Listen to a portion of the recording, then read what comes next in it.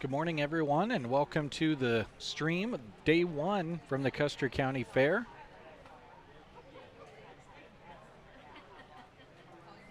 Lots of great things on the schedule today. 4-H swine, then FFA swine. Again, getting that started right this moment.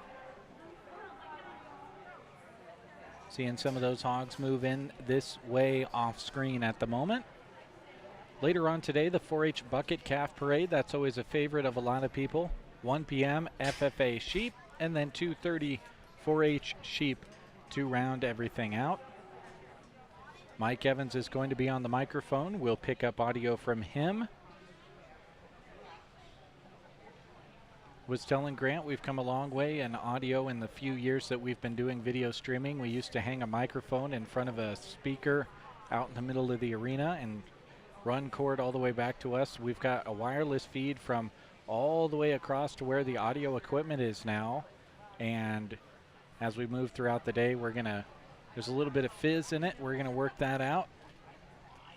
But we should be able to pass along all the audio that you need from the announcer. And of course, we've got programs here as well.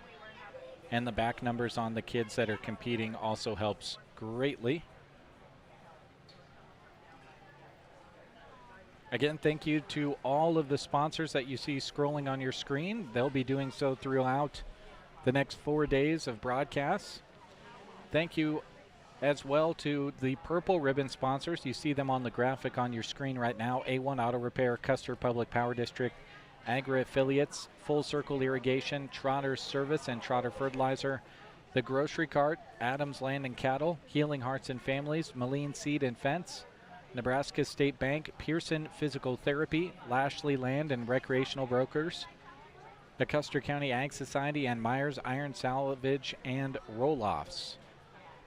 All purple ribbon sponsors for coverage of the fair this year. Again, if you're looking and listening for those interviews with the 4-H and FFA kids, you can hear those on KCNI Pure Country. The breakfast show going on right now. Many of those interviews coming from Dave Burney out across the way. He'll be passing those along to you.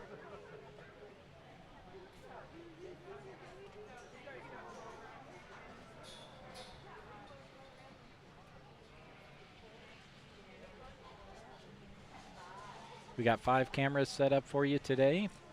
We'll pop you all over the show ring here this morning and give you a view of everything going on. Each day presents new challenges. We'll move the cameras around and have them set up in different places to give you the best view each direction we go.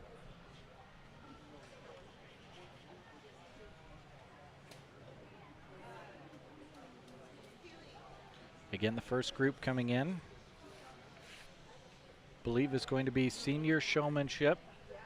This is ages 14 and older as of January 1st. And we've got 3 groups as a part of senior showmanship. And then once they end those 3 groups, we'll come back. We'll have a reserve champion senior showmanship and then a champion in senior showmanship as well as they compete.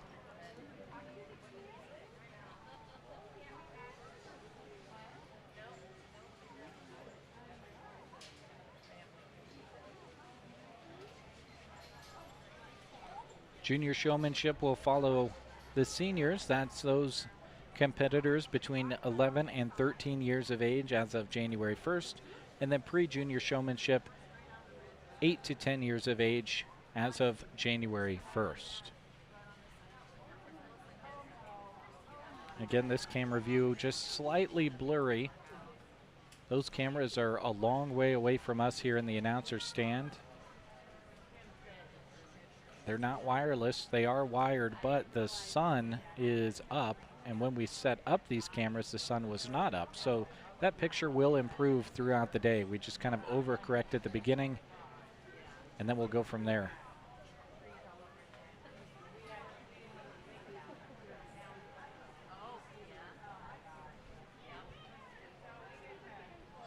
Again, a beautiful morning this morning. Got a nice breeze behind us out of the south. Nice little rain shower. I think it still might be sprinkling a little bit, but not like it was last night. I didn't get to hear a rain total from Dave. I hope to pass that along to you later on today. But as I've heard several different people whispering throughout the morning, we won't complain about the rain. The hills around us in central Nebraska have been beautiful this year, haven't they?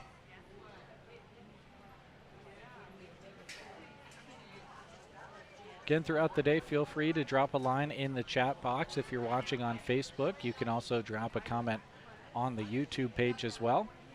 We appreciate you tuning in and checking out the stream today.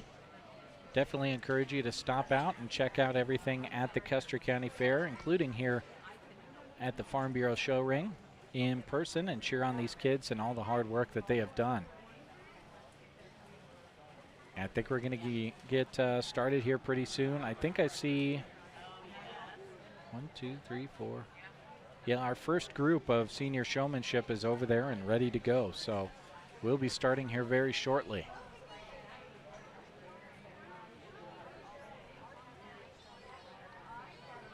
Our judge for today is Jose De La Cruz.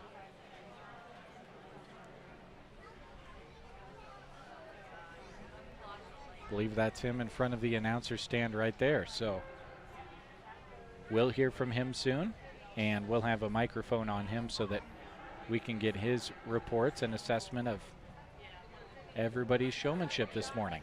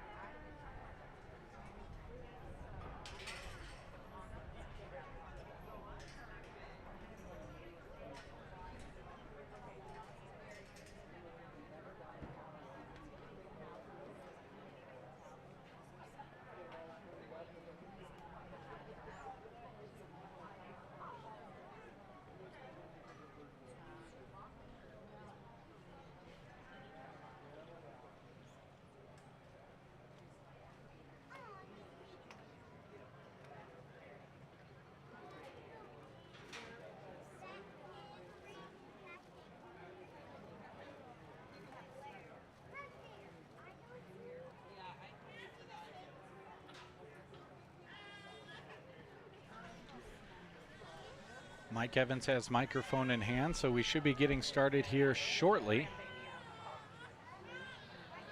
Jocelyn Bailey, Bodie Bumgarner, Cal Wells, Mackenzie Burnett, Bailey Kristen, and Keaton Dowse, all in the Senior Showmanship Group 1.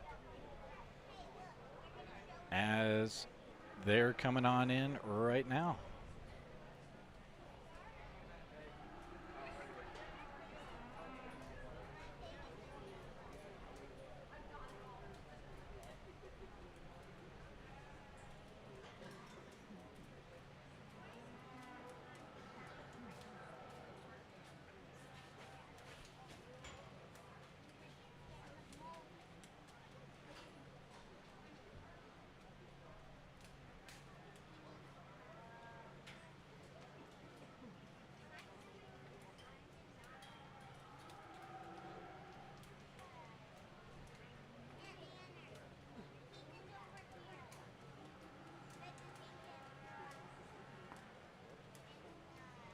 Theo, thanks for tuning in to the broadcast this morning. Theo says he's watching from Arthur County.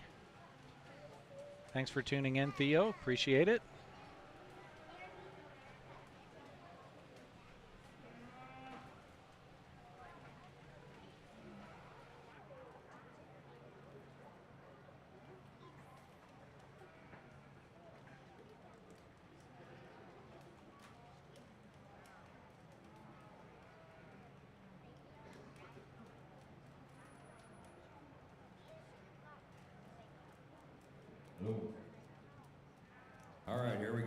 morning, all you pig lovers out there. First thing into the ring here, we've got senior showmanship.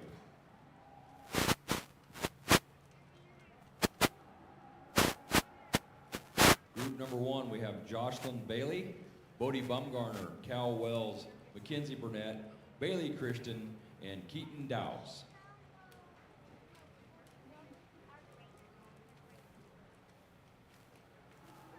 On deck for the Group 2 of senior showmanship, Regan Flies, Harper Johnson, Cooper Keefe, Connor Paulson, and Caden Paulson. You guys are on deck.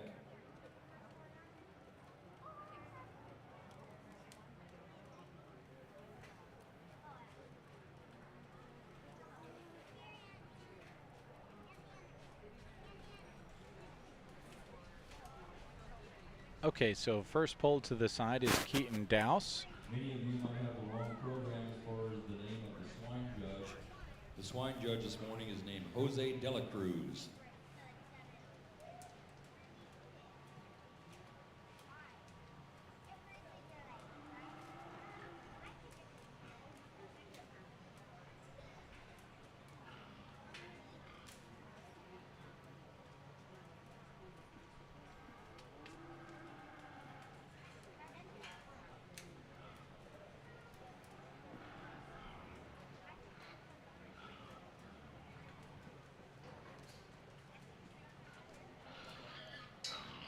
Cal Wells pulled to the side third. Also over there is Jocelyn Bailey. We'll hear from the judge. I thought.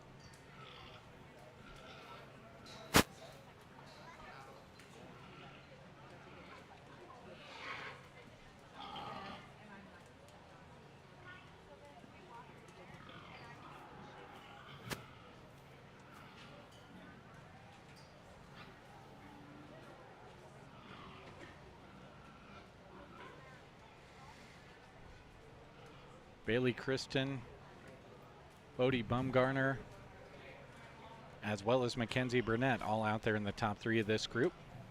Good morning, Custer County. What a way to start off the morning with senior showmanship. The 3 individuals out here are going to receive blues just for various reasons, whether spacing, not keeping eye contact, getting the right level ahead on these hogs. I'm going to go ahead and keep the 3 exhibitors that I penned up over here to come back for the grand overall.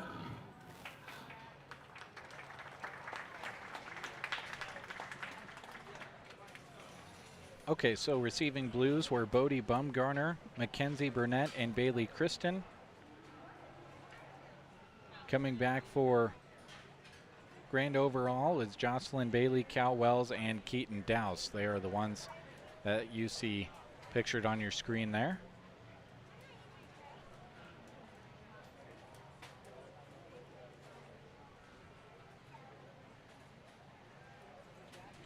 So it's my understanding they'll receive purples, and they'll come back for that champion senior showmanship drive.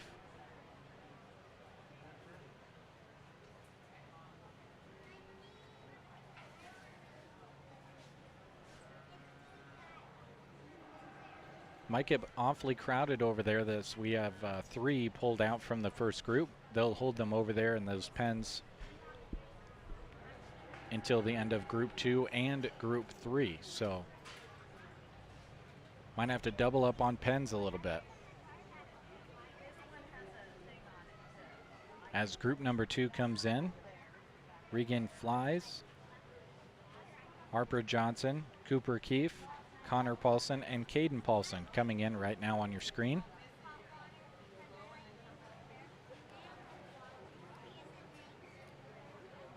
Group 2 coming into the ring.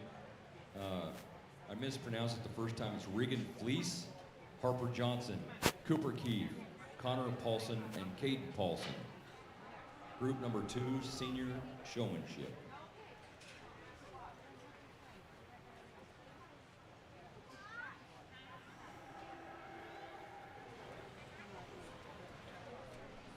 Okay, so we get a little bit of confirmation on Regan's last name pronunciation. Sorry, Regan. Fleece pronunciation on Regan's name.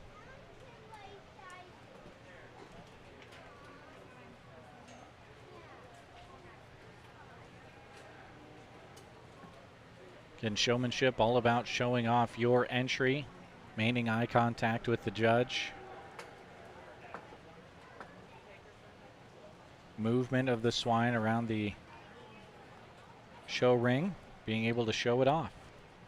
Hence, showmanship. Again, we're in the second group of senior showmanship, which is those ages 14 and over as of January 1st.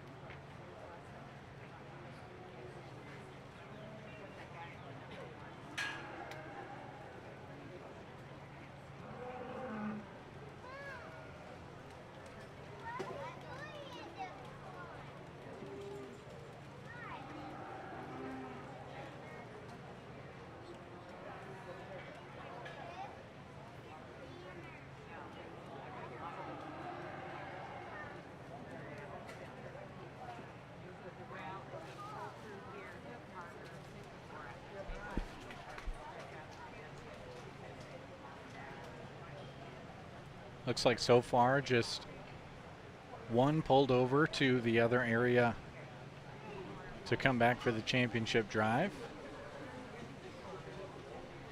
And standing over there is Connor Paulson. So he joins the three from group number one.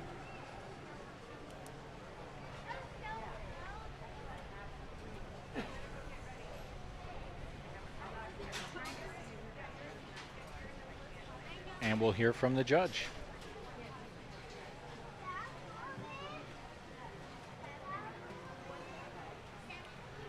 As we get into class 2, I'm going to be keeping back 2 exhibitors from this round. The 3 exhibitors that I left out for various reasons. Pigs just not wanting to cooperate, not giving me the right angles, not enough eye contact for me. But let's give them a round of applause.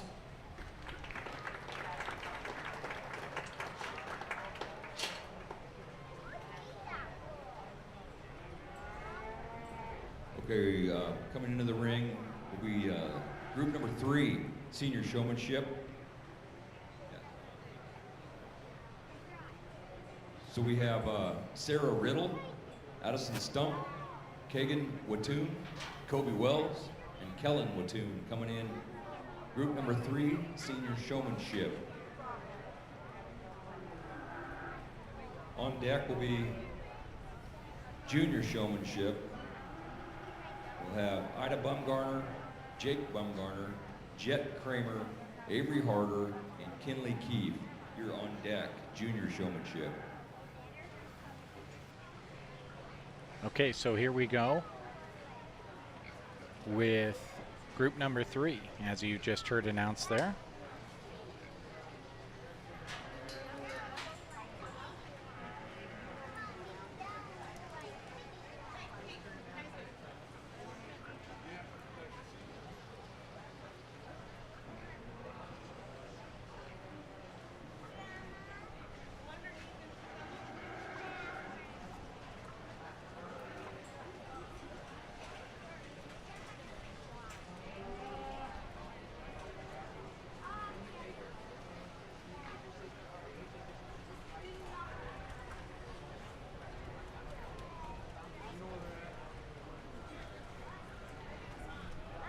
And the judge always moving around, making the kids know where he's at, keeping eye contact,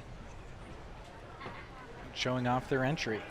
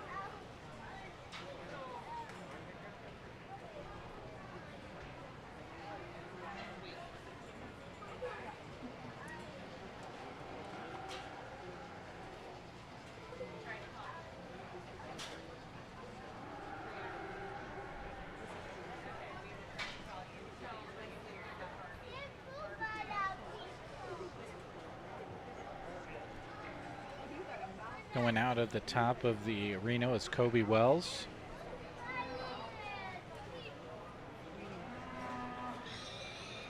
Leaves the other 4 in there.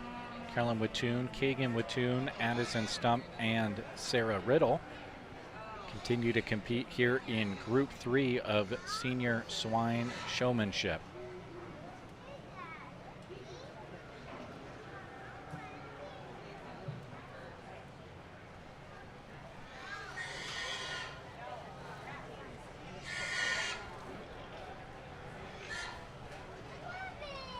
I believe we'll hear from the judge here shortly, and then we'll have our championship drive.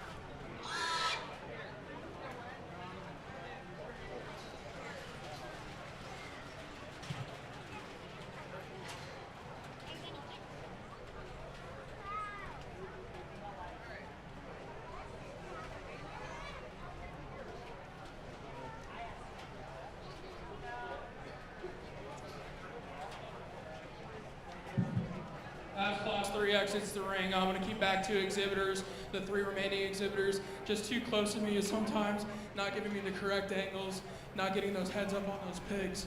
But go ahead and give this class a round of applause.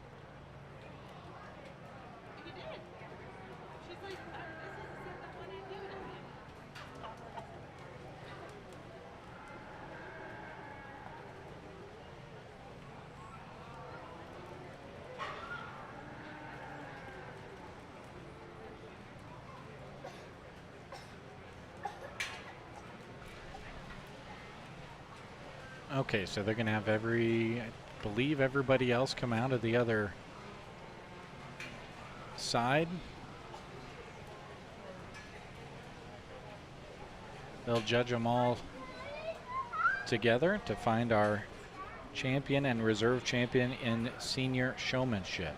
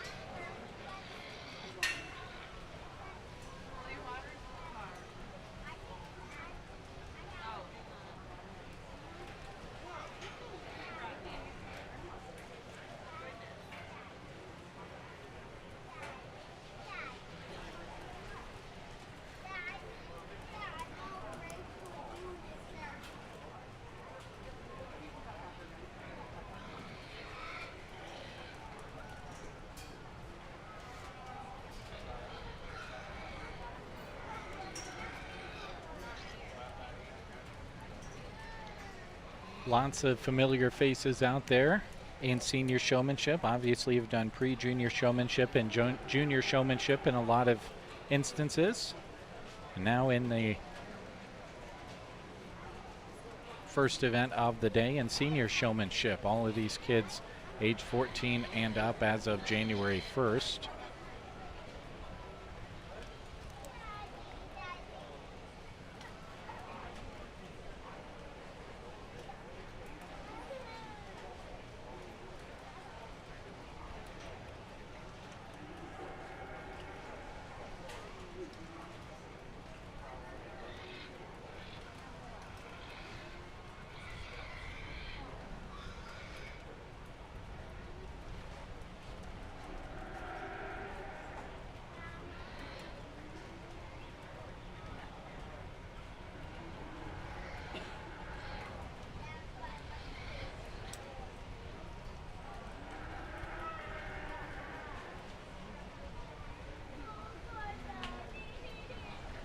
Judges just to the left off of your screen. Can probably tell that by the direction all the kids are looking.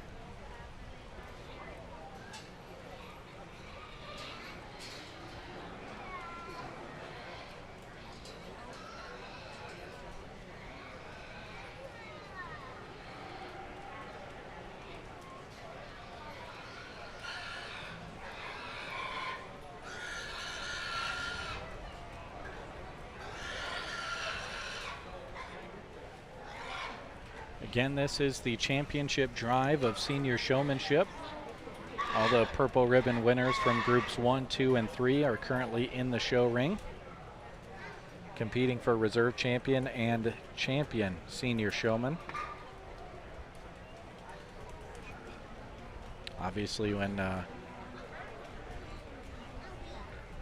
determining a senior showman, a little bit longer of a drive than we normally have.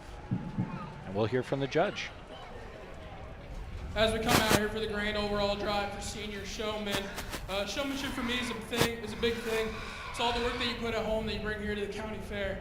In terms of getting those pigs head up, giving the judge the right angle, the eye contact. Showmanship, just one of those things that I take a lot of pride in terms, and you can tell these showmen I brought back take pride in it too. So, that being said, I'm going to name your grand reserve champion. Your grand champions will be this young man right here, and your reserve is going to be this one right here, your young man right here.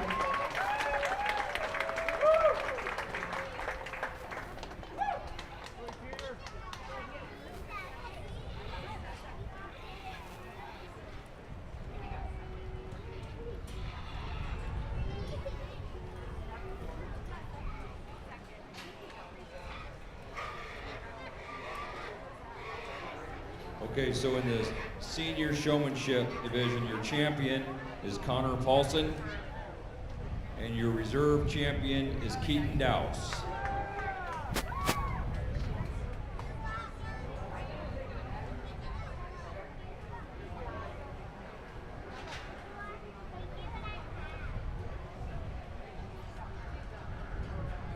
Okay, so now we're going to go on to junior showmanship. And group number 1 in junior showmanship is Ida Bumgarner, Jake Bumgarner, Jet Kramer, Avery Harder, and Kinley Keefe. There's only 2 groups in the junior showmanship, so on deck we'll have Heath Larson, Trinity Mickle, Allie Smith, and Macy Smith. You are on deck. Okay, as you just heard announced there, Connor Paulson is the champion in senior showmanship, and Keaton Dowse is the reserve champion in senior showmanship. And we move on to our first group in junior showmanship. Again, all of the competitors here are between the ages of 11 and 13 as of January 1st of this year. Pre-junior showmanship will wrap up showmanship in swine this morning.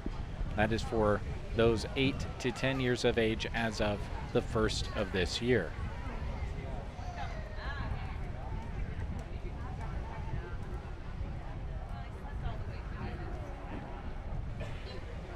And you're probably hearing it, a pretty decent breeze working its way through the arena this morning. Feels pretty good for everybody. We talked to Dave this morning on the air. Sounds like sun might peek out later on, which after the rain that fell might warm things up significantly, so we'll all enjoy the cool breeze while we can.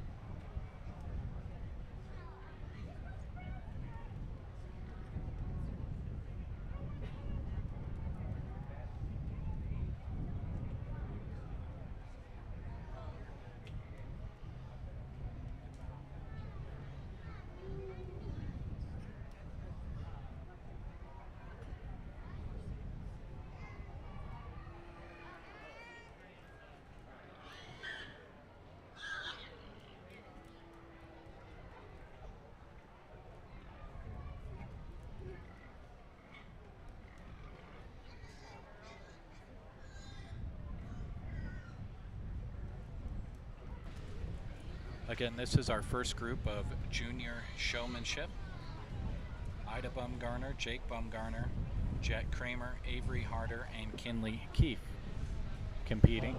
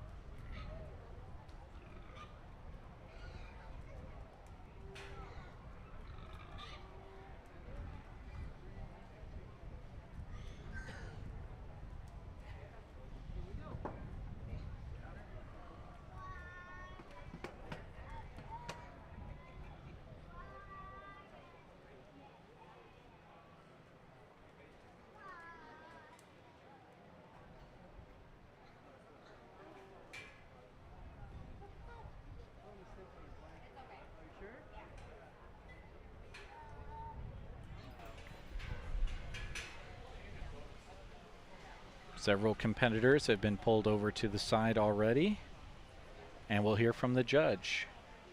Hear about what he saw here in junior showmanship. This first heat of junior showman, I'm going to go ahead and keep back these two exhibitors I have penned up over here. 3 exhibitors out here do a nice job. It's just things like not keeping the pig in between me and them, getting those right angles, not enough eye contact for me. But go ahead and give this heat a round of applause.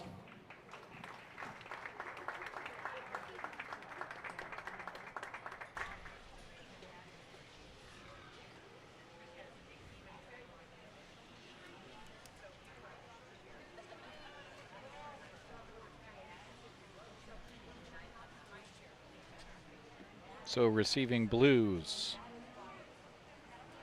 Ida Bumgarner, Jet Kramer, and Avery Harder. Jake Bumgarner as well as Kinley Keefe will come back and compete against the entries pulled apart in the end of group number 5, which would be the second group of junior showmanship, which are entering the ring at this moment. A couple of them are already out there. The rest are entering. While we have a moment, want to thank Custer Public Power District for being a Purple Ribbon sponsor for the entirety of the fair, keeping your lights shining bright. Nebraska is still the only state in the U.S. that is served 100% by public power. Custer Public Power proudly serving the Custer County community, locally owned and governed by you.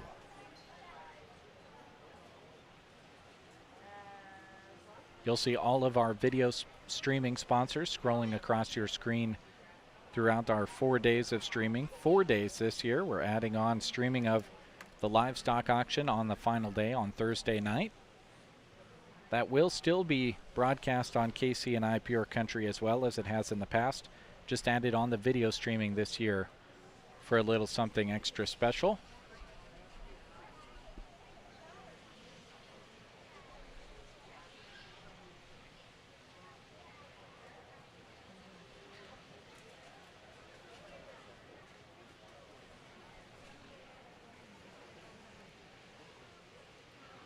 Again, thanks for tuning in, everybody.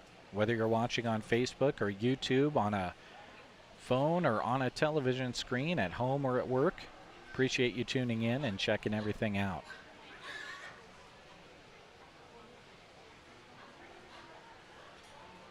This group right here is group number 2 of junior showmanship. Heath Larson, Trinity Mickle, Allie Smith, and Macy Smith all in there.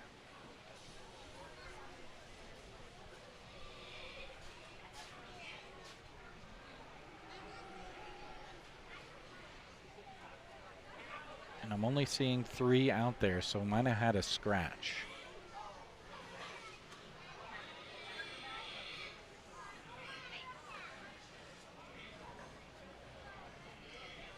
I think Macy Smith, as far as back numbers, is the one I'm not seeing.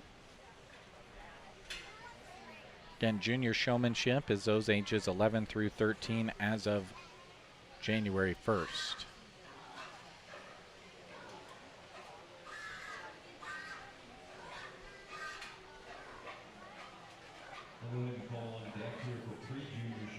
The next group that will be coming up: Miles Babcock, Cordell Christian, Aaliyah Harder, Tylee Hendricks, Rafe Larson, Talon Tobias, and Ty Valdez. You guys are on deck, pre-junior showmanship.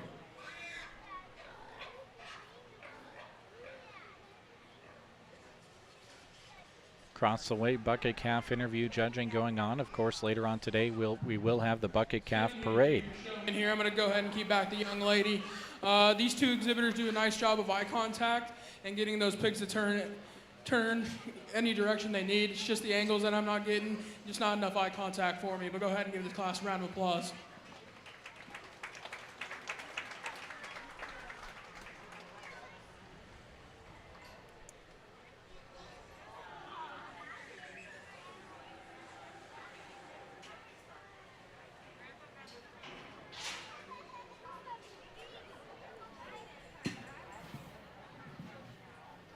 So Allie Smith and Heath Larson receiving blues. Trinity Mickle will come back, as will the other competitors coming out of those side rings, coming from right to left on your screens. And they'll all be judged, and we'll find a champion and reserve champion in junior showmanship. Trinity Mickle out there, as is Jake Bumgarner and Kinley Keefe. Three of them competing for champion and reserve champion junior showman. We'll just have one group of pre-junior showmen. As you heard Mike Evans announce, that'll be coming up next, and they're starting to gather over in the left-hand area that you see on your screen right now.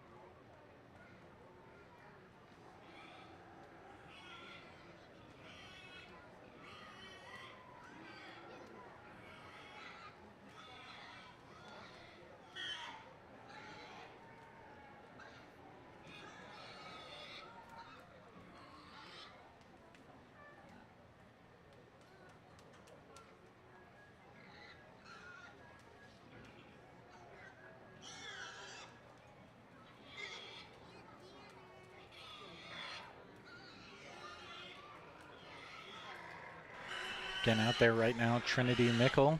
She's in the top right-hand part of your screen. Also out there, Jake Bumgarner and Kinley Keefe.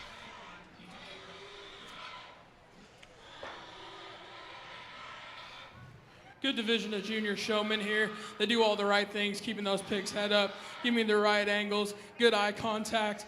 With that being said, the young lady with the blue butted barrel is going to be your champion. The young lady with the belted barrel is going to be your reserve.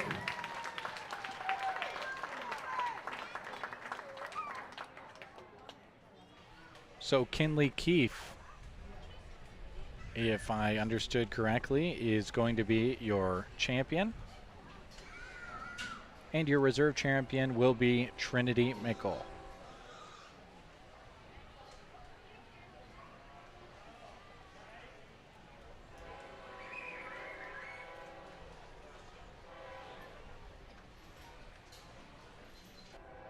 Okay, so your junior showmanship champion Kinley Keefe, reserve champion Trinity Mickle.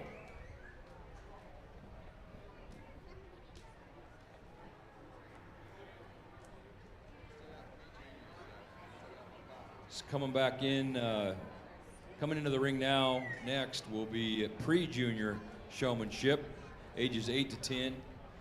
Miles Babcock, Cordell Christian, Aaliyah Harder, Tylee Hendricks, Rafe Larson, Talon Tobias, and Ty Valdez.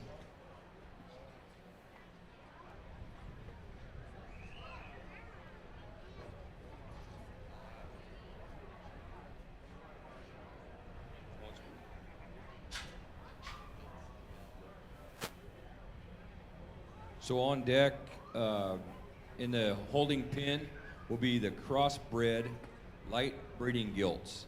And in that group, we have Talon Tobias, hog number 1426.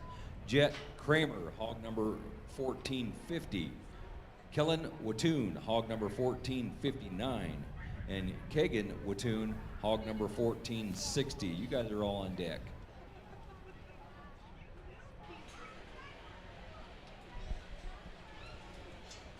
Okay, so in front of you right now on your screen is pre-junior showmanship. These kids are ages 8 to 10 years as of January 1st of this year. Representing Sandhills Critters, Thumbs Up, Ansley Junior Livestock, Twin Valley, Middle Loop 4-H, and Sandhill Critters.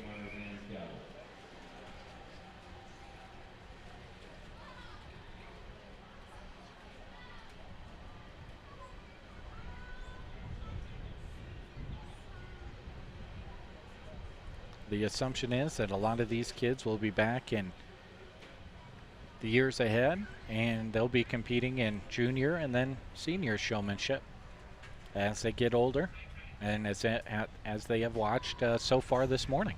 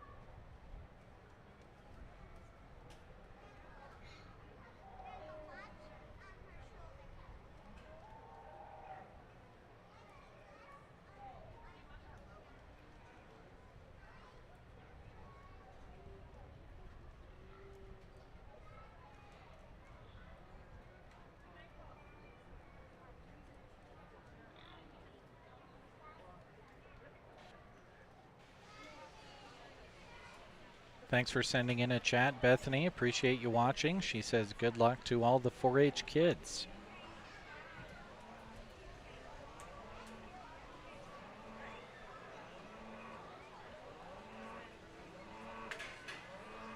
A few of the kids being pulled over to the side, as you're seeing here. 2 over there now. And they'll pull over at least 1 more.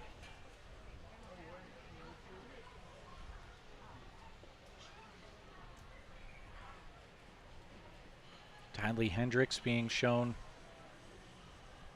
bringing her hog in.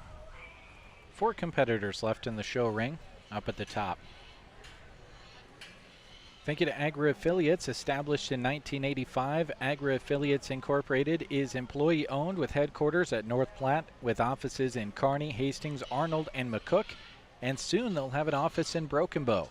They provide quality, detailed real estate appraisals, modern, sophisticated property management, and the highest level of real estate sales. Thank you to Purple Ribbon sponsor Agri Affiliates for helping us out at the fair, not only with the video stream, but with the interviews we're bringing you to on KCNI Pure Country as well.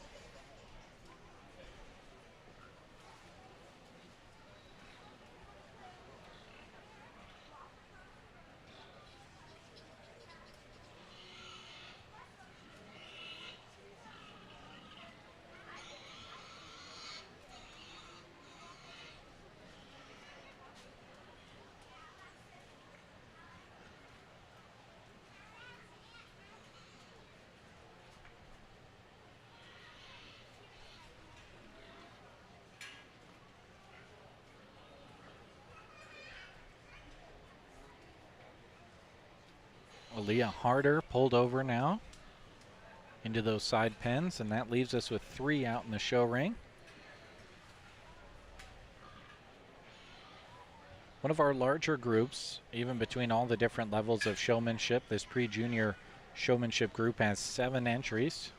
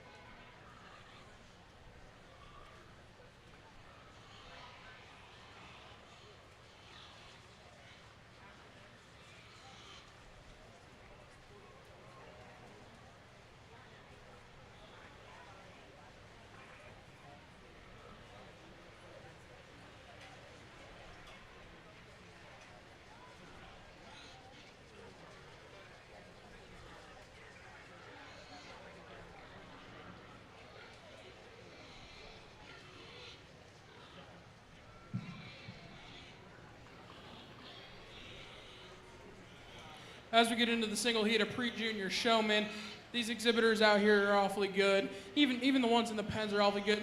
They all do well, giving directions on those pigs.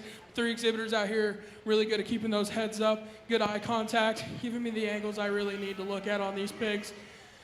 Your champion in this division is going to be the young lady right here. And the reserve is going to be the young man with the rusty colored barrow.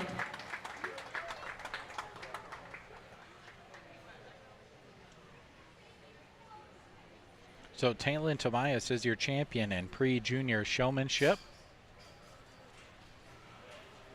She walks over and gives a handshake. And your reserve champion is Ty Valdez. Okay, in the pre-junior showmanship, your champion was Taylin Tobias. And your reserve champion is Ty Valdez.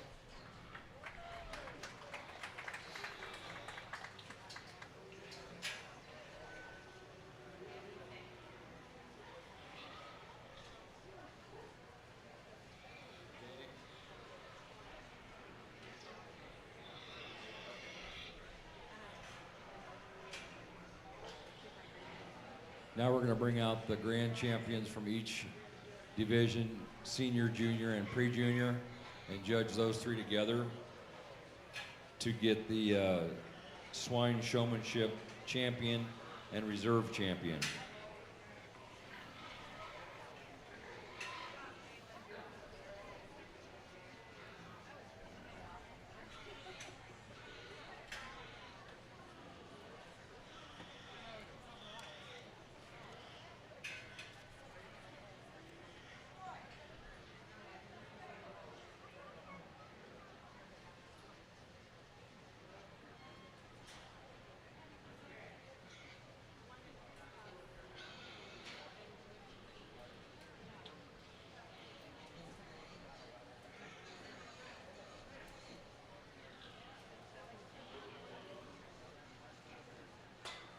So showing right now is Connor Paulson, Kinley Keefe, and Talon Tobias.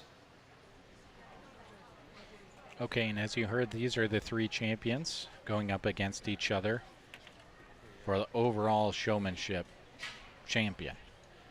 Right now, our judge is choosing an overall swine showman to represent this species in elite showmanship, which will happen Thursday morning. At an elite showmanship contest, we will have our champion swine, sheep, goat, and beef showman together in this ring for one grand competition to kind of cap off the county fair to name the Custer County Elite Showman. Our judge will name a champion and a reserve swine showman from this group of kids right now to, like I said, once again, represent in elite showmanship.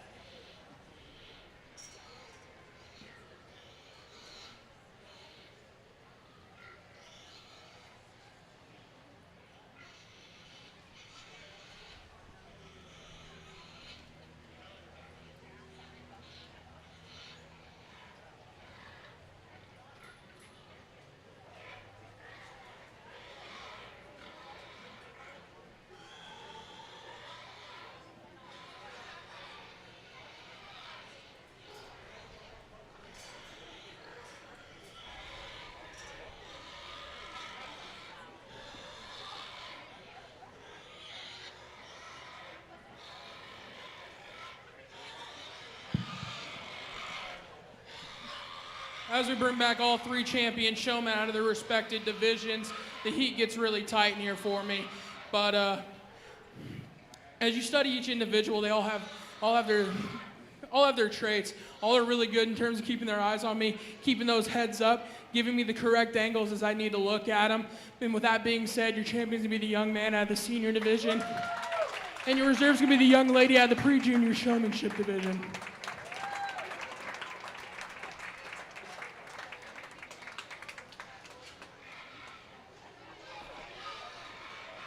So your overall champion in showmanship in the swine division is Connor Paulson, and your reserve champion is Talon Tobias.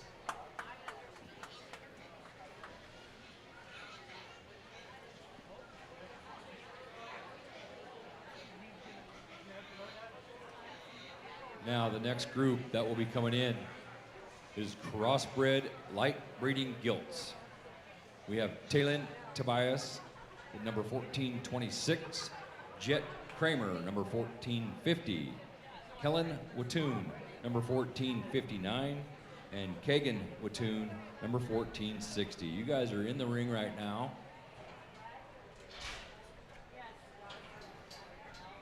On deck, we'll just go ahead and call the crossbred dark breeding gilts, and that will be Keaton Dowse with hog number 1537, Cooper Keefe with hog number 1538, Trinity Mickle with hog number 1471, Ty Valdez with hog number 1530, and Kinley Keefe with hog number 1539. You guys are on deck.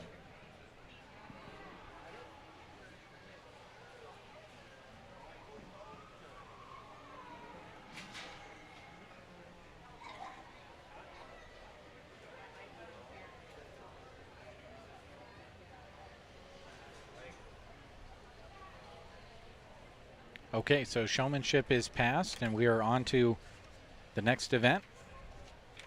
Crossbred light breeding gilts, December 1st, 2022 to January 31st, 2023. As you heard there, Talon Tobias back in the ring, Jet Kramer, Kellen Watoon, and Kagan Watoon in there as well.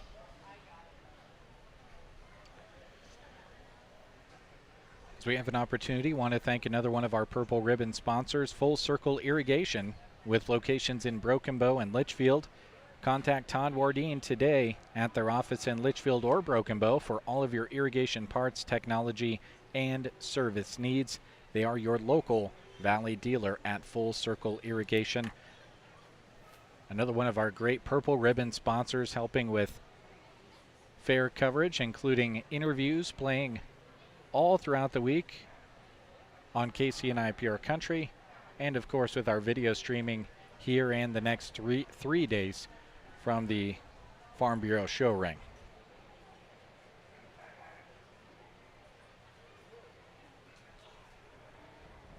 I apologize for the flashing on your screen. Somebody is using a flash camera, which, if I remember right, maybe is something that is not supposed to be being used, but I might be wrong. Again, this is the first group of crossbred light breeding gilts. 2 groups in this December 1st, 2022 to January 31st, 2023 group. We'll then go to crossbred dark breeding gilts with 1 entry there, and then crossbred light breeding gilts with 1 entry in that group. And then we'll have a champion breeding gilt and a reserve champion breeding gilt.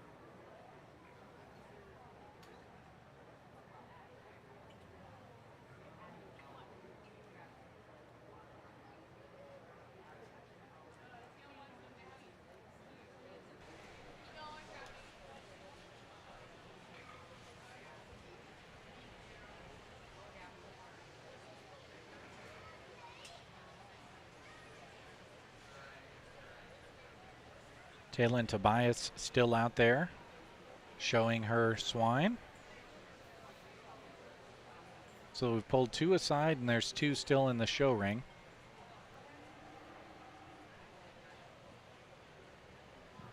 The young man out there is Jet Kramer, and we'll hear from the judge here as he's turning on his microphone.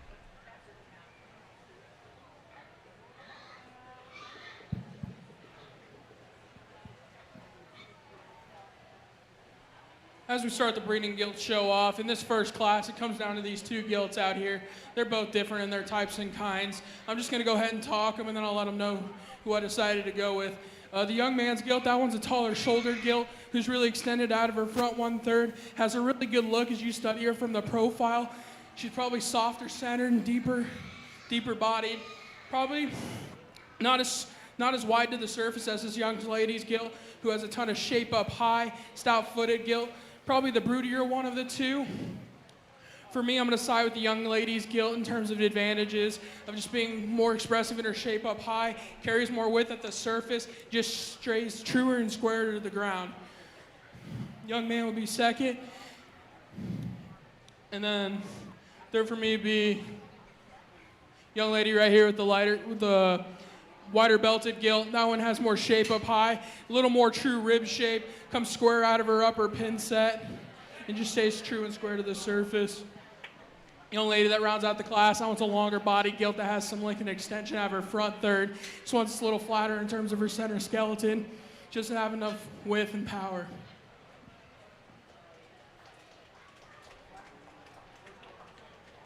Okay, so they go 1, 2, 3, 4 in order here in the program.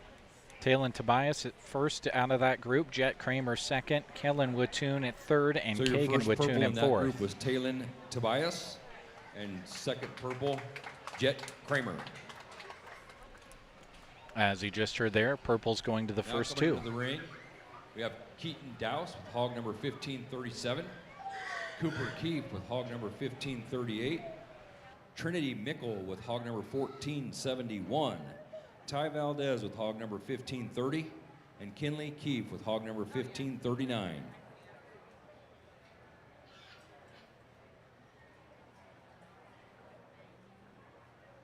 On deck, there's just one head.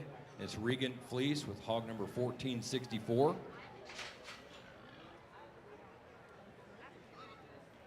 Well, I guess we're going to put those two together. So the other one will be Sarah Riddle with hog number 1484. You're on deck as well.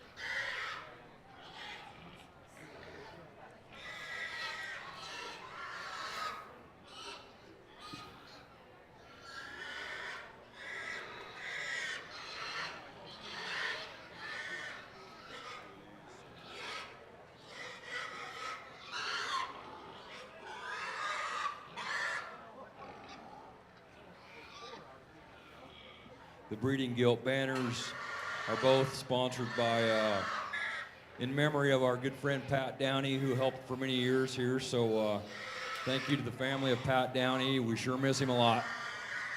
Banner sponsors.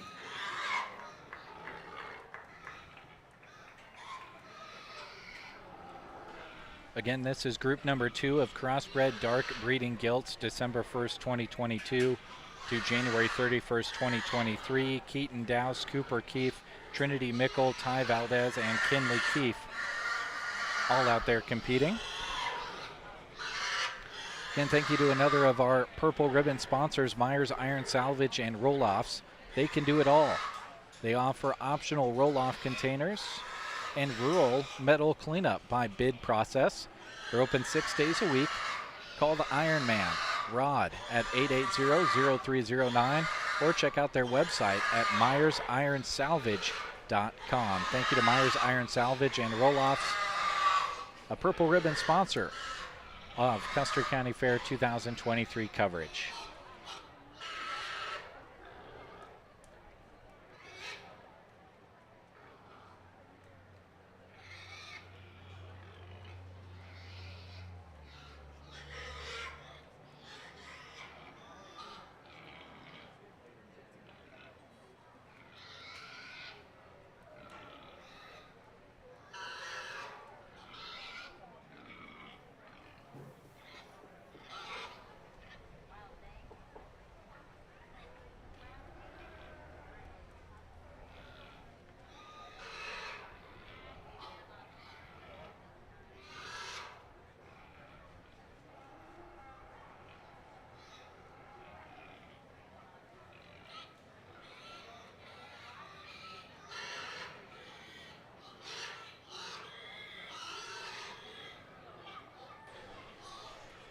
Again, after this group that's out there right now, we have 2 single entry groups in crossbred dark breeding gilts and then crossbred light breeding gilts. And then I believe, if I'm remembering from year to year correctly, we'll bring all the Purple Ribbon winners out and crown a champion breeding gilt and reserve champion breeding gilt.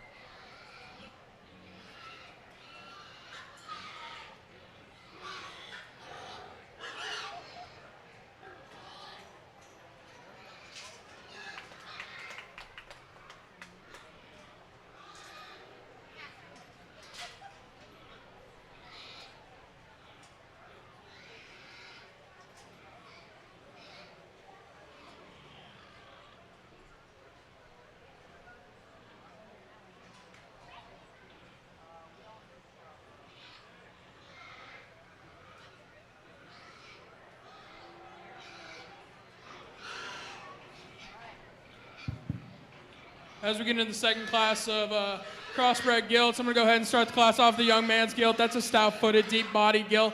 Has some look from the side. Probably a little straighter, a little more restricted in the way she uses her rear, too.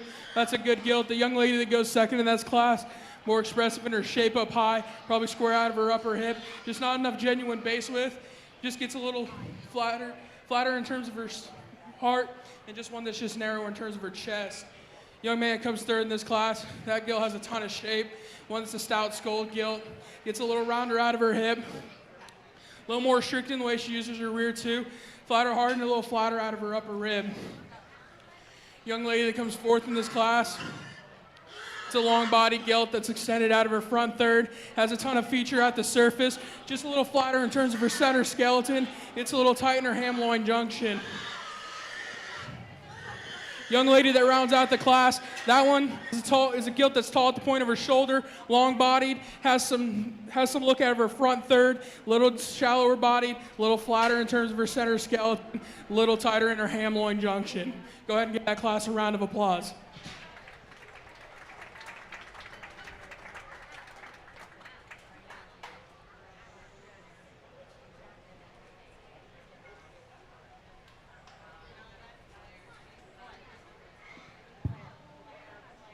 Your first purple in that group was Keaton Dowse, and second, Trinity Mickle.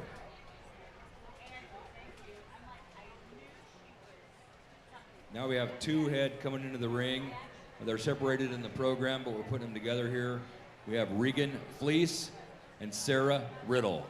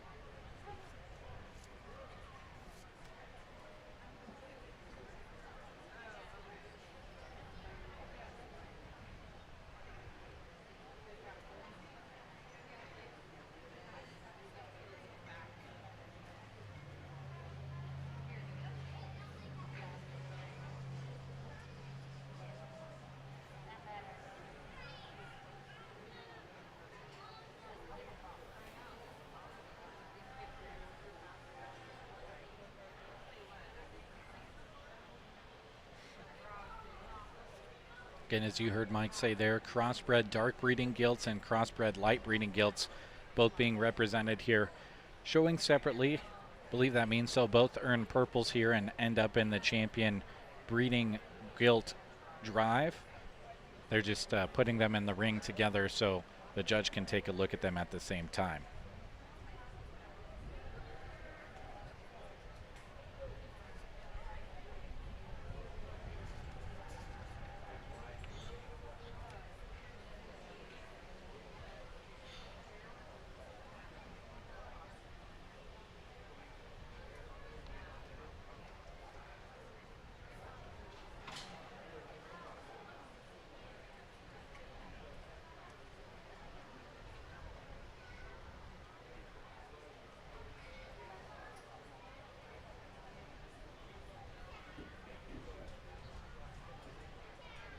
And we'll hear from the judge.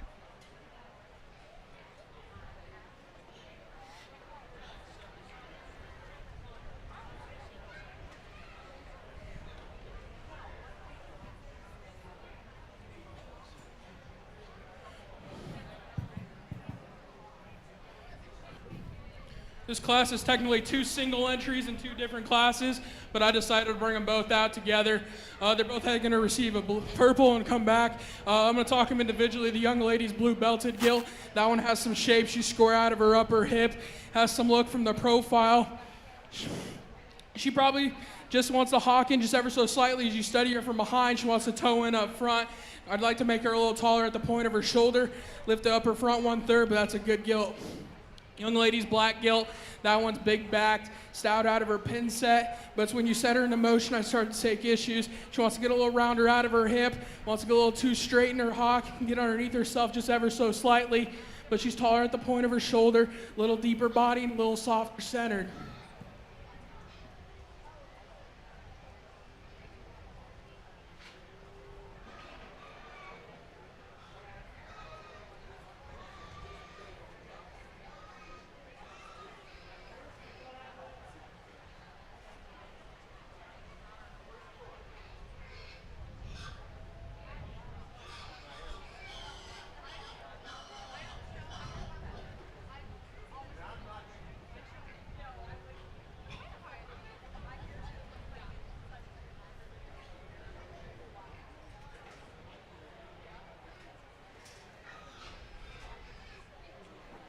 Okay, so the 2 single entries have gone past, both receiving purples. So that means we will bring out what looks like the 2 top purples from the 2 previous groups, which would be Keaton Dowse with his crossbred dark breeding gilt, and Taylin Tobias. I'd like to thank our ringmen back in the with days. her crossbred light breeding gilt. We're down to 4 or 5 here, but there's some lone survivors. We got Pat Holman, Mike Kozel, and Jeff Kramer been here forever. And we got Heath Johnson and J.D. Keefe helping as well. And I'm sure there's many more back there in the background, but thank you to these gentlemen for helping.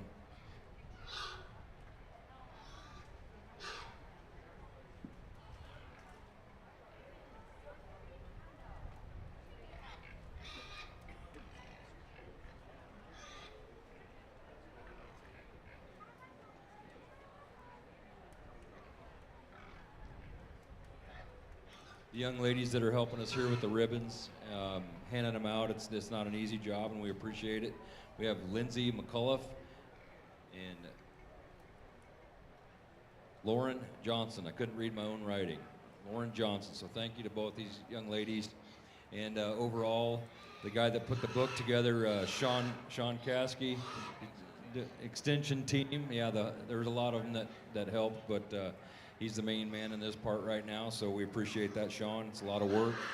We thank you all for being here as well. We're getting ready to go into the regular hog show. Right now we're on the crossbred dark breeding gilts and picking the champion and the reserve champion.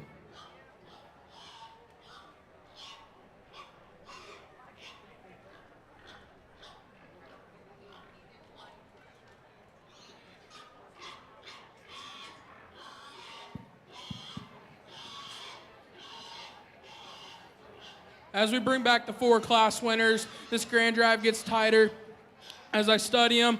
The one gilt that, I'm going to talk each gilt individually. I'm going to go ahead and pick your grand and reserve.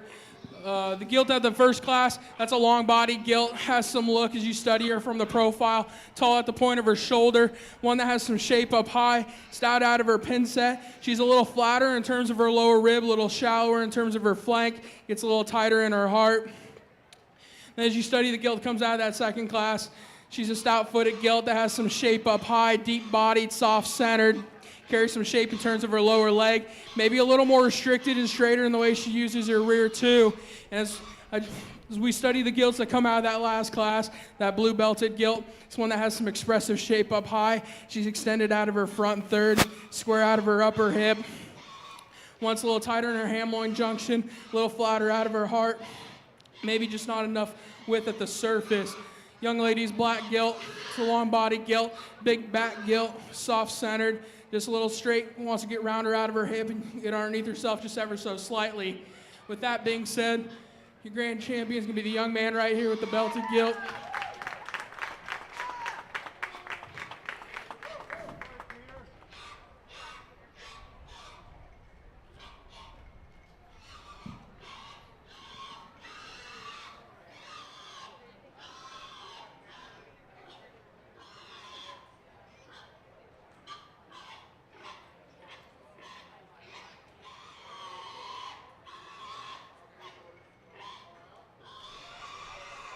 So Keaton Dowse is your champion in breeding gilt. And now the reserve champion will be chosen.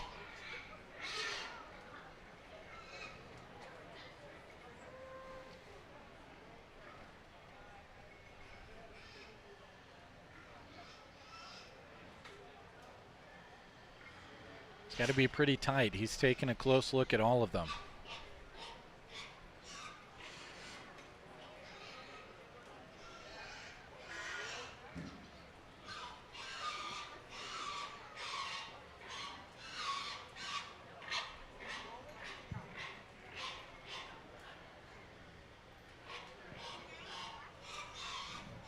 As you drop in the second gilt out of that class, it makes the choice for reserve a little bit harder. I'm going to talk that gilt real quick. That gilt's tall at the point of her blade. She's really fresh and expressive out of her shape up high, stout out of her pin set, carries a ton of genuine width to the surface. She's a little flatter hearted, a little narrower out of her chest, a little tighter in her ham-loin junction. and it comes down tight between her and the gilt out of the first class. But I'm going to go ahead and say your reserve is going to be this young lady right here in front of me. Okay, so your reserve champion coming out of the same class as the champion, that is Trinity Mickle. Again, Trinity Mickle is your reserve champion in breeding gilt, and Keaton Dowse is your champion in breeding gilt. They will both come back later when we determine an overall grand champion in market swine later on. We'll just go ahead and come right on into the ring with that group. We have Harper Johnson with hog number 1489. Keaton Dowse, hog number 1532. Trinity Mickle, hog number 1470. Cooper Keefe, hog number 1485. And Kinley Keefe, hog number 1486. Group number 2, market gilts, you guys will be on deck. We have Dagan Dalby, Taylin Tobias, Miles Babcock, Cordell Christian, and Kagan Watoon. That group is on deck.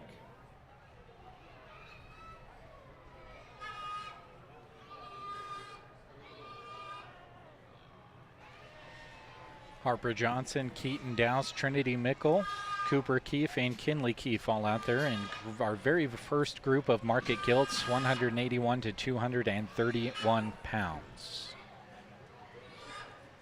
We'll have 4 groups. Unless, nope, I've spoke wrong, as there's 2 more groups on my back page here. 6 groups of market gilts will go all the way up to 362 pounds here today. And then we'll determine a champion and reserve champion after we hear who gets purple and blues out of each group.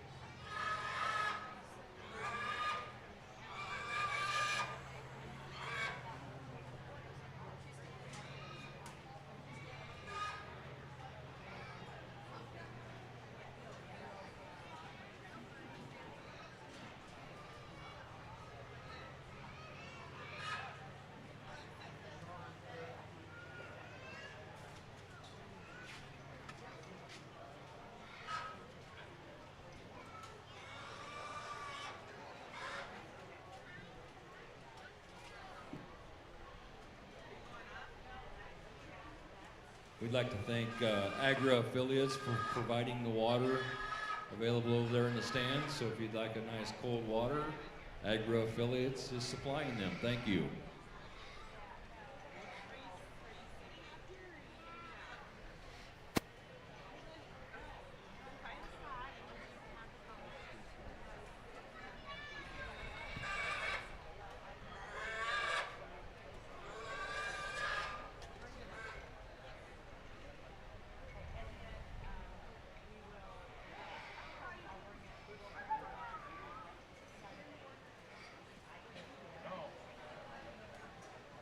Once again on deck, we have Dagan Dalby, hog number 1439. Taylin Tobias, hog number 1432. Miles Babcock, number 1483. And Cordell Christian, number 1435. Kagan Watoon's been moved to another category with that pig.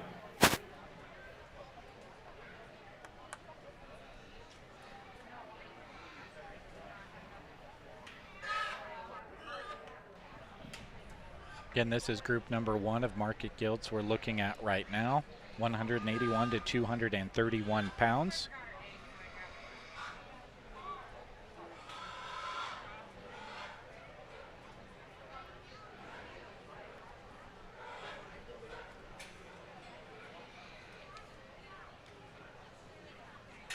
Keaton Dowse pulled to the side first.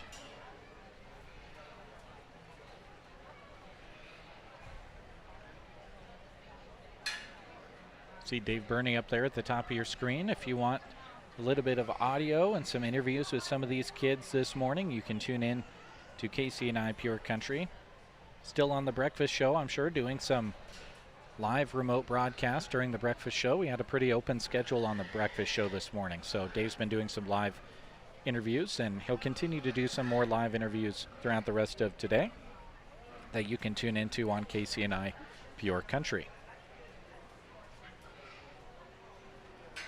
Pulled over next is Harper Johnson.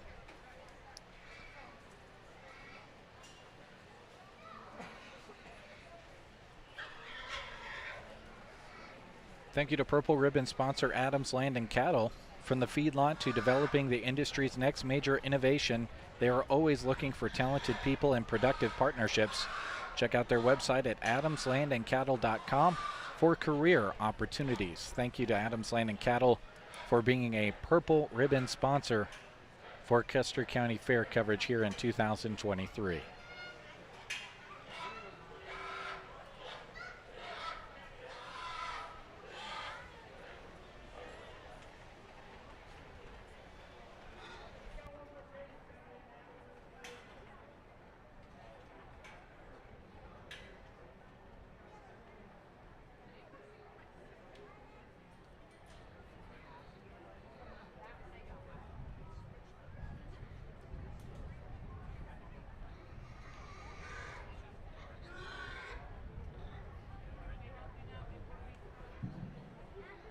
As we get into the first class of market gilts, I'm going to go ahead and side with the young lady right here in front of me. That gilt's expressive in the top side of her skeleton. She's a wide, dense-made gilt, one that has a ton of shape, a little flatter in terms of her upper rib, a little tighter hearted gilt, but that's an awfully good carcass merited gilt. Gilt that comes second in this class is long body, tall at the point of her shoulder, probably a little shorter in terms of her neck, a little flatter in terms of her center skeleton, a little tighter out of her ham-loin junction, but a gilt that's got some genuine shape up high.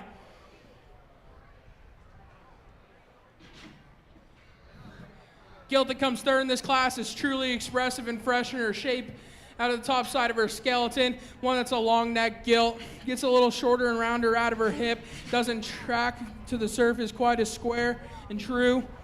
Gilt that comes fourth in this class, that's a dense, burly made gilt. She's just too flat in terms of her center skeleton, too plain out of her shape up high.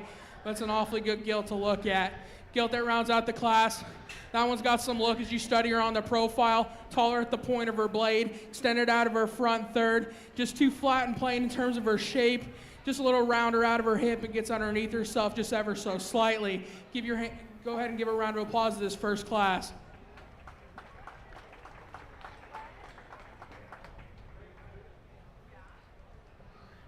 Okay, coming into the ring now will be group number 2, market gilts. Dagan Dalby, hog number 1439. Talion Tobias, hog number 1432. Miles Babcock, hog number 1483. And Cordell Christian, hog number 1435. You guys are coming into the ring right now.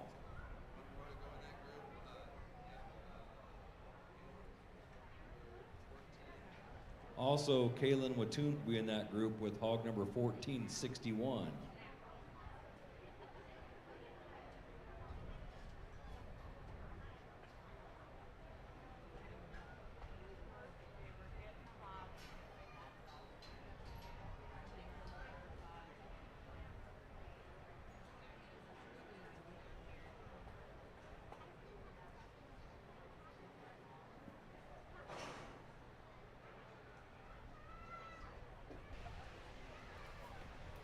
Okay, so hopefully we'll start seeing our next group come in here. Have a little bit of a hold up here. Hope to not have too many more of these, as they do add up towards your end goal as far as making all of the other events later on in the day happen. So we'll get this second group of market gilts into the show ring here soon, hopefully. Thank you to Lashley Land and Recreational Brokers. Proud to be serving the Custer County area. Right now, land is moving at a high rate of speed, so if you are considering selling your land, now is the time. Contact John Farley with Lashley Land to find out what your land might be worth. You can do that by calling 308-530-7854 or check out LashleyLand.com. Thank you to Lashley Land and Recreational Brokers for being a Purple Ribbon sponsor for 2023 fair coverage.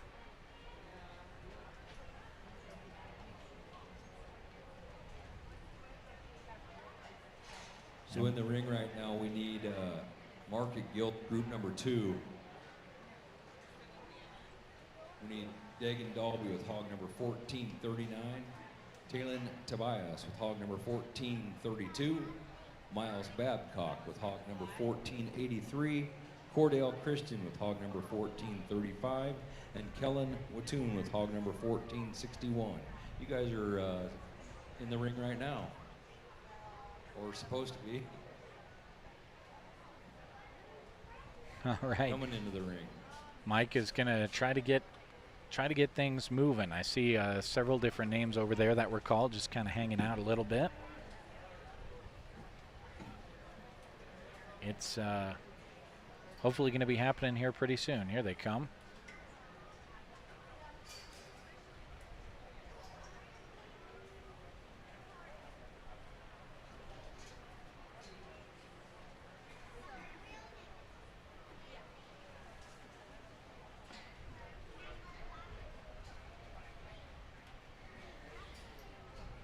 Again, this is group number 2. Market Gilts, 243 to 248 pounds. There was a change to this group, just a slight change.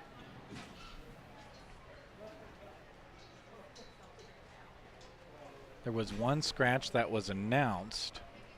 There has to be one other missing somewhere because I'm only seeing 4 out there at the moment. Miles Babcock is out there, also seeing Cordell Christian. So it sounds like we need Kagan Watoon's hog back in here, number 1505. Got the number right. Kagan Watoon should be in this group. Nope. That was the scratch that he just announced. Sorry, right there. correction.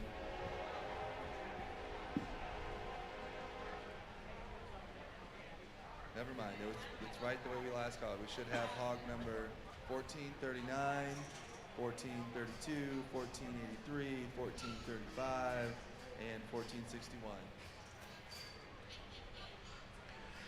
Okay, so 5 hogs announced there. We're only seeing 4 out there at the moment. There was some announcements earlier on from Mike that said that one was a scratch and there was another addition, but as it stands, we're only seeing 4 out there, so they're going to be judged, and we'll go from there.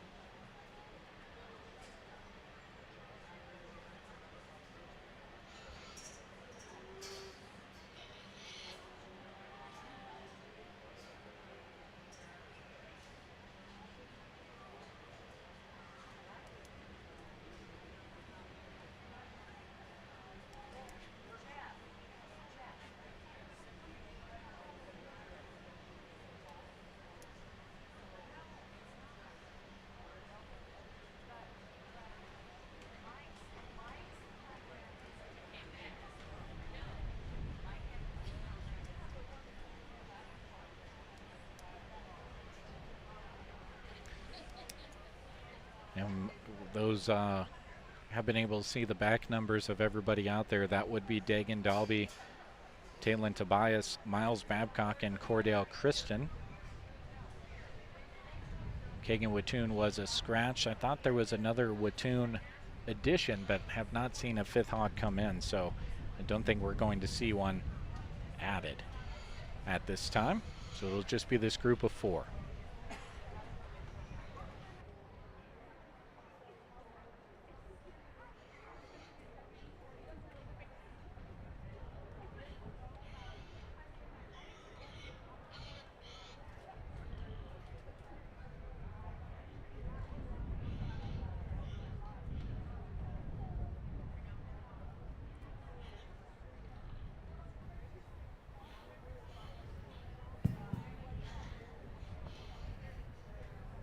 As we get into the second class of market gilts, I'm going to go ahead and start the class off with the young man's black belted gilt here. She's fresh in terms of her shape up high, bold in terms of her center skeleton. Has some look as you study her on the profile. Probably going to get up in her spine as you set her into motion just ever so slightly. Get a little more restricted out of her rear too. Next will be the young lady right here with the blue butted gilt. That one's ripped up in terms of her shape. Maybe just not as fresh in terms of her condition. A little flatter out of her forerib. The one that's stout and square out of her upper hip. Next will be the young man right here with the other blue belted gilt in this class. That one's a long body gilt that's long and extended out of her front third. Has some genuine mass up high. She's a little frailer, a little straighter in the way she uses her angles. Young man's gilt that rounds out the class. Another long body gilt extended out of her front third. She's too pushed forward in the angle to her shoulder. A little flatter, a little narrower to the surface. Go ahead and give this class a round of applause.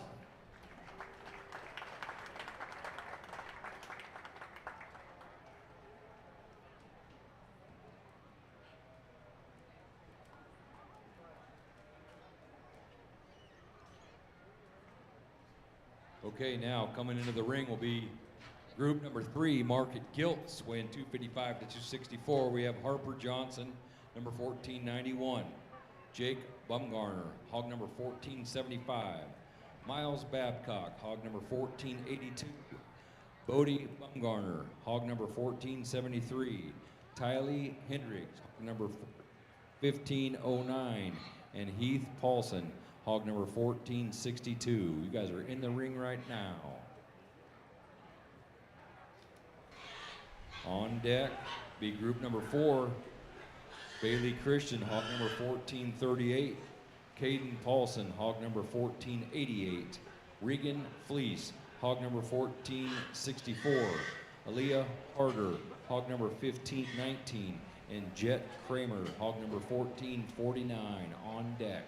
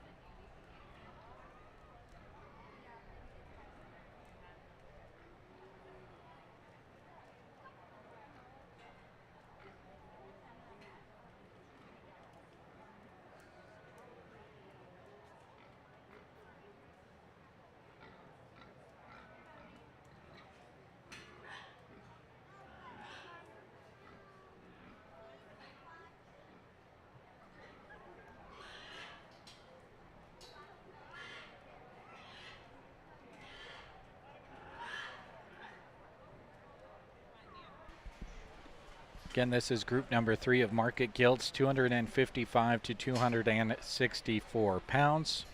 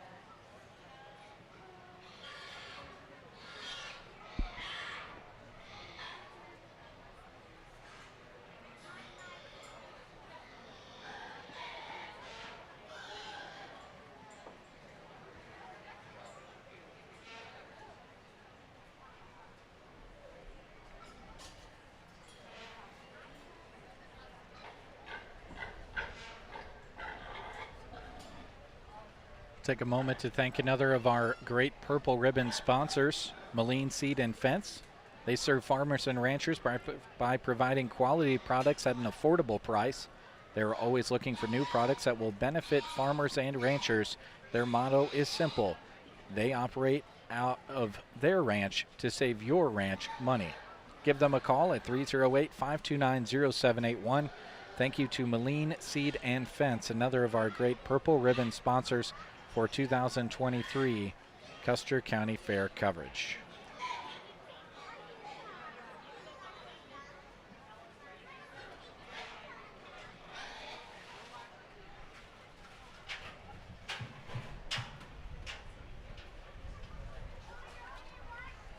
As we get into this class of market gilts, I'm going to go ahead and start the class off with this young man right here in front of me with the wide belted gilt. She feeds a ton of expressive shape up high. One's a little stouter at her upper hip, carries more shape in terms of her lower leg. She might be a little tighter in terms of her flank, maybe not as fresh in terms of her shape up high. Wants to get a little straighter in the way she uses her hock to the surface. Young man coming second in this class. That gilt has a ton of spread up high. One that's got extension out of her front third. One that gets a little rounder out of her hip, a little flatter in terms of her heart. Young lady's gilt that comes third.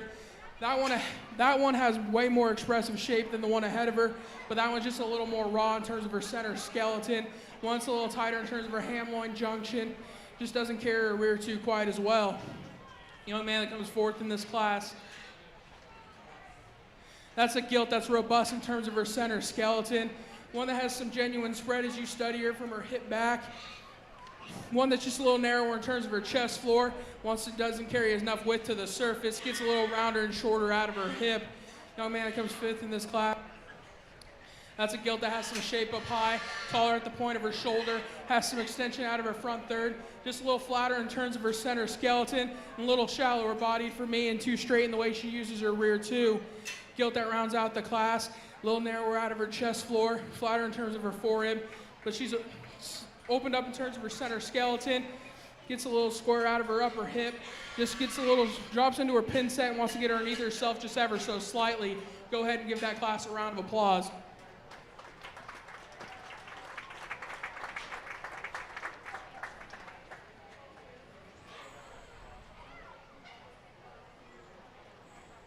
Okay, so coming into the ring now is Group 4 Market Gilts.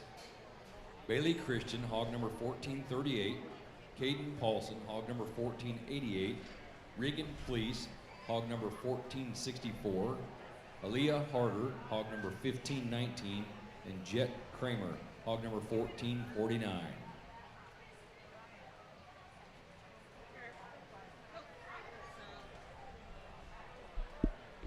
Represented in this group, St. Hills Critters, Oconto 4-H, Thumbs Up, and Twin Valley as well. Again, this is Group 4 of Market Gilts, 267 to 278 pounds. Group 4 of 6 before we crown a champion and a reserve champion in Market Gilts. Market Barrows will be after that.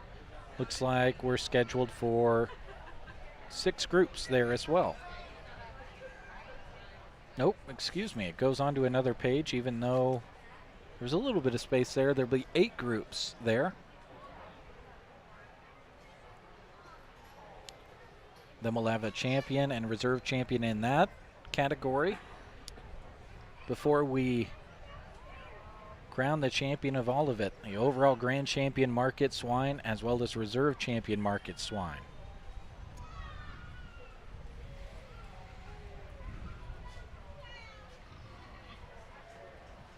Again, beautiful so far again today. Overcast outside.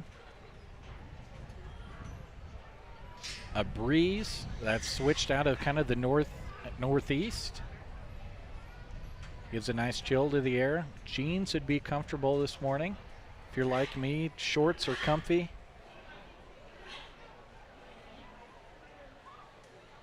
Again, thanks everybody for tuning in. Notice those sponsors scrolling on the top right-hand part of your screen throughout the day. If you do business with those folks in the coming days, weeks, and months, be sure to give them a thank you for bringing coverage to you.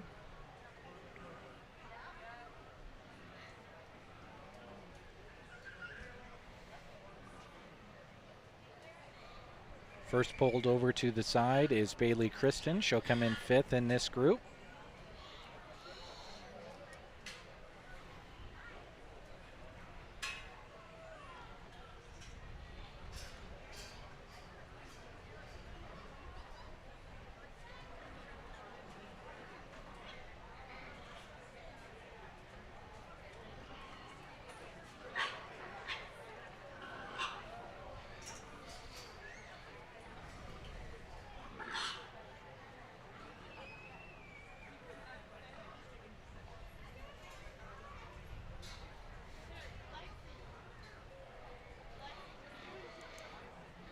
Looks like next will be Aaliyah Harder, 4th in this group, pulled over to the side.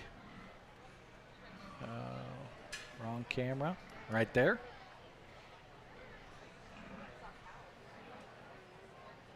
Three Market Gilts still out there.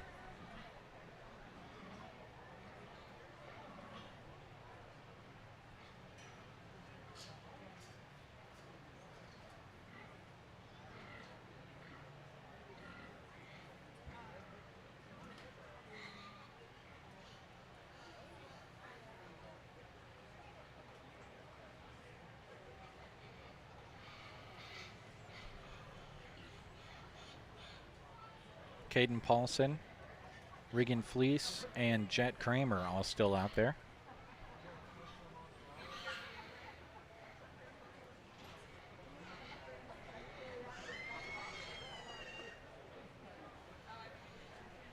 It's like actually just 2 of them out there. As there was one scratch coming into this group I didn't notice.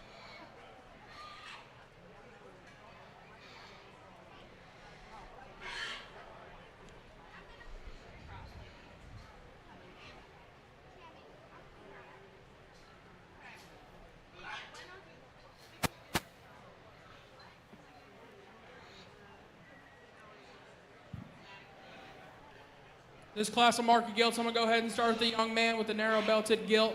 That one's a bull body, big back gilt, carries a ton of feature to the surface. She's wide constructed. As you study her up high, she carries that down to the ground. She's a little flatter in terms of her ham-loin junction. Maybe a little restricted in the way she uses her rear too. I'd like to making her taller at the point of her shoulder. That's a big back gilt. The gilt that comes second in this class is one that's tall at the point of her shoulder, has some length and extension out of her front third, comes square out of her upper hip, a little tighter in her forerib, wants a little shallower body, maybe not aggressive as her shape up high as you see the one ahead of her. Gilt that comes third in this class, that's one that's extended out of her front third. She offers more shape in terms of her lower leg, a little tighter in her ham-loin junction, a little flatter in terms of her center skeleton. Just doesn't have quite the reach out of her rear too. Gilt that rounds out the class. That one's production oriented, has a ton of mass and dimension. One that's a little frailer featured, just a little plainer in her shape up high. Go ahead and give this class a round of applause.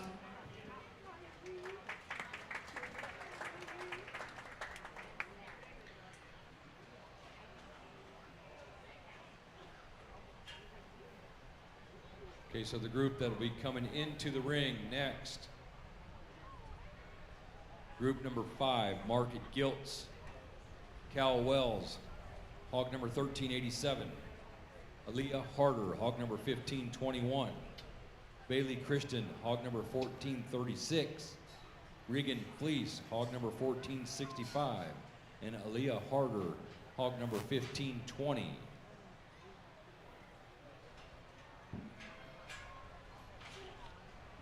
On deck is group number 6, which there's been some changes in that group. There's been 2 additions. So group number 6, Market Gilts. We have Tylee Hendricks, hog number 1508. Cal Wells, hog number 1390. Kobe Wells, hog number 1388. Jocelyn Bailey, hog number 1502. Ida Bumgarner, hog number 1599, and Mackenzie Burnett, hog number 1446. That group is on deck.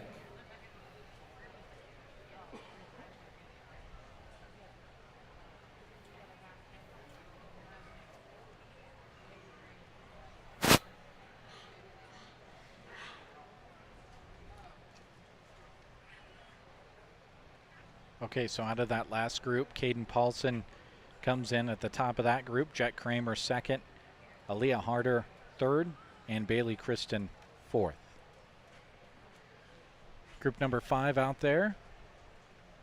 Again, only seeing 4 entries, although 5 are listed in the book.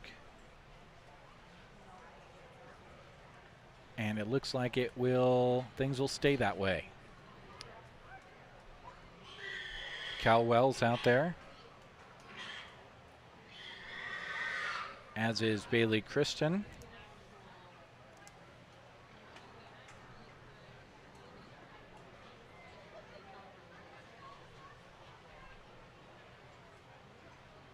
Try to confirm who the other 2 are.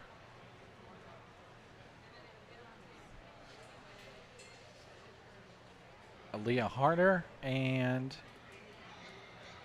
Okay, I see Aaliyah Harder's got 2 entries in this group, so she's getting some help.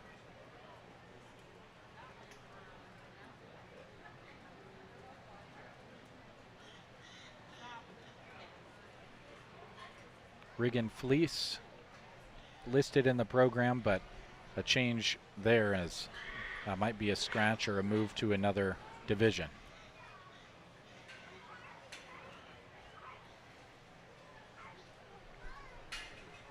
Bailey Kristen pulled over first.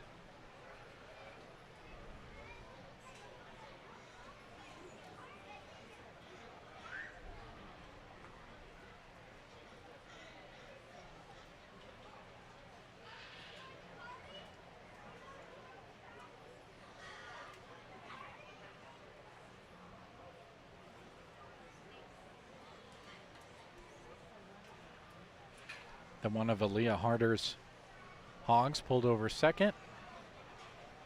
And her other will get second, as I believe coming out of this group is going to be Cal Wells, based on what I just saw signaled by the judge. And we'll go ahead and hear from the judge, Jose De La Cruz, our judge today in swine.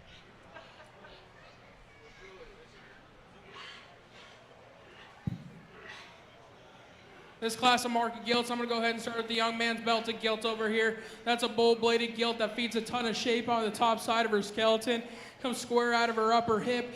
If I like to change anything about this gilt, I like to make her deeper body and softer her center up just ever so slightly. As we study the gilt that comes in second in this class, that gilt has a ton of spread up high, comes stout out of her pin set. That one's a little heavier condition for me today, so it makes her shape a little plainer up high. You study the gilt that comes third, that's where this one takes the advantage. In terms of her shape up high, it's more expressive, but her issues when you set her into motion, she wants to get up into her spine, she wants to drop her pin and get underneath herself just ever so slightly, and just doesn't work her rear tooth quite as square and true to the surface. You study that gilt that comes out of this class, rounds out this class, that's one that has some genuine spread, some genuine shape. Her issue is she's too narrow to the surface, a little heavier condition, a little frailer featured. Go ahead and give this class a round of applause.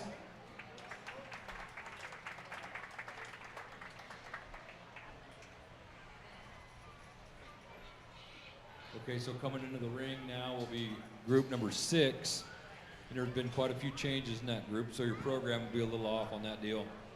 But we're going to move Regan Fleece with hog number 1465. We'll go into this group number 6. Then we'll have Tylee Hendricks with hog number 1508. Cal Wells with hog number 1390.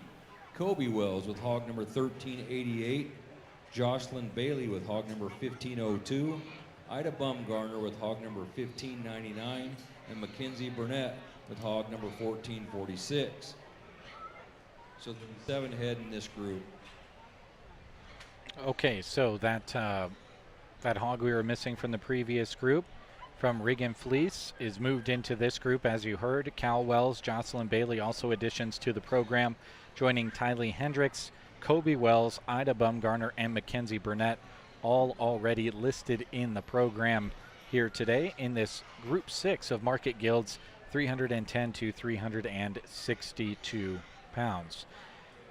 After this group, we'll bring in all of the tops from all of the 6 groups to this point, and we will have a champion gilt and reserve champion gilt crowned.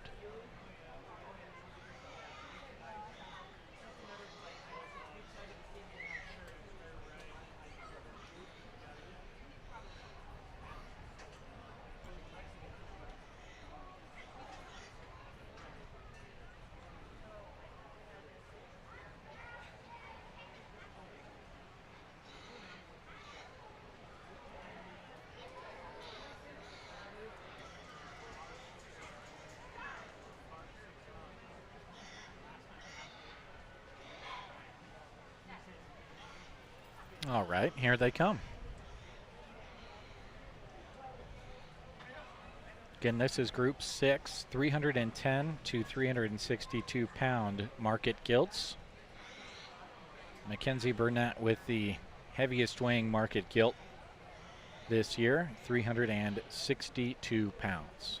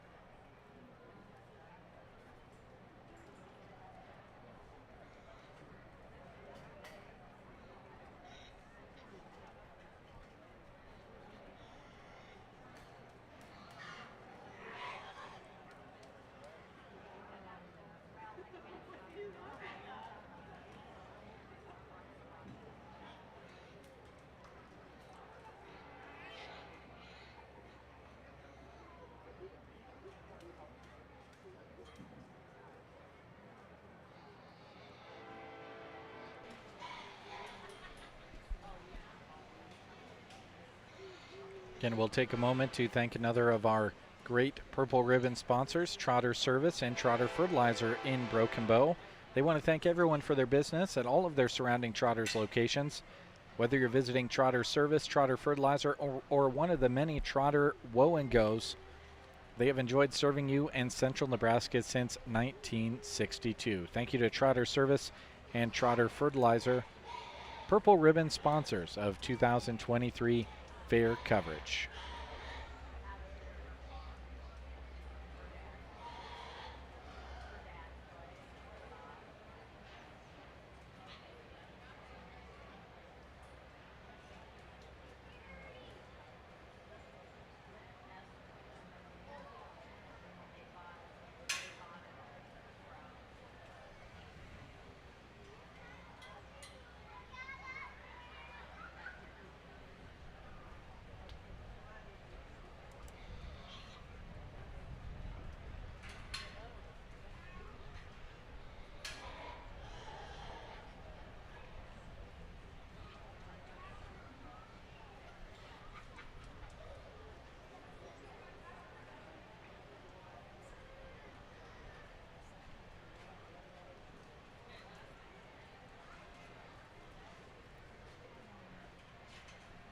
And again, we were told there were 7 entries in this group, but I'm only seeing 6. The 3 that have been pulled to the side, and then the 3 that are still in the show ring. We'll just listen closely and see who's who here.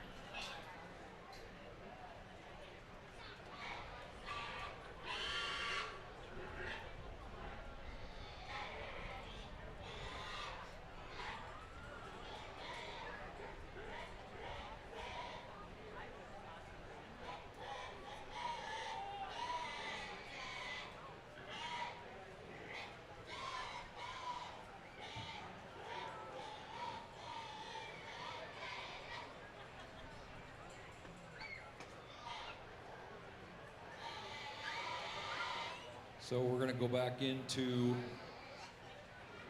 we'll bring back all the first place market gilts.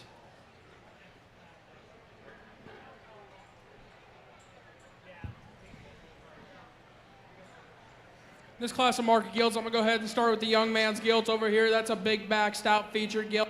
She's opened up behind her sternum and pliable in terms of her center skeleton. My only issue with this gilt, she's a little too down in her passenger. You study her in her rear too, gets a little restricted and wants to push on her outer toe. So we studied young man's gilt over here. That one's taller at the point of her shoulder, more length and extension out of her front third. Just not enough genuine grooved up shape up high compared to the one ahead of her. Study the gilt in third. That one.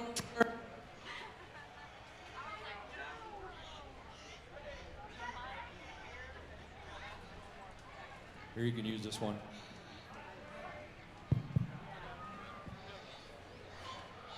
Gilt that comes in third.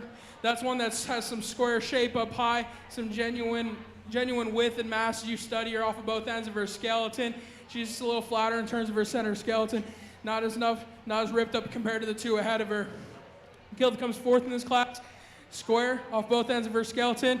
Just doesn't have the adequate amount of shape up high. Flatter in terms of her center body. Tighter in terms of her forerib, upper and her flank.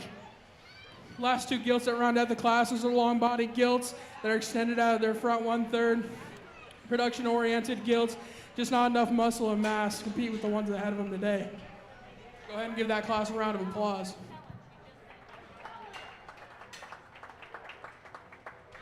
Okay, so in each one of those groups, they were picking the first and second purples, and now we're to the end of the market gilts classes, and we'll bring back the first place and show them against each other. So in that group, we will need Cooper Keefe with hog number 1485. We'll need Miles Babcock with hog number 1483. We'll need Miles Babcock again with hog number 1482. We will need Caden Paulson in there with hog number 1488. We'll need Cal Wells in there with hog number 1387. And we'll need Kobe Wells in there with hog number 1388. Then whoever is picked first out of this group, whatever group they came out of, will bring back second place in that group. Okay, so as you heard there, first place from each group out of the 6 in market gilts to this point. And then if there was a particularly strong group, which we have seen before, they bring in the second purple from that group that the champion is chosen out of and pitted up against all of the other entries to give it a chance at reserve champion. So those names you heard there coming in, and then all of the second purples from each of those groups kind of just hanging out to the side to wait and see if they'll be the ones pulled in.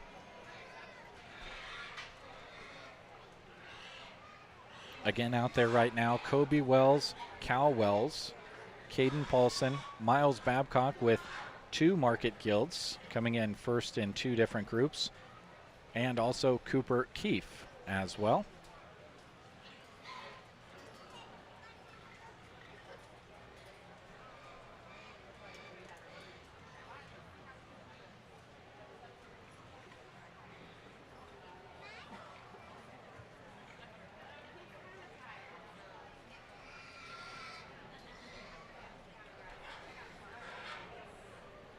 Take this opportunity to thank another one of our Purple Ribbon sponsors, the Grocery Cart in Broken Bow, where they love to help you with all of your grocery needs at the lowest prices.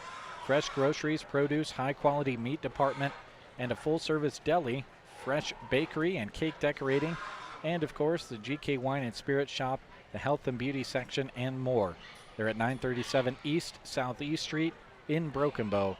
The Grocery Cart, a Purple Ribbon sponsor of 2023 fair coverage from KCNI KBBN Radio.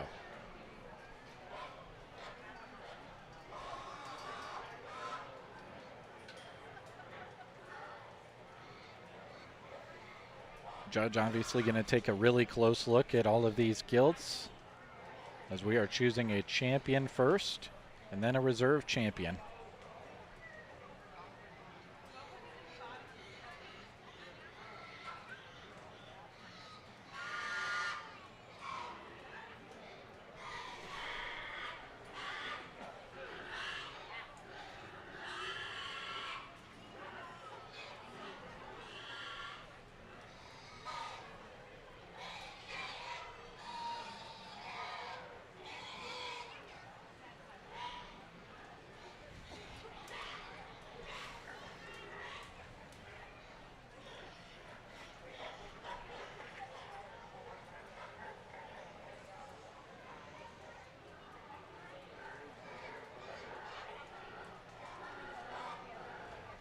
Been seeing a lot of good showmanship practices. Even though this is not the showmanship category, you always want to give your gilt the best opportunity to win a ribbon, and that means showing it off the best. That's why showmanship comes into all of the different categories along the way. We're seeing lots of good things out of these kids as they show off their entries. As we find a champion and reserve champion mark at gilt. Judge still taking a look at things.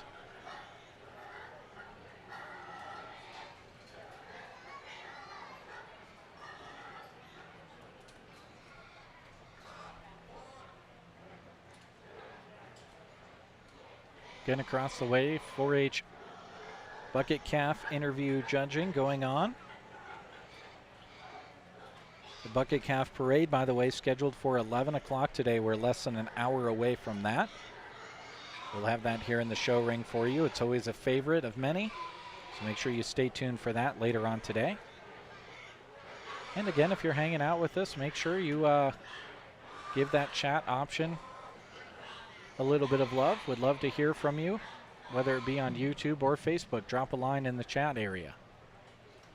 I think when you bring all these class winners back out here for this grand drive, I think things get really interesting for a person. I think there's a lot of ways you can go in this deal. I'm going to go ahead and kind of briefly talk these gilts. Young lady's gilt here along the fence line. That one's a bold shoulder gilt. It's got some genuine shape up high. She's opened up in terms of her center skeleton. Has some genuine squareness. You study her down to the ground. Young man right here in front of me, that's a tall shoulder gilt that has some length and extension, some shape. One that's a little flatter in terms of her center skeleton, a little tighter out of her flank. Gilt that's up here on the fence. That's a square-made gilt. She's square out of her upper hip, carries some genuine depth to her center skeleton, has some look as you study her on the profile. Young man right here, that one has a ton of expressive shape up high. Bold out of her shoulder, gets a little pinch in her ham-loin junction, maybe a little gets outside of her skeleton when you study her off her rear too. Young man with a heavyweight gilt.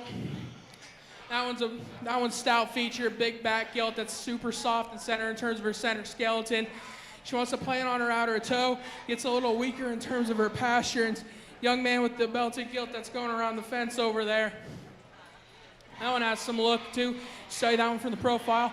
Some length and extension, some genuine shape of pie, a little shallower bodied. For me, I'm going to go ahead and name your grand champion. That's going to go ahead and be the young man right here with the heavyweight gilt.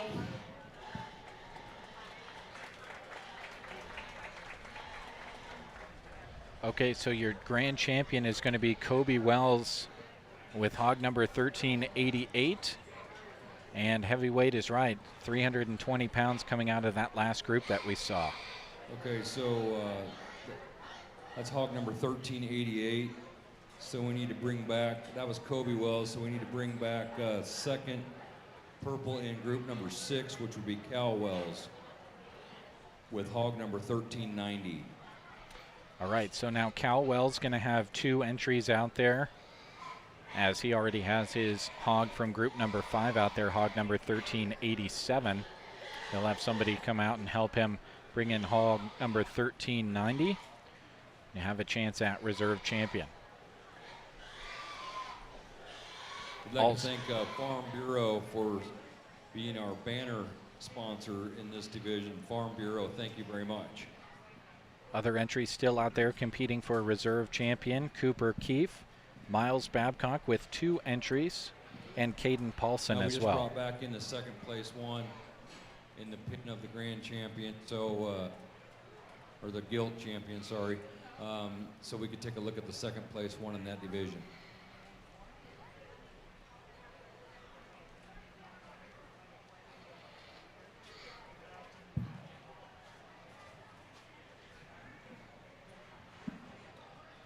I think when you bring the second one out of that class, I think she brings the heat into this grand champion drive. It's a long body gilt, it's tall at the point of her shoulder, has some genuine look as you study her on the profile, needs some shape out of the top side of her skeleton, soft bodied gilt. My issue with her, she's not wide enough down at the surface. She reads a little flatter in terms of her forerib. So for me, the reserve grand champion gilt's gonna be the young lady with the broken belt to gilt here.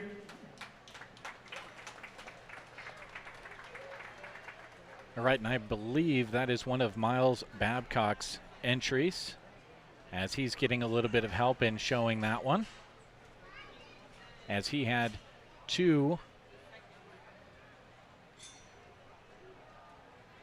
entries here in the final drive.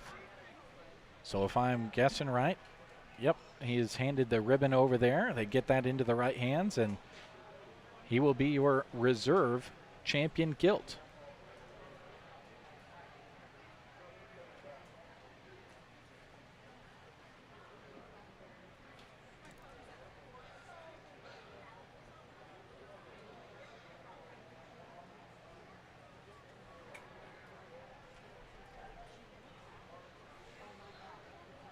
That'll bring us into Market Barrows.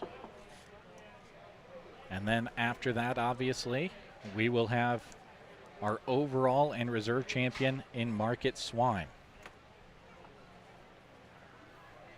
So your champion gilt is Kobe Wells.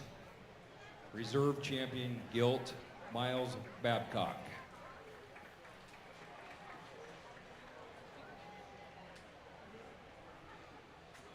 Now we're going to roll into the Barrows. So Group 1, Market Barrows. We have Allie Smith, number 1493. Addison Stump, number 1453. Addison Stump again with number 1454. Kellen Watoon with hog number 1461. Dick Bumgarner with hog number 1476. You guys are in the ring right now, Group 1 Market Barrows.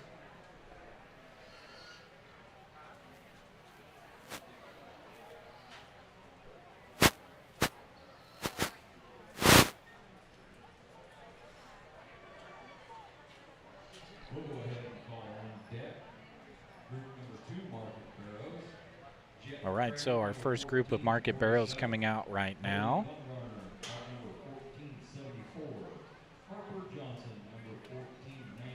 Take this opportunity to thank the Custer County Ag Society, welcoming you to the Custer County Fair. They urge you to go out and take in the fun. They also want to encourage you to look at the calendar of events for the Custer County Fairgrounds throughout the year at custercountyfair.org. You don't want to miss out any of the activities going on. About every single weekend is packed with something happening.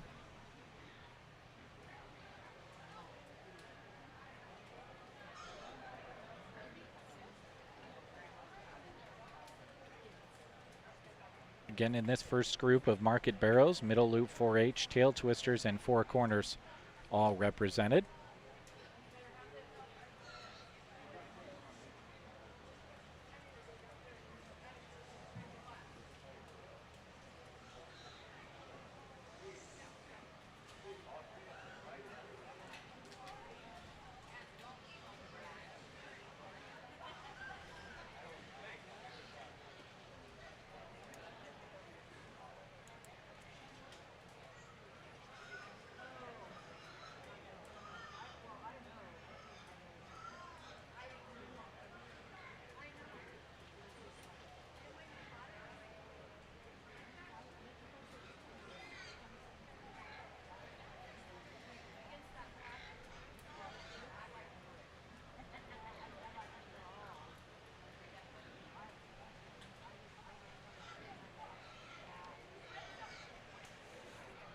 Again, taking a look at our schedule for today. Elsewhere on the fairgrounds today, 4-H horses going on with showmanship, halter, adaptive horsemanship, snaffle bit, Western pleasure, Western horsemanship, advanced horsemanship, trail class, English pleasure, English equitation, and hunter hack.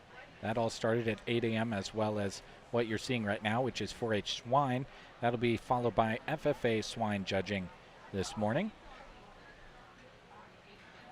The 4-H bucket calf interview judging also started at 8 o'clock. The 4-H bucket calf parade is going to be coming up in a little bit less than 45 minutes. You'll be able to watch that right here. And the beef carcass interview judging is at 11:30. Later on today, the FFA sheep judging will happen at 1. That'll be followed by the 4-H sheep judging at 2:30. Also starting at 5 o'clock today, make sure you swing by and check out the commercial booths. That'll be open under the grandstands. And the free pit barbecue is tonight from 5:30 until 7. That is right in front of the Monday tradition of the Custer County Bull Riding Classic. That is at 7:30. So go and get your stomach filled up and then stick around for some of the best bull riding in the entire state tonight at 7:30.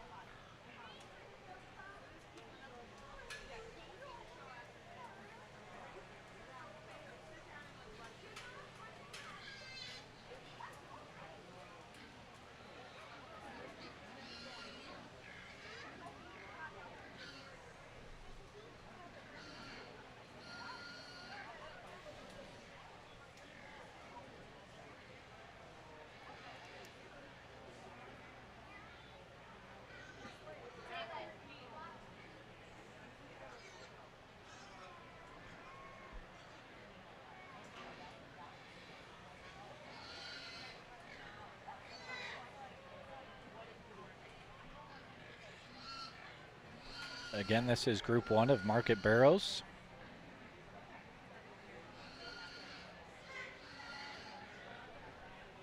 Addison Stump still out there, as is Kellen Wittoon.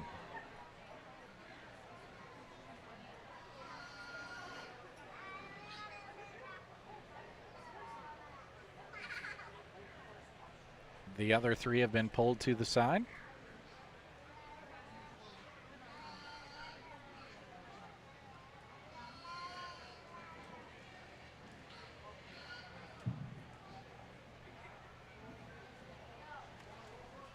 This class, first class of Market Barrows, I'm going to go ahead and start with the young lady that's just exiting the ring right now.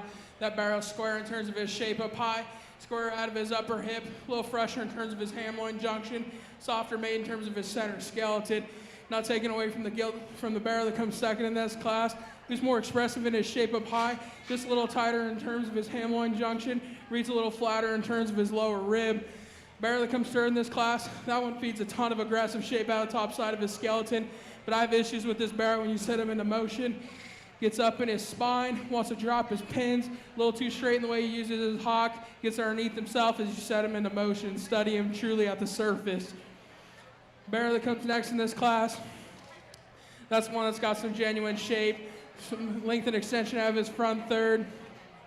It's one that's just a little shorter and rounder out of his hip, flatter in terms of his forerib, one that's just a little plainer made. Barrel that rounds out the class, that one's got tall at the point of his blade, longer out of his neck, long body barrel, square out of his upper hip. He's just flat-sided, just not enough genuine mass and dimension to move him up today. Go ahead and give this class a round of applause. Okay, so as I have it down, Addison Stump coming in first out of that class. Kellen Wittoon second. Third, Jake Bumgarner. Fourth, Allie Smith. And fifth, I believe, was Addison Stump's other entry in that same group, as she had two. And reason I guess that is because the young lady that was with that barrow did not have a back tag that was the same number as one of the entries. So I'm assuming that is Addison's other entry. Coming in as Group 2, that'd be Jet Kramer of Twin Valley 4-H, Bodie Bumgarner of Four Corners, Harper Johnson of Oconto 4-H, Addison Stump of Tail Twisters, Keaton Dowse of Middle Loop 4-H, Avery Harder of Thumbs Up, and Cooper Keefe of Middle Loop 4-H. It's going to be plenty crowded out there for this group here.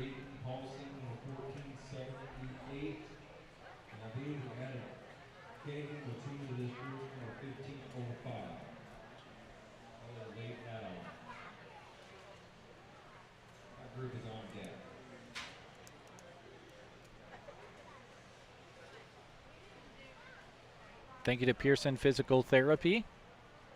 Stop into Pearson Physical Therapy in Broken Bow for the treatment you need and the care you deserve.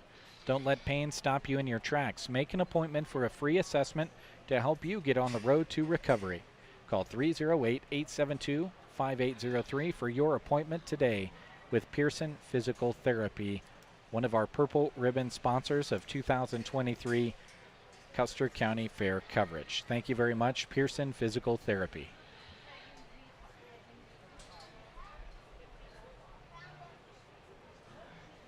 I'm going to step away for a quick moment, folks. I'm going to leave you in the hands of Grant Winterer.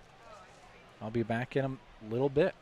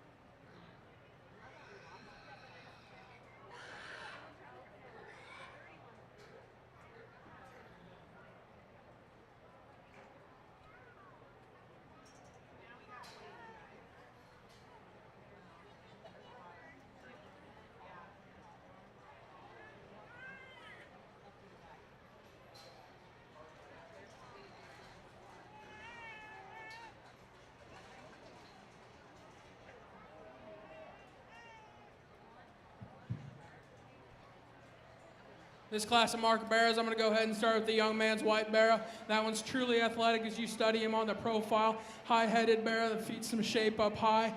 Gets out and goes and has a great running gear down at the surface. Like to put a little more spring in terms of his forerib, maybe just open him up in terms of his upper rib. Next will be the young lady with the black spotted barrow. That one has some aggressive shape up high, square out of the top side of his loin edge. One that's stout out of his upper hip. Just a little more restricted in the way he uses his rear too. Wants to push his outer hock just ever so slightly. Young lady that's third in this class, that's a tall bladed pig. It's extended out of his front third. Flatter in terms of his center skeleton, has some genuine shape up high, a little tighter in terms of his ham-loin junction. Barrow that comes next out of this class, that one's a wide constructed barrow. He's one that wants to toe in though as you study him up front, wants to push his hock as you study him when he goes away. Reads a little heavier in terms of his condition. Barrow that comes next out of this class, that's one that's another tall bladed big. It's got extension out of his front third, feeds some genuine shape up high. He's a little more concave in terms of his center skeleton, a little shallower made, a little narrower to the surface. Barrow that comes next, that's a dense, heavy-duty barrow. Just a little flatter, a little rounder out of his hip. Just a little plain in terms of his shape up high. One that just wants to rub his front 2 feet as you study him up front. Just not enough genuine base width at the surface.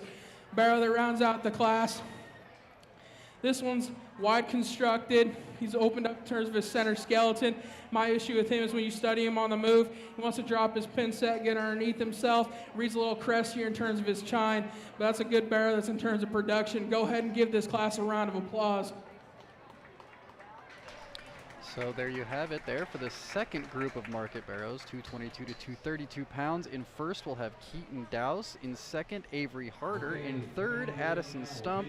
And going down the way will be Jet Kramer, Bodie Baumgartner, Harper Johnson, and rounding out the class is Cooper Keefe in seventh. Up next, we will have the third group of market barrows, which is 238 to 265 pounds. And looking at the book we have been given, it looks like there are 2, 4, 6 competitors in this third of 6 groups, and we will watch them enter the ring as we speak.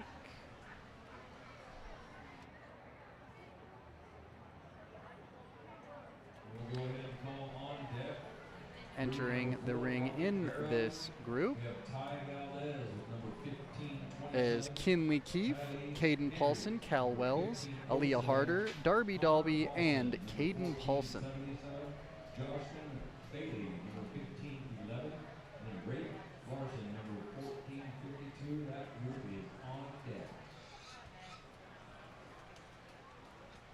Watching them move around the ring now. They are also calling the fourth group of Market Barrows into the arena.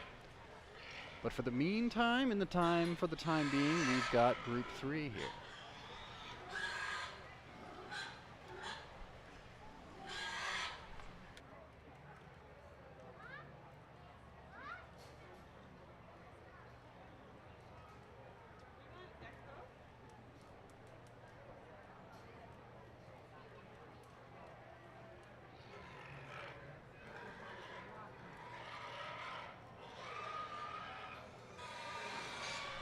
Judge De La Cruz now pointing, opening the cages, and we will slowly start to see the barrows whittle away in Group 3.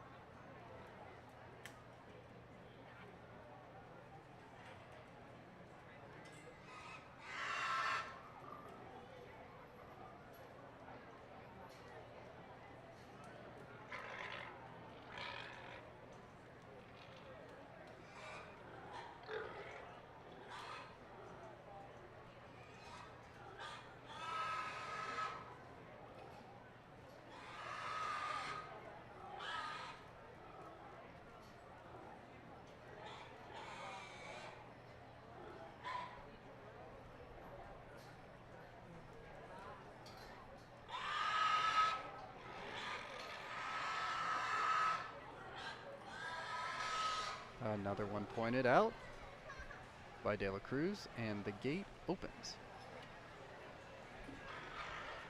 See if we can't get the pig in there.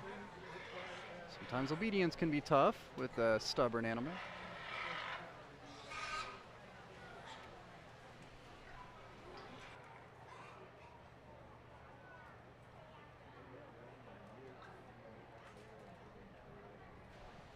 And we've got another one singled out, and another gate opens.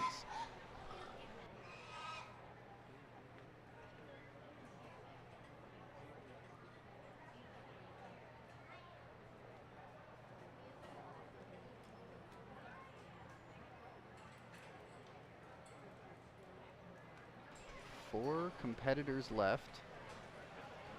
We've got the final cage to be filled, which means we're left with our last three from group number 3. And here in a little bit, our judge will take the microphone and illuminate a little bit of his decision-making process when it comes to these market barrows.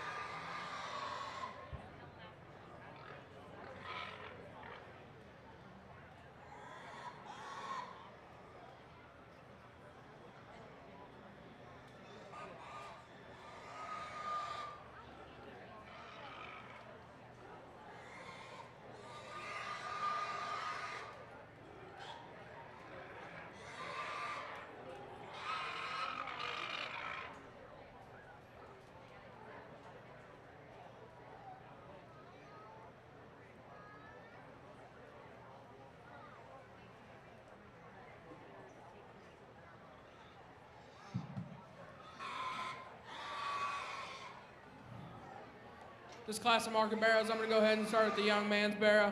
That one's a bold shoulder barrow, one that's opened up in terms of his center skeleton, comes square out of his upper hip, carries a ton of shape in terms of his lower leg. Like to change that one just by opening him up at the surface, maybe making him square from hock to ground. That's a good barrow. Next will be the young ladies out here. That one feeds more expressive shape up high. My issue with that one, he's too pushed forward, the angle of his shoulder. Wants to go a little flatter in terms of his lower leg, tighter in terms of his forerib, a little shallower in terms of his center skeleton. Young lady that goes third in this class, that barrow's tall at the point of his blade. He's extended and ties in high to the top side of that shoulder, feeds some shape up high, but he's a little narrower, a little flatter in terms of his center skeleton, just doesn't have enough shape or dimension in terms of his lower leg.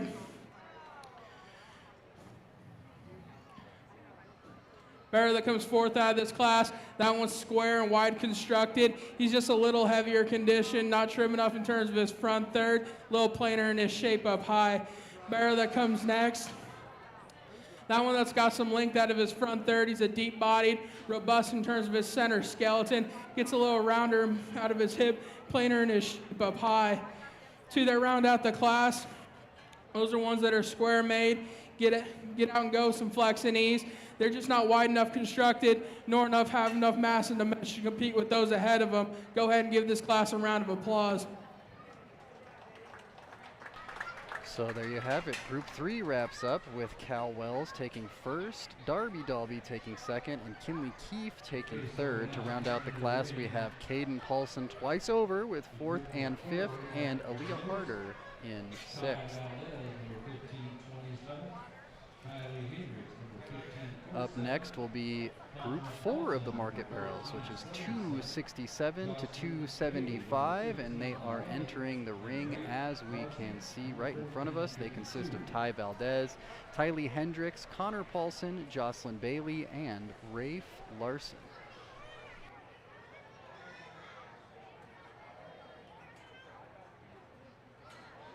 So on deck will be group number 5, and that will be Jet Kramer, number 1448, Cooper Keefe, number 1545, Connor Paulson, number 1479, David Dalby, number 1440, and Connor Paulson, number 1480. That is group 5 on deck.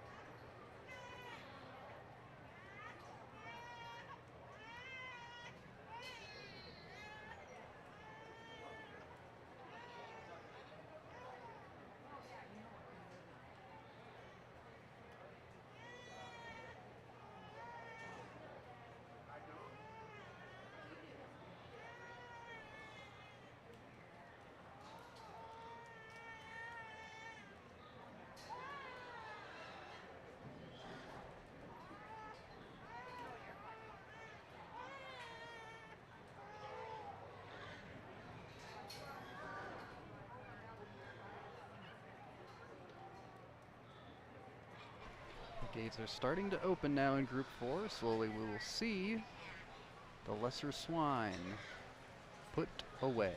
The second gate now opens, and it remains to be seen who will find that gate. It looks like the first one to go was Rafe Larson. The second will be Tylee Hendricks, which leaves our top 3 still in the ring. And that is Ty Valdez, Jocelyn Bailey, and Connor Paulson.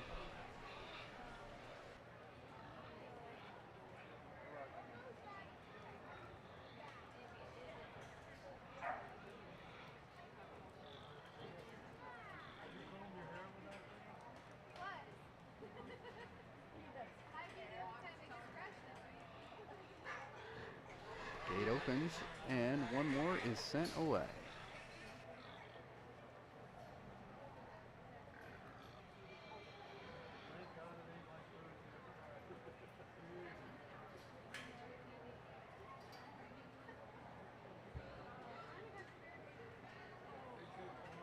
looks like De La Cruz has made his decisions. We'll hear from him shortly.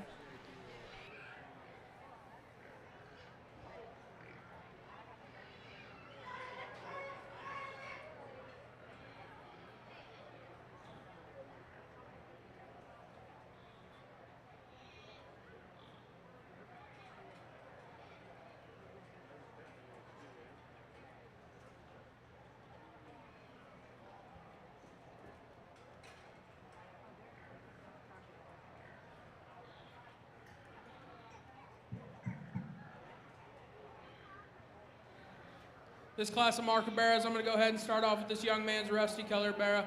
That's a big back barrow who's square out of the top side of his skeleton. Stout feature, carries a ton of foot and bone down to the surface.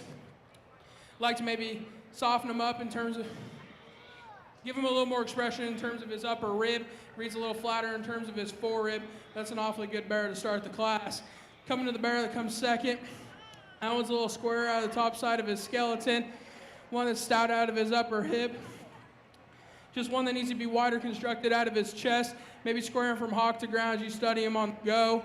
Maybe level him out of the top side of his skeleton. Barrow that comes third in this class. One that's tall at the point of his blade. Cleaner out of his front third. Deep-bodied, soft-centered barrow. Just reads a little flatter in terms of his ham-loin junction. A little rounder out of his hip. Barrow that comes next. Level out the top side of his skeleton, has some extension out of his front third, shallow bodied, a little flatter in terms of his center skeleton, flatter hearted, maybe not, drops a little more shape in terms of his lower leg than the one that rounds out the class. That's got some genuine mass and dimension. Reads a little flatter in terms of his lower leg, a little frailer featured, a little shallower bodied. Go ahead and give this class a round of applause. So there you have it in the Group 4 market barrows, 267 to 275 pounds. In first, Ty Valdez. In second, Connor Paulson.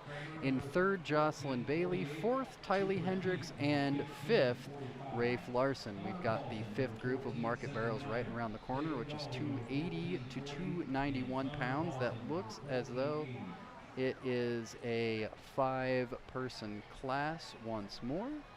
And we can see them making their way into the arena as we speak. Moving through the gates a little bit slower because, of course, naturally they are heavier pigs.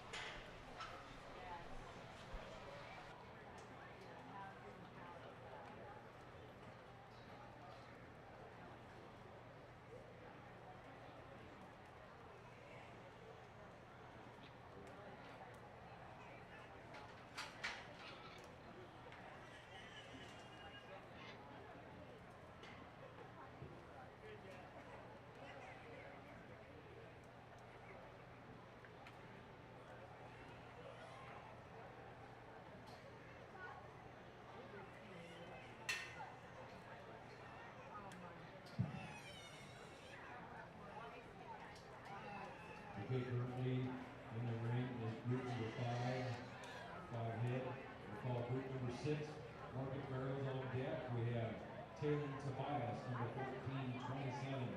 Regan Police, number 1472. Gates are starting to open here 1463. in Group 5. Cows, number 1543. Trinity Nickel, number 1467. Ty Valdez, number 1528. And Kobe Wells, number 1497. That group is on deck.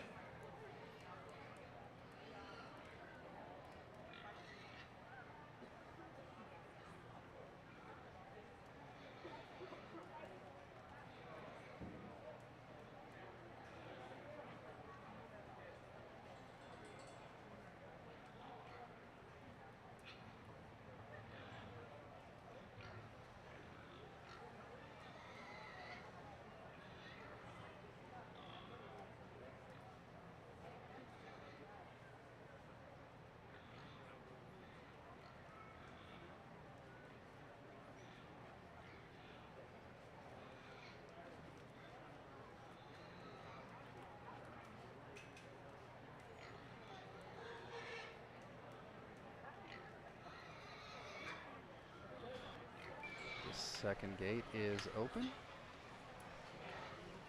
And away goes one more pig.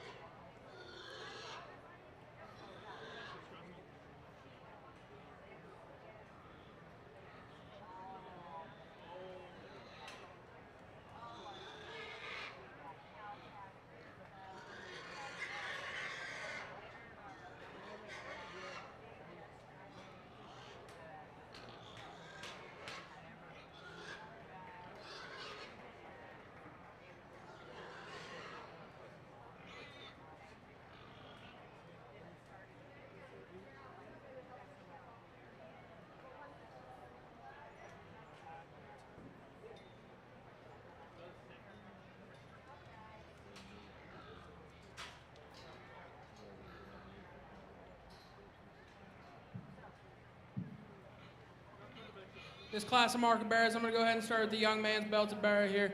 That one's really cool as you study him on the profile. One that feeds some fresh, aggressive shape out of the top side of his skeleton.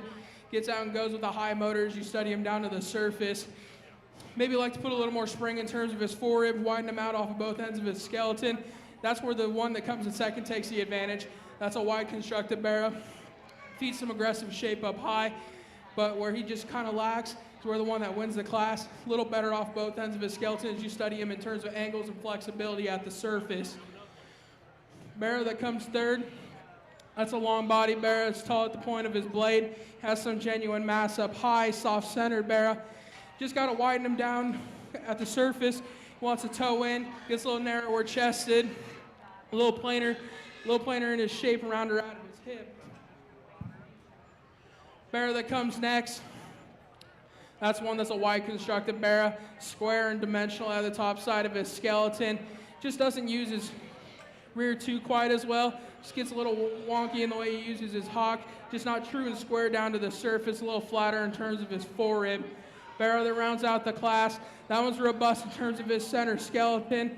Has some genuine dimension up high, but he's too round out of his hip. Reads a little flatter in terms of his shoulder. Not enough mass and dimension to compete with those ahead of him. Go ahead and give this class a round of applause. So to round out Group 5 of the market barrows, we have Connor Paulson taking both first and second, Cooper Keefe taking third, Jet Kramer in fourth, and Dagan Dalby rounding out the class in fifth. We've got one more group of market barrows to present, and it's the big boys, the 292 to 298 class, and we can see them lining up here. They'll be making their way into the arena shortly, and then after that we will of course have the presentation of the overall champion, which should be an absolute treat.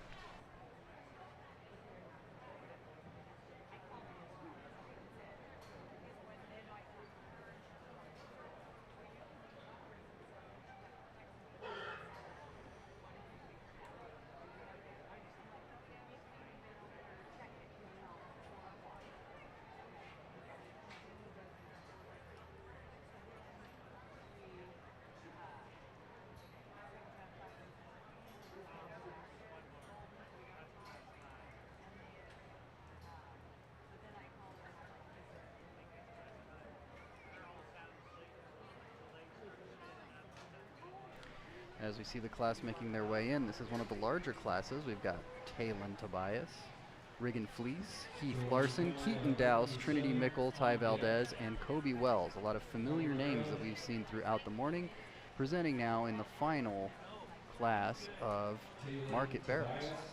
Number 1429, Avery Harder.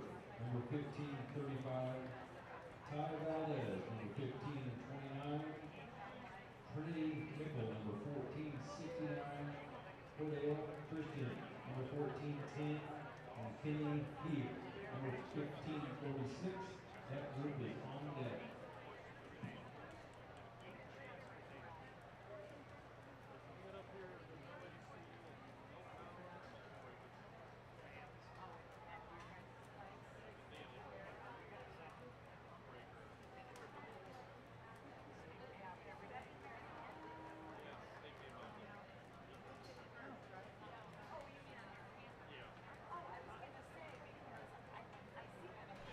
Gates are starting to open now, and one by one we will see the pigs borne off.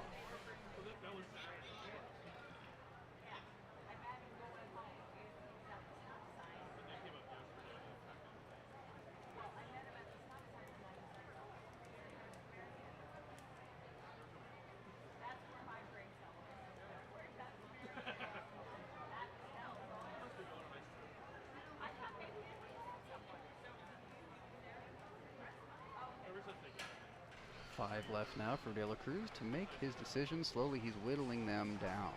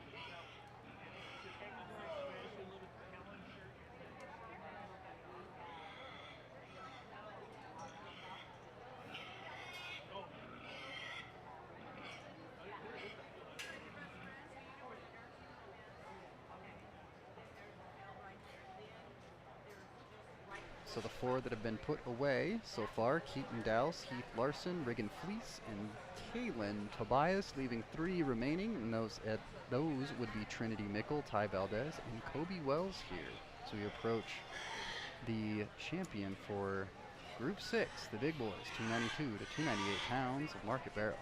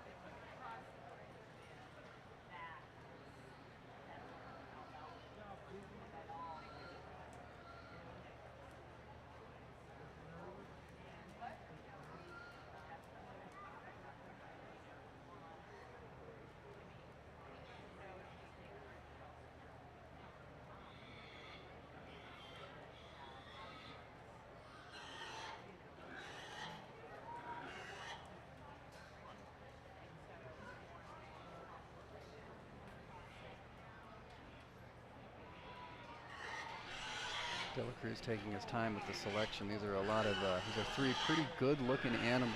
The more angles we get of them, the more we can see what quite species they are.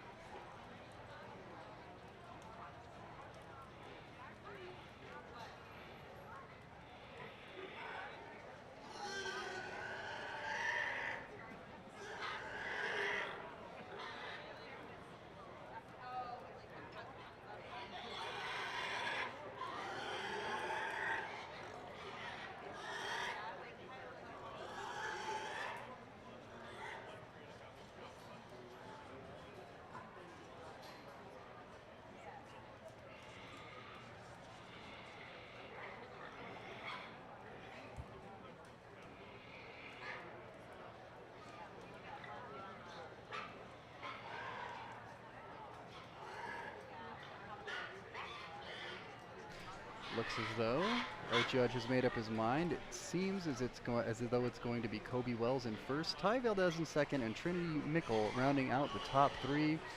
We will hear the reasoning behind that shortly.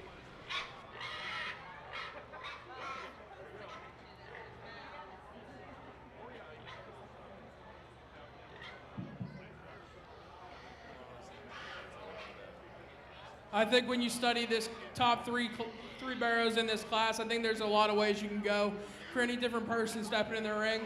But for me, I'm going to go ahead and use this young man's blue belted barrow. That one's tall at the point of his shoulder, has some look as you study him on the profile. I think that one just feeds a little more aggressive, grooved up shape as you study him up high. He's a little more soft and a little softer in terms of the way he uses his rear too, more flexible than the one that comes in second. Not taking away from that young man's all black barrow that comes second in this class. That one's super square and dimensional as you study him up high. Comes stout out of his pin set. That one's just more restricted in the way he uses his rear too. Reads a little flatter in terms of his forerib and just not enough expression and shape as you study him up high. Young ladies barrel that comes third in this class. That one's also wide constructed, has a ton of dimension. One's a little tighter in terms of his ham-loin junction. Reads a little flatter in terms of his forerib. Not as wide constructed as the two ahead of him.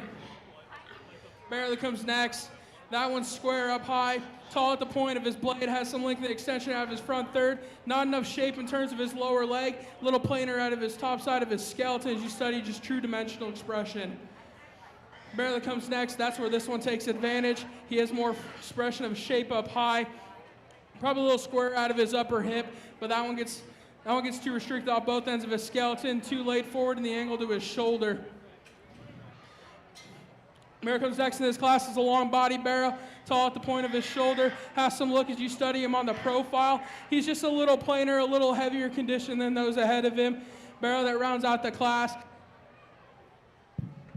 That one's square and dimensional as you study him off both ends of his skeleton, robust in terms of his center skeleton, plain in terms of his shape, not enough mass and dimension to compete with those ahead of him today. Go ahead and give this class a round of applause. So there you have it, rounding out Group 6. Kobe Wells in first, Ty Valdez in second, Trinity Mickle in third, Taylor Tobias in fourth, Riggin Fleece in fifth, Heath Larson in seventh, and rounding out the class is Keaton Dowse in seventh. We will be moving on now to Group 7 of the Market Barrows, which is 2, 4, 6, another 7-person class. We can see them lining up to enter the arena as we speak, and in fact, here they come. We have Taylon Tobias once more, Avery Harder, Ty Valdez again, Jocelyn Bailey, Trinity Mickle, Cordell Christian, and Kinley Keefe. This is the 306 to 315 weight class. We will see them make their way around the arena and hear what Judge De La Cruz has to say about each and every one of them shortly.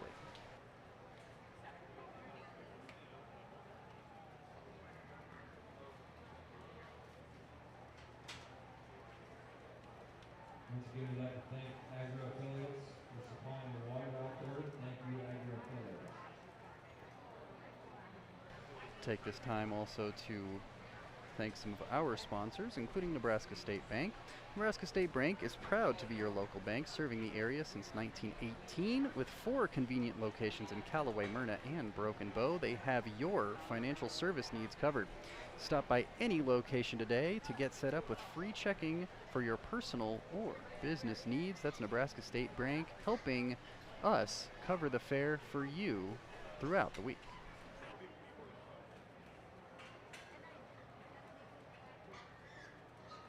Gates are opening now as De La Cruz is slowly whittling away the pigs.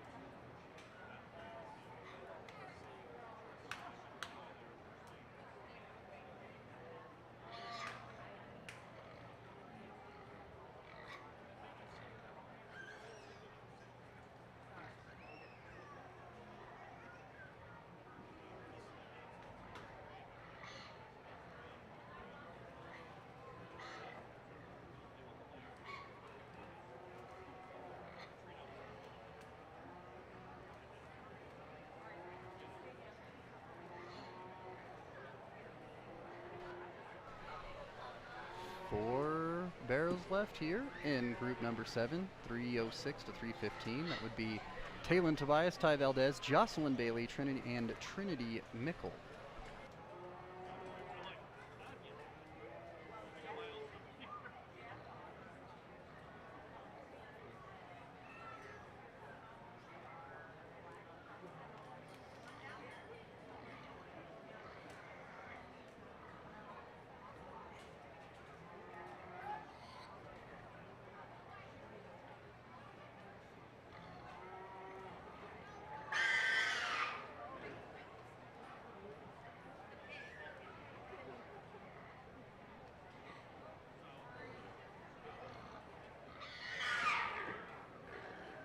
Looks like we've had one scratched from this group. We are, in fact, only dealing with 6 competitors. So we're dealing with the top 2 now, who are Ty Valdez, it looks like, and Taylon Tobias.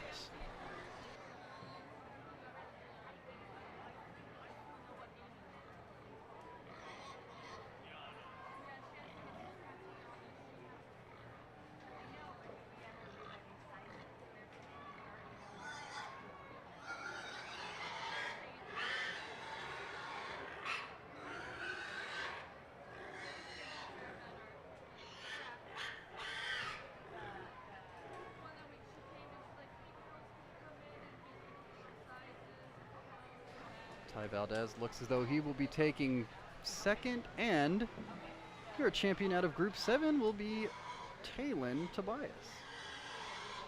And we'll hear the rationale from Judge De La Cruz shortly as we get everything reset here in group number 7. Jocelyn Bailey was scratched from the group, by the way.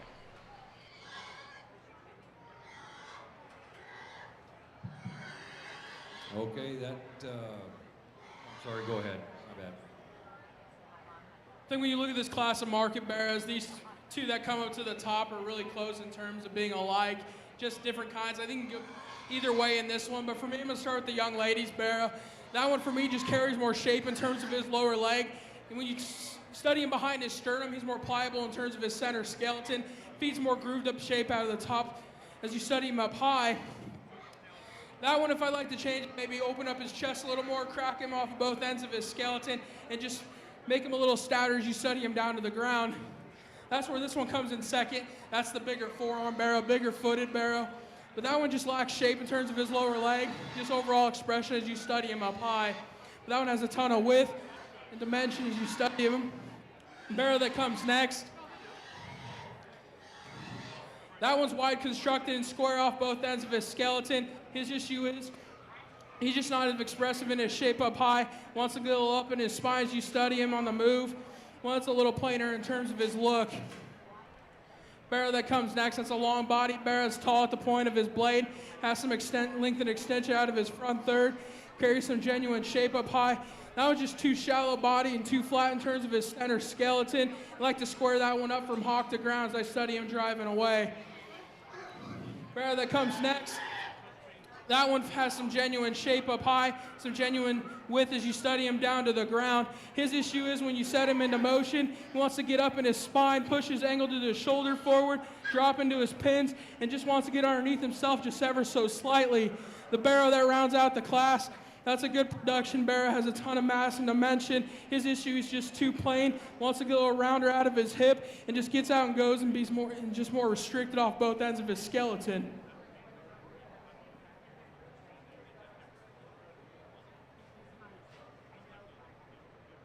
So there you have it. Group 7 market barrows, 306 to 315 pounds. It's going to be Taylon Tobias in first, Ty Valdez in second. Third will be Trinity Mickle. Fourth will be Kinley Keefe. Fifth will be Avery Harder, and sixth will be Cordell Christian. Of course, Jocelyn Bailey scratched from this group, and now we've got our final group coming into the ring as we speak. This, of course, is the 325 to 373 market barrows, consisting of Ida Bumgarner, Mackenzie Burnett, Ida Bumgarner again, Christian Bailey, and Mackenzie Burnett again. So it looks like we've got duplicates twice and Christian Bailey. So we will see what happens as they make their way around the arena.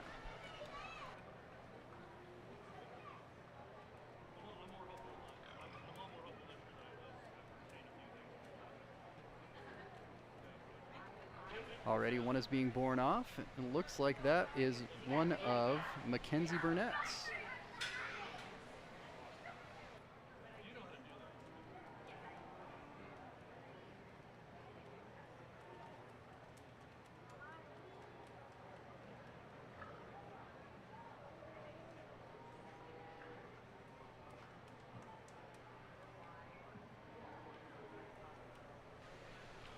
Second gate opens now, and I believe De La Cruz has pointed to one of the animals. But of course, you've heard of herding cats. Sometimes it's like herding pigs. We'll see which one winds up in the pen here.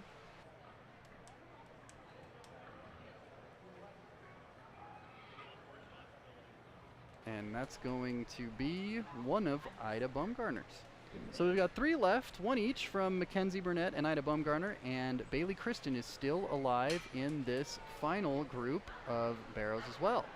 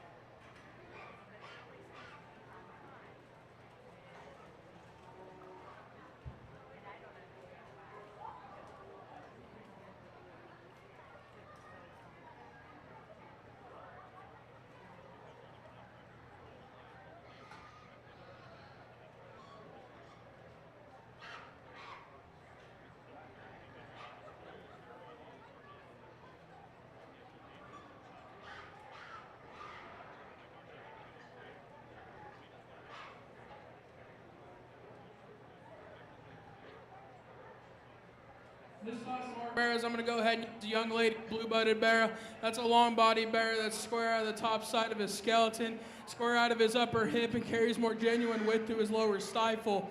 That one's true and square down to the surface, a little frailer featured, maybe a little flatter in terms of his lower rib, but one that has some genuine shape.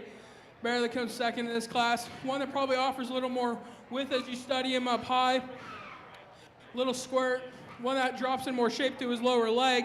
My issue with this one is gets a little flatter out of his forerib, gets a little rounder out of his hip, and a little frailer featured down to the surface. Barrow that comes next in this class, another long-bodied barrow, one that's extended out of his front third, square off both ends of his skeleton. That one just wants to get up in his spine, drop in underneath himself, just doesn't get out and go with enough flex and ease.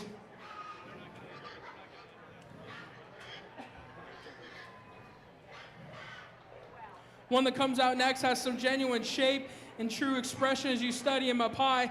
Square off both ends of his skeleton, but as you set this one into motion, he wants to drop his hip just ever so slightly. Gets a little too restricted. He wants to get up in his pasture. He's laboring that right back leg just ever so slightly. Barrow that rounds out the class. That's a deep-bodied, deep-sided barrow. It's extended out of his front third. He's just too frail featured to me. Narrower down to the surface. We need to crack that one open and stouten him down to the ground. Go ahead and give this class a round of applause. So there you have it. Bailey Christian takes top honors in Group 8, followed by one of Ida Bumgarner's hogs, and Mackenzie Burnett in third, and in fourth and in fifth come Bumgarner and Burnett. And now we will have our champions from each group make their way in, and we will hand it off to Evans to make those introductions. We've got Cal Wells with hog number 1389.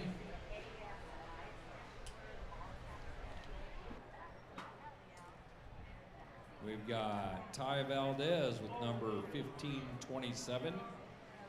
We've got Connor Paulson with number 1479.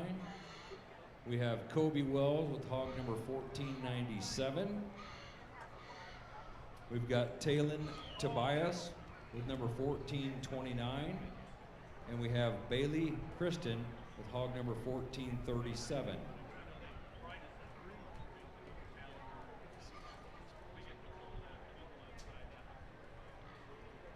So this will be to determine our overall grand champion for market swine. This is quite the time.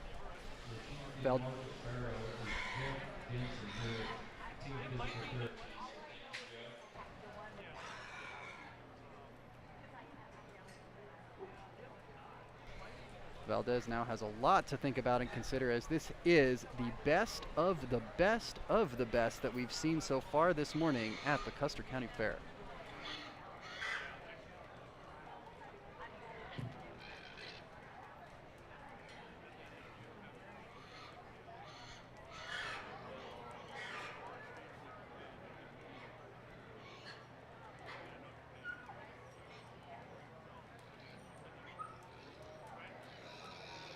So then whoever's picked in this group, we will bring back the second place finisher in that particular group to give that one a chance as well.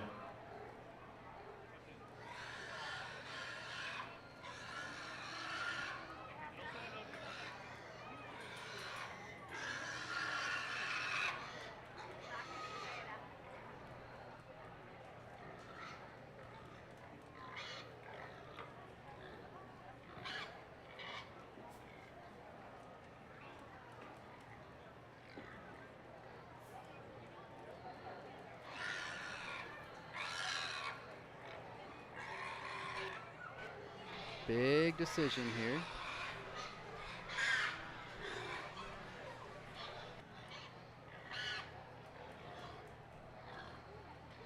For your champion barrel. I think when you bring the class winners back into this grand drive, things get pretty tough in here. But I'm going to go ahead and talk each one individually real quick. Little barrel over here, that one's square made. Opened up in terms of his center skeleton. One that's deep bodied, maybe a little shorter hip, maybe a little not wide, not enough width and construction down to the surface. That's an awfully good barrow. Young man's white barrow over there. That one's tall at the point of his shoulder, super athletic as you study him on the profile. Square up high, one that's got running gear for days. I like to put a little more spring into that one's forerib, maybe crack him open to his chest just ever so slightly. Young ladies, wide belted barrow here. That one's got some genuine mass up high, has some decent amount of expression, carries some genuine width down to the surface, opened up in terms of his center skeleton.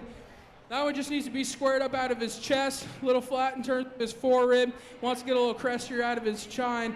Young man's rusty colored barrow. That one's got a lot of expression up high, deep body barrow, stout out of his pin set, has a big forearm, carries a lot of width down to the surface. He's a little flatter in terms of his forerib, a little tighter in terms of his ham-loin junction. Blue barrow right here in front of me.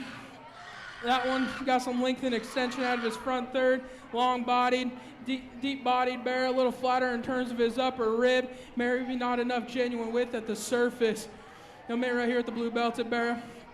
That one's got some expression up high. He's square, bold out of his shoulder, big out of his hip, deep-bodied. That one just needs to be more square and genuine as he sets his hawk down to the surface.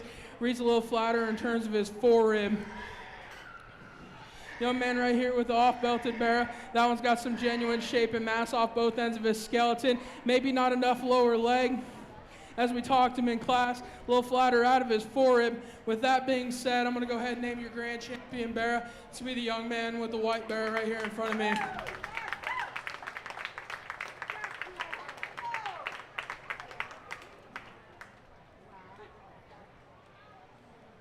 So it looks like your grand champion for the barrows is going to be Keaton Dowse, with an impressive showing here. Okay, so we need to bring back the second purple in group number 2 market barrows, which would be Avery Harder with pig number 1534.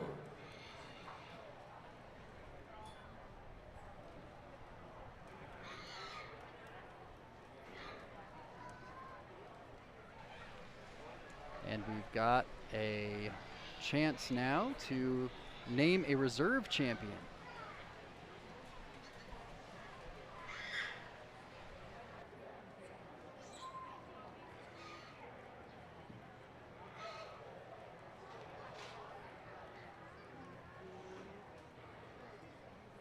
A lot to pay attention to for De La Cruz.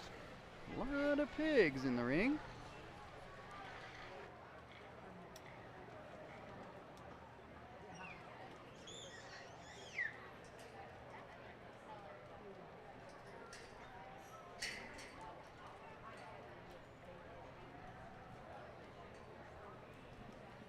When you bring out the one that comes second in this class, respective to himself, he's got some square shape off both ends, square out of his upper hip, bold out of his shoulder, deep in terms of his center skeleton. He's flatter out of his upper rib though, flat out of his forerib. Maybe not enough genuine width as you study him from behind, not square enough from hock to ground. With that being said, there's one that hit me really hard when he came out in class. He's hitting me hard right now. Your reserve's gonna be the young man with the rusty colored barrow.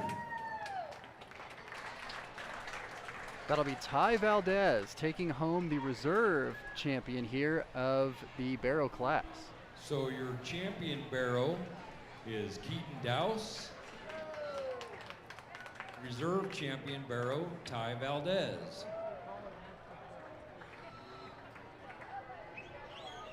Now we're going to bring back the champ and reserve gilts.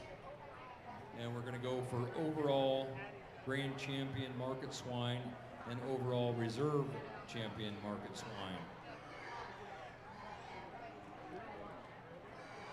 And here's going to be the big one. This is for your overall grand champion as far as market swine goes, and we'll get a reserve champion out of it too. Now this is going to be... I'd like to thank our judge today. This is going to be your overall champion. This is the Best Pig Award presented today at the 2023 Custer Fair. It's taken us about 3 hours and change to get here, and the suspense is absolutely killing it.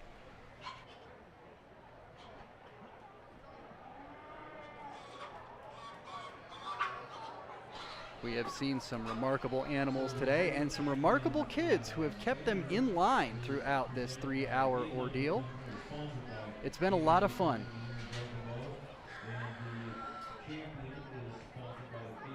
Tobias family here in Custer County, so thank you both very much.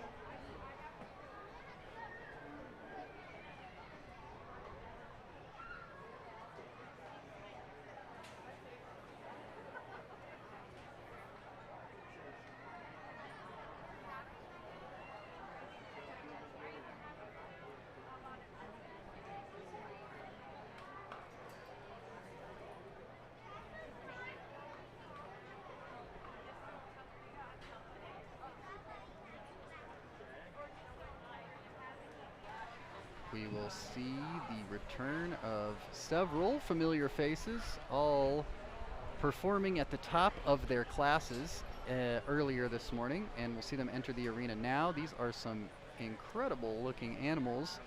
Front to back, this is going to be a tough, tall order for De La Cruz. I don't envy him right now at all. This is going to be quite a decision.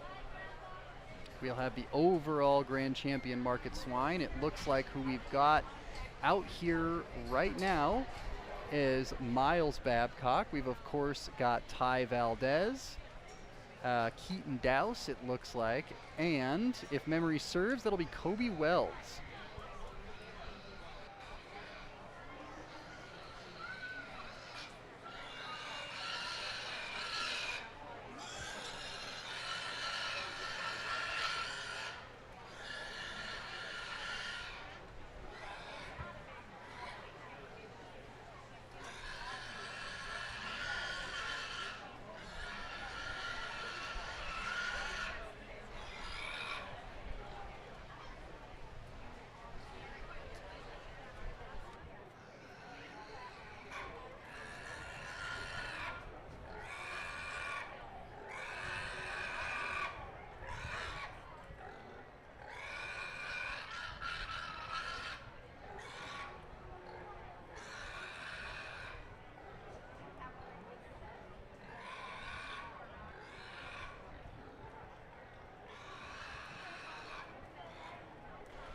De La Cruz now watching the move throughout the ring.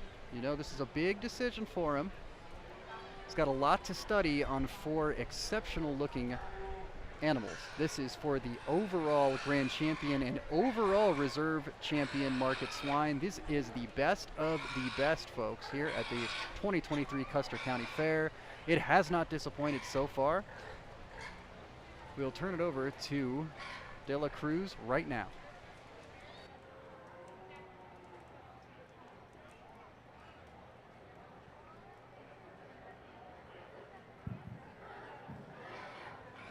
I think when you bring back your champion or reserve champion, Barrow and Gilton here, I think things get pretty tight. I think there's a lot of ways you can do this. There's a lot of give and take when you study all four of these animals. In terms of look and size, just genuine width and the way they handle down at the surface. For me, I'm going to go ahead and choose your grand or reserve. My grand's going to be young man out of the champion Barrow. In my reserve, I got to follow up with the other Barrow. We've got Keaton Dowse as your overall champion. And it looks as though it's going to be Ty Valdez as your reserve. So your overall champion is Keaton Dowse, and your overall reserve will be Ty Valdez. Wine is Keaton Dowse. And your overall reserve champion market swine is Ty Valdez. Nice job, gentlemen. So a bit of a repeat here from the overall Barrow championship, right? So Keaton Dowse was the champion Barrow, and Ty Valdez was the reserve champion Barrow. And overall, as far as swine goes, we had Keaton Dowse taking home the overall award, and Ty Valdez taking home the overall reserve award. Kobe Wells and Miles Babcock were rounding out the four. What a great looking class. What an excellent morning here at the Custer County Fair. It looks as though we are wrapping up the swine show for the morning, but we should have plenty more action for you, including we've got the bucket calf parade, which I believe is right around the corner. Yes, in fact, we can see them. Possibly we might be able to get an angle of them over on our other camera. Not quite yet, but we are seeing that the bucket calves are lining up, and in fact, Mike Evans is over there announcing their arrival now. This, of course, is scheduled to get underway at 11 a.m., but due to the way that the swine show lasted, how long it lasted, and you can attribute a lot of that to De La Cruz's methodical decision-making. We're running a little bit over, but we should be having the bucket calf parade any second now. And then after that, we will have the sheep show at 1. And then, of course, if you are in the area and can make it down to the fairgrounds, the free pit barbecue at 5:30 to 7. You're going to want to get down here early for that. It has been just an absolutely remarkable morning so far at the 2023 Custer County Fair. Absolute riot. Beautiful morning. It's just starting now to warm up. The sun is coming out after a cool morning. It was downright chilly at points. It was in the low 60s here in Broken Bow, and now things are opening up. The clouds have split. We've got a little bit of sun. You can start to see the sweatshirts and jackets sort of come off the fairgoers here. We are under a covered arena, and that is both a blessing and a curse. On mornings like this, it kept the rain away, but if it does get any hotter, what will undoubtedly happen is things will start to heat up underneath this roof. We will be anticipating fans installed in the fairgrounds at some point. I do not know when, but the timeline is there, and they should be made available, we are hoping, by next fair at the very latest. We can see now Valdez communicating with the judges. Everybody stepping away. We are sort of clearing out a little bit while we make room for the bucket calves. This, of course, always a highlight of the Custer County Fair, to see the bucket calves march on through. Down the way on the far side of the arena, we've got the awards presentation. The banner is set up. I'm not quite sure. We might be able to get a little bit of that there on our second camera, which hasn't seen a whole lot of action so far this morning because, well, there's been nothing down there. But you can kind of see in the top right corner there, maybe the sponsors are sort of in the way, but you can see the presentation of the ribbons in front of the backdrop there for the County Fair 2023. Of course, all of those photos will most likely be made available following the fair.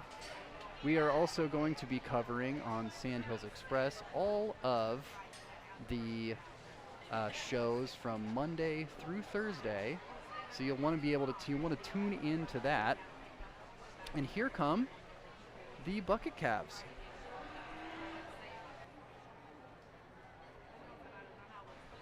Some of these animals, of course, can be a little bit stubborn.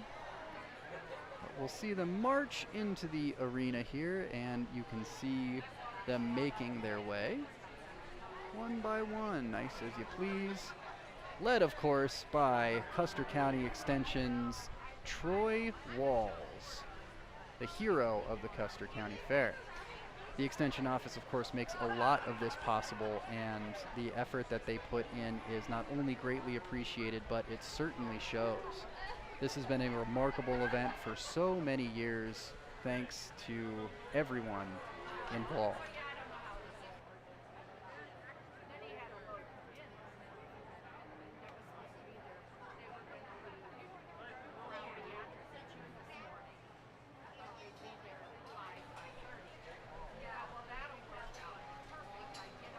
Got several angles now for our bucket calves as they make their way into the arena. Looks like there are about 15 this year, which is nice to see. All different colors, all different sizes even. Some of them are massive and some of them are small.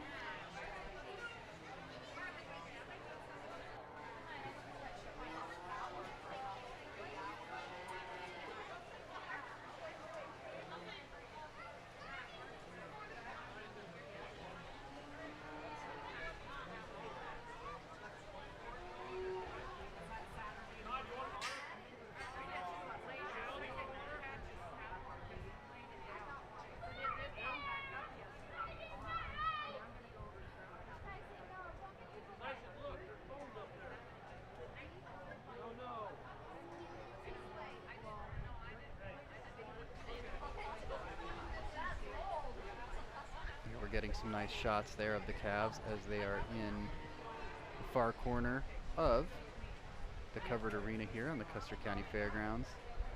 Nice looking animals. Really wonderful to see them go, and it looks like we're going to have them on the move once more as they make their way around. A parade of bucket calves here, 11:28 in the morning. The Custer County Fairgrounds, beautiful morning for it. And it doesn't get much better than this. This is what summer is all about.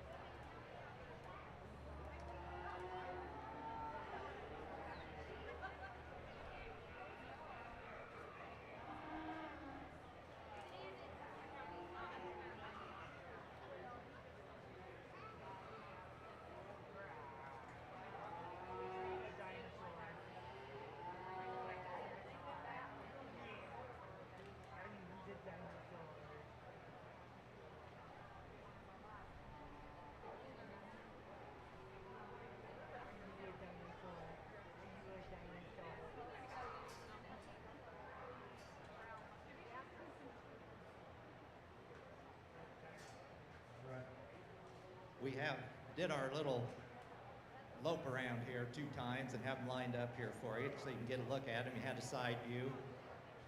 I think we had 17 sign up for our bucket calf this year. Always have something go wrong. We had one break a leg, of course, and couldn't make it this year. Our judge is Steve Niemeyer. He has been our judge here over the years, off and on, for our bucket calf project. Of course, with our bucket calf project, they have a calf that they ID and ear tag that calf by June 15th. They have to take records of this calf and complete a diary, kind of a little record book of how they took care of that animal, how they fed the animal, any vaccinations they gave that animal. And they turn that record book in when county fair entries are due, and then I take those record books or diaries and get those to the judge, and he reads through those so he knows a little bit about the kids and the calf before he starts interviewing them today.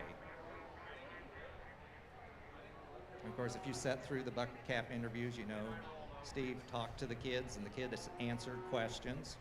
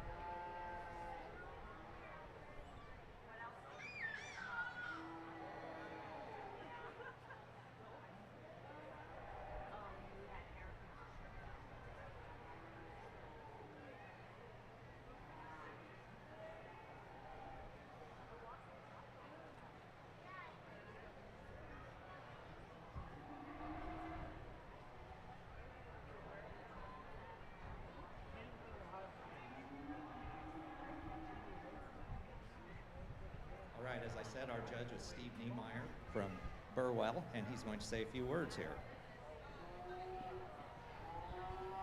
Thank you, everybody.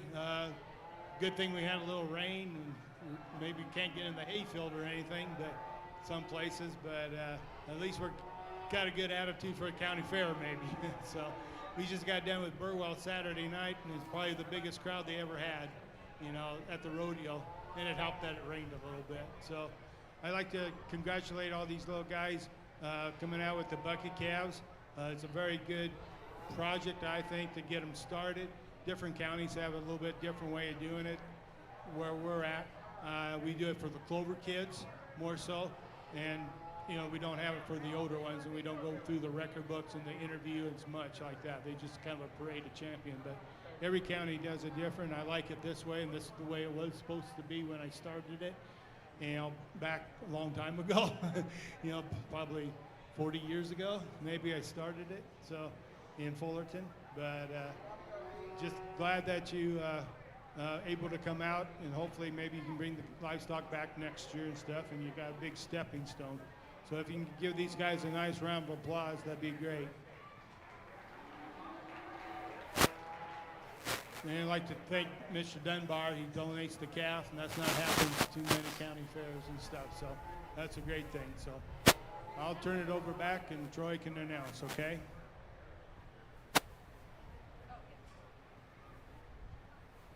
All All right, we're going to go ahead and award our blue ribbons now. So as I call off blue ribbon winners, I will just want you to walk this way, and we'll have you exit the arena back here. This is the reason. He's going to, he said it's your name, but the reason why we did this in the interview was he might read off your back number, you know, your tag number, and you had to know your number. See why we did that? But he's going to be nice to you and give you your name.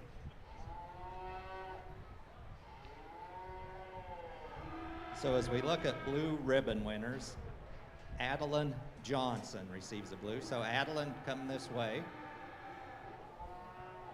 No, this is in no order. I'm just calling off blue ribbons.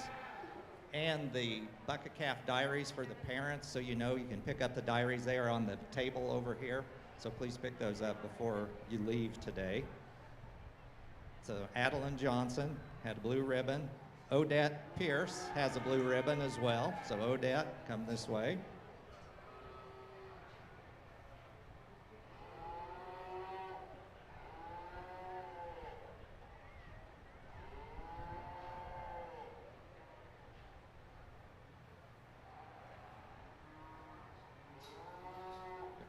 Just keep coming right around this way. Then we have Chloe Jacobson receives a blue ribbon.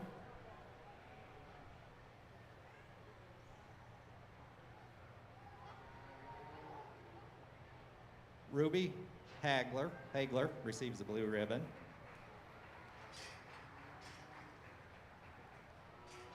Catherine Phelps receives a blue ribbon.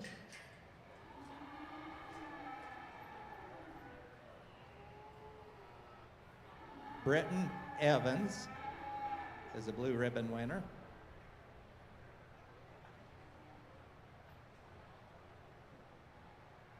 Atlee Cook is a blue ribbon winner today.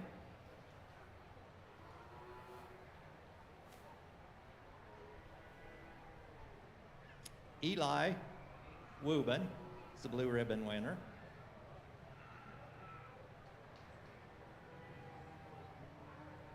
Aubrey Poland is a blue ribbon winner.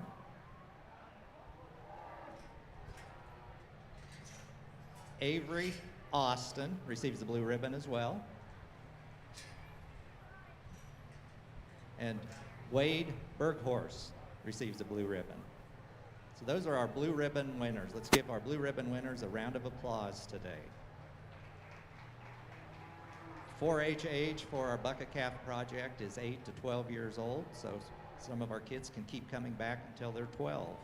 And every year they learn a little bit more, and we've had kids progress through this and eventually win, so that's great. So now we'll go on to our purple ribbon winners. Cordell Kristen.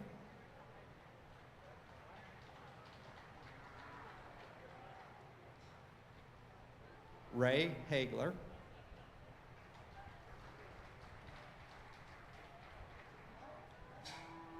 Elizabeth Phelps. Gosh, I guess that leaves us 2 in the ring. So as we pick our reserve and our champion, I just always like to mention that for many years, I've been here 25 years, and before I even started, Gerald Dunbar and his wife, Carol, have awarded a breeding heifer to the champion that they can bring back and show at the fair next year. And they've made lots of great young friends by doing this with their families, and have brought breeding heifers from the Dunbar Ranch for many, many years. And Gerald and Carol are over here. So Gerald, don't be shy. You can come out with your plaque and everything, and you'll get to talk to our winners and everything here. So our reserve purple goes to Kennedy Eggleston this year. So congratulations, Kennedy. And our grand champion Bucket Calf goes to Ruby Slocum. So congratulations, Ruby.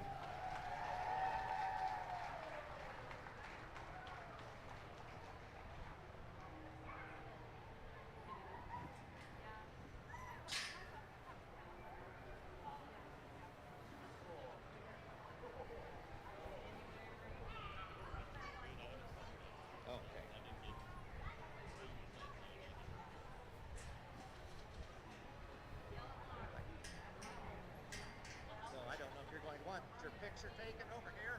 Is your mom over here? And this is Garrett.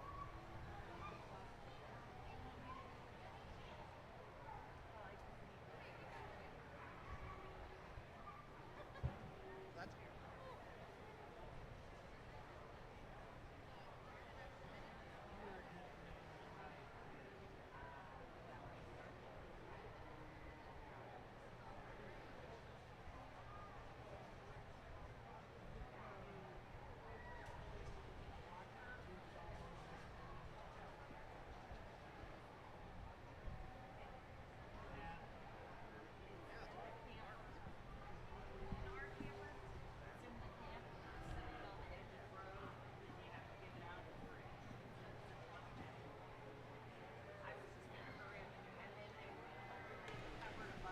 And while the bucket calf champion is getting photographed and presented with the trophy, we'd like to thank two of our sponsors who are helping us bring you the 2023 Custer County Fair video stream.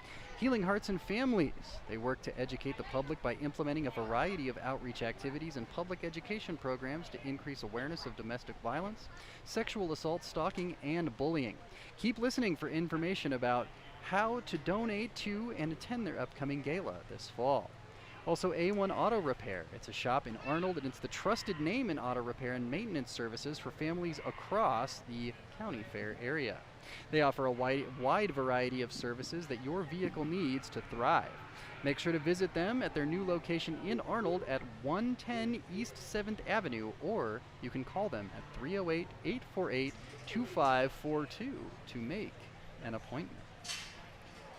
The presentation now of the plaque and ribbon to Ruby Slocum, the feeder, the bucket calf champion.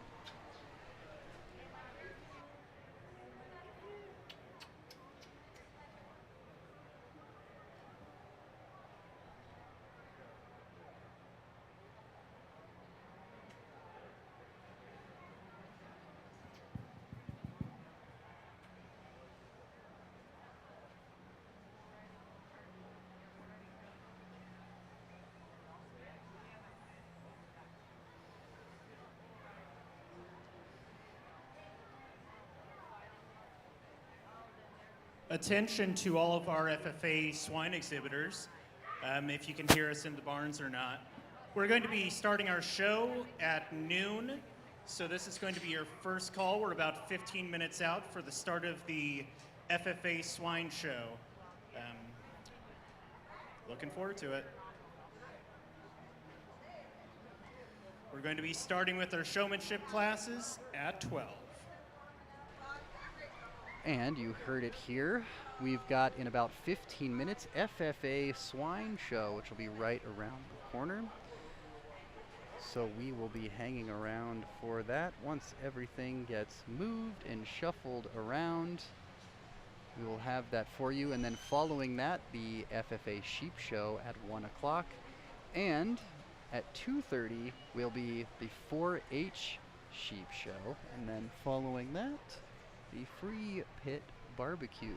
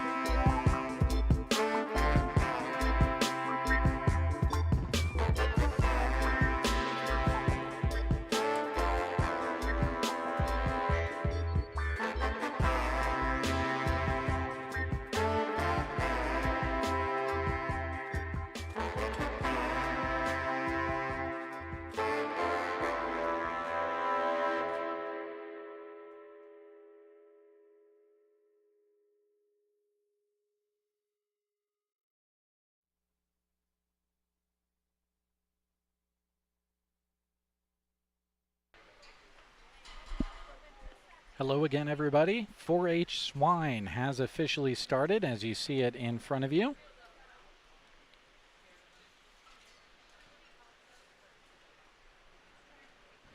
Believe we're starting with showmanship here.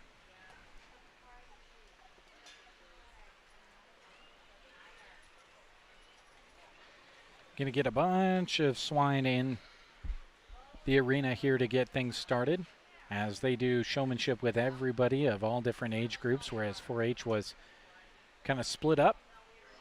So for FFA, they mix it up and they put everybody in there together. Reagan Fleece, Jocelyn Bailey, Kagan Wattoon, Caleb Wattoon, Allie Smith, Keaton Dowse, Cooper Keefe, Macy Smith, Sarah Riddle, Tara Horkey, and TJ Horkey, all in there competing for FFA Swine Showmanship. So seeing as we have just one group, we'll have a champion showman and a reserve champion showman presented right away.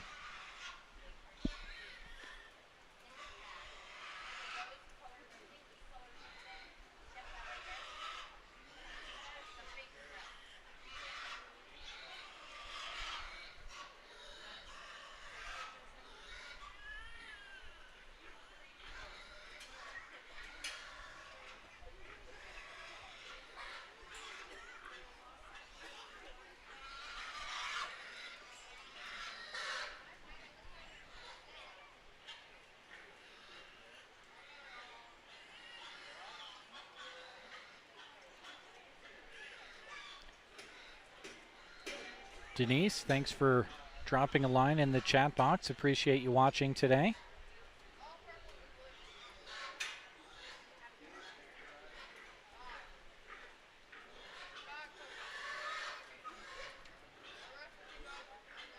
Again, later on today, after we wrap up FFA Swine, starting at 1 o'clock, FFA Sheep Judging will happen. That'll be followed by 4-H Sheep Judging at 2:30 to wrap up our day here in the show ring. Later on tonight, make your way to the fairgrounds. The commercial booths will be open under the grandstand starting at 5 p.m. The free pit barbecue starts at 5:30. Watch for myself. I'll have dilly bars in hand, so I know you're going to want to make friends with me. And at 7:30, the Custer County Bull Riding Classic, a wonderful Custer County Fair tradition, happening at 7:30.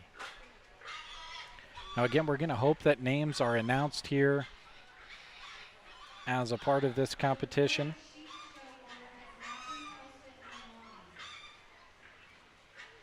Because no back numbers as a part of FFA competition. It's something I struggle with each year. I know some of the kids. I don't know everybody's name, so we'll hope that announcements come through so that we can fill you in on who the champion and reserve champion are.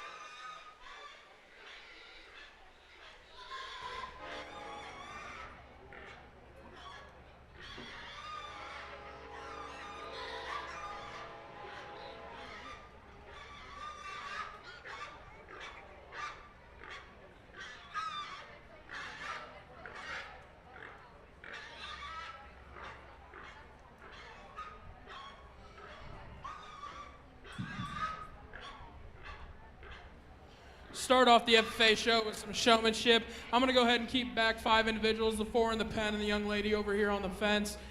These other exhibitors do a nice job of keeping control of their hogs. It's just eye contact for me. I'm big on that, and the way you hold the head on that hog, and just giving me the right angles in terms of what I need to see as a judge. But give a round of applause for this first heat as I come back and bring these and sort of through them a little more.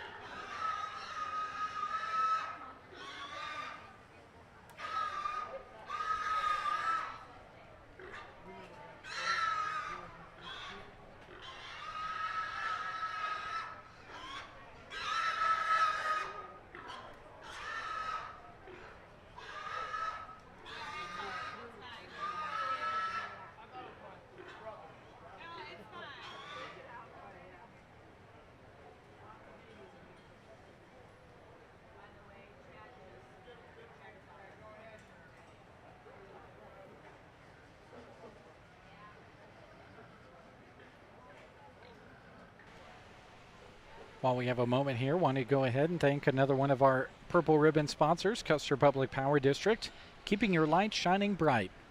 Nebraska is still the only state in the U.S. that is served 100% by public power. That is a big deal, folks.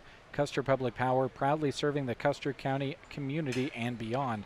Locally owned and governed by you, Custer Public Power District. Thank you to them for being one of our Purple Ribbon sponsors here for 2023 Custer County Fair coverage.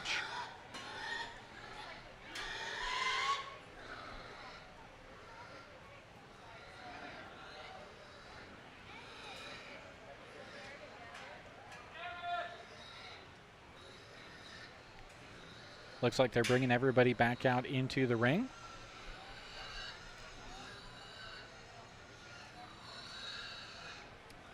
These will be the last 5 for the swine showmanship.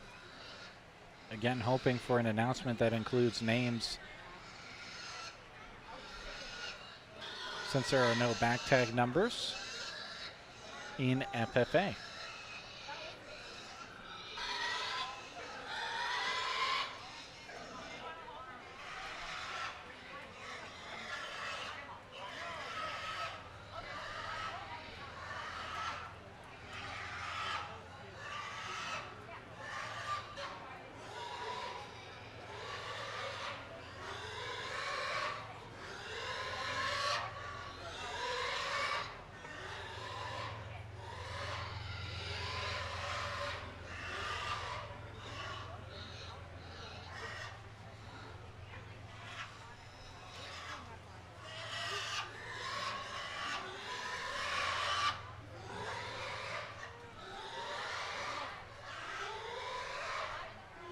Lots of good things being seen out there. Lots of good angles to the judge. Lots of good eye contact.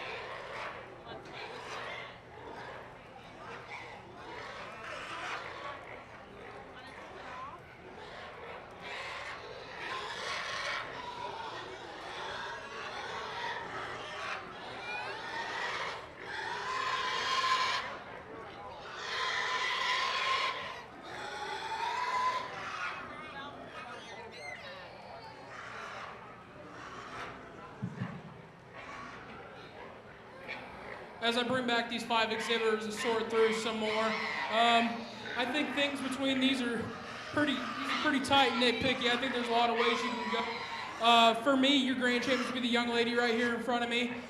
And then I think things get a lot closer when it comes down to the next two for me. It's just a personal preference in terms of the way that the position, keeping eye contact's a big thing for me, and the way you keep that pig, not turning so tight, giving it nice wide turns. Your reserve's gonna be this young lady right here.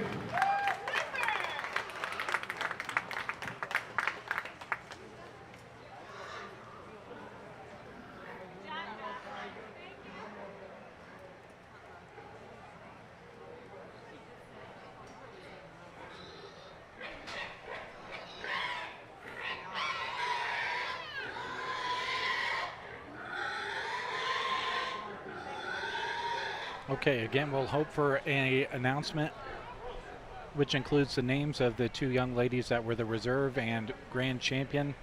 Again, I don't have back tags. They just give me a list of names as far as FFA goes. So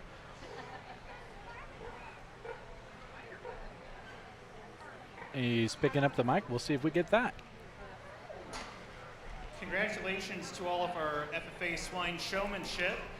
Your champion showman was Jocelyn Bailey of Callaway, and your reserve champion was Cooper Keefe of Sargent. In the arena now is our first class of market gilts. The class is complete. Okay, so again, champion was Jocelyn Bailey in FFA swine showmanship. Cooper Keefe was the reserve champion. Market Guilds, class number 1. Kellen Wittoon from Callaway. Market Guild weighing 170 pounds.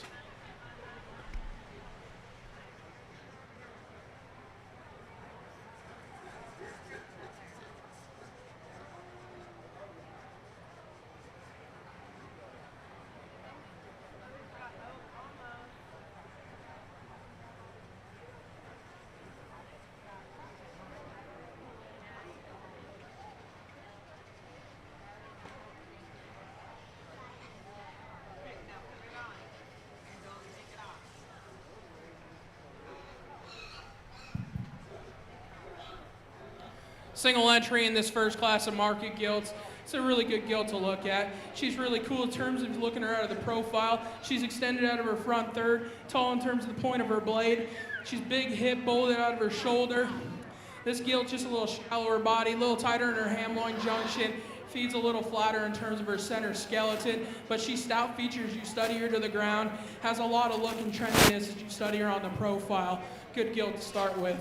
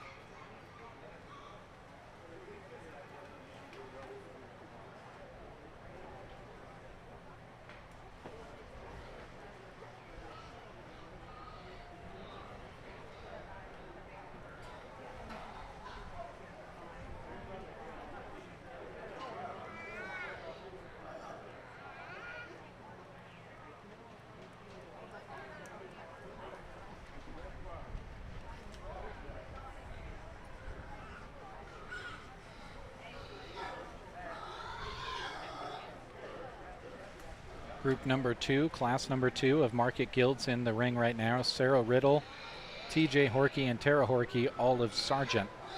Weights ranging from 222 up to 246 pounds. Results of Class 1, Keelan Wittoon with the purple ribbon. Class number 2 is currently in the ring. The class is closed.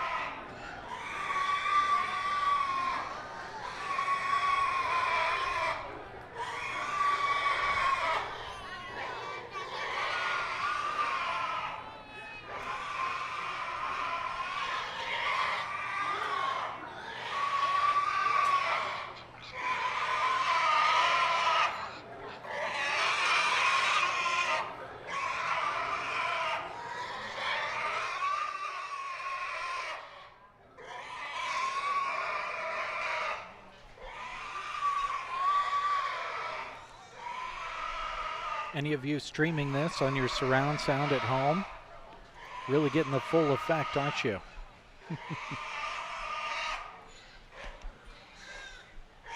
Thank you to Agri Affiliates, one of our Purple Ribbon sponsors for the 2023 Custer County Fair coverage we're bringing you. Established in 1985, Agri Affiliates Incorporated is employee-owned with headquarters at North Platte, offices in Kearney, Hastings, Arnold, and McCook, and soon an office in Broken Bow. They provide quality, detailed real estate appraisals, modern, sophisticated property management, and the highest level of real estate sales. Thank you, Agri Affiliates, for being a Purple Ribbon sponsor at this year's Custer County Fair.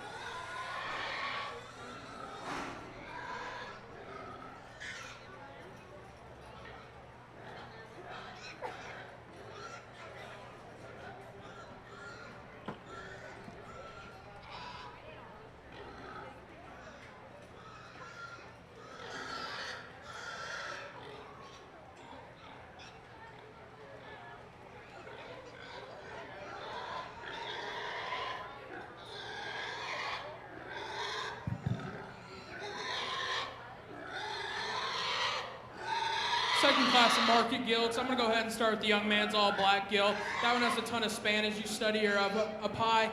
She feeds a ton of aggressive shape out of the backside of her blade. Comes square out of her upper hip. She's bold in terms of her center skeleton. She's a little flatter in terms of her forerib, and she wants to get outside of her skeleton as you study her driving away from behind. Wants to push a hawk just ever so slightly.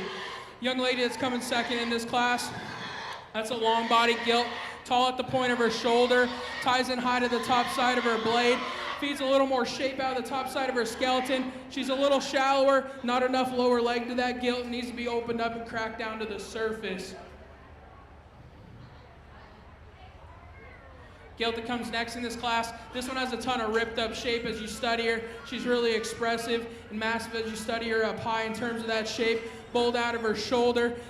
Carries a ton of hip and power out of her, but she's flatter in her forehip, flat in her upper hip. One that just needs to be cracked open, reconstructed from the ground, be a little softer in terms of her joints and the way she uses her rear too on the move. Gilt that comes next. That one has a little more shape in terms of her upper rib. She's softer in terms of her center skeleton. Maybe drops in a little more lower leg. A little more power as you study her on the 3/4. Probably a little more foot and feature down at the surface. But that one's too soft and that one's too flat in terms of her center skeleton. Gets a little tighter in her hamline junction. Wants to pop up into her chine just ever so slightly. Gilt that rounds out the class. That one's bold in terms of her center skeleton. Big hipped on that one, but she gets a little rounder out of her hip. Wants to duck her pins, get underneath herself just ever so slightly. Like to crack that one open at the surface, make her wider off of both ends. Go ahead and give that class a round of applause.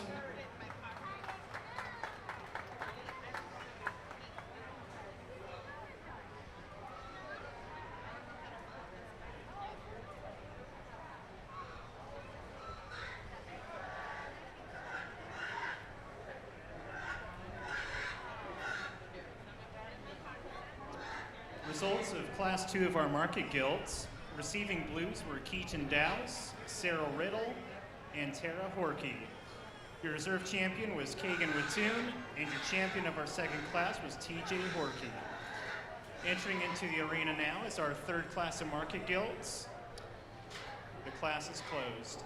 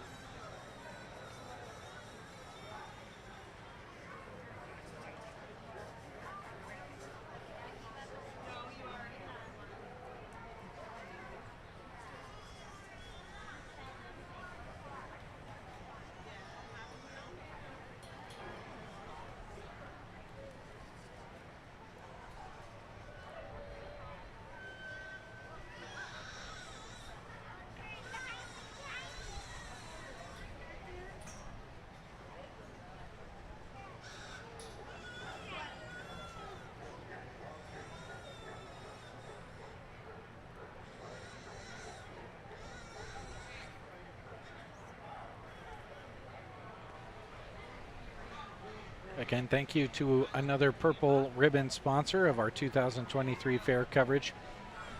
Your friends with Full Circle Irrigation with locations in Broken Bow and Litchfield. Contact Todd Wardine today at their office in Litchfield or Broken Bow for all of your irrigation parts, technology, and service needs. They're proud to be your local Valley dealer. Thank you to Full Circle Irrigation for being a purple ribbon sponsor for this year's fair coverage from KCNI KBBN Radio and St. Hills Express video streaming.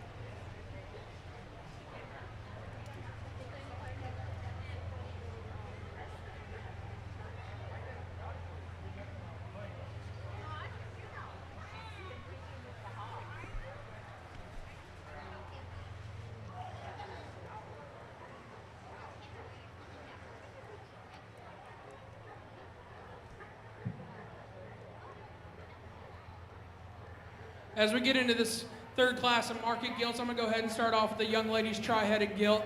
That one has a ton of shape out of the back side of her blade. She's opened up in terms of her center skeleton, comes square out of her upper hip, drops a ton of shape in terms of her lower leg.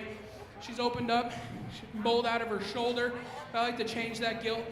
Maybe make her a tad softer out of the way she uses her rear two on the move. Maybe offer a little more flex and ease out of her front skeleton. That's picking holes in an awfully good one. Gilt that comes second in this class, it's a gilt that has a ton of spread up high, one that drops a ton of shape into her lower leg, deep bodied gilt, has some look and appeal as you study her from the profile. That gilt's just too plain in terms of her shape up high, one that wants to hawk in as you study her from behind. She's a little frailer feature as you study her to the ground. Gilt that rounds out the class, that's a wide constructed gilt. Ton of power as you study her off both ends of her skeleton. Her issue is she wants to get too tight in terms of her flank, gets a little too restricted and straight in the way she uses her rear two on the go. I like to really loosen her joints up, crack her open at the surface, and rebuild her from there. Awfully nice class. Go ahead and give them a round of applause.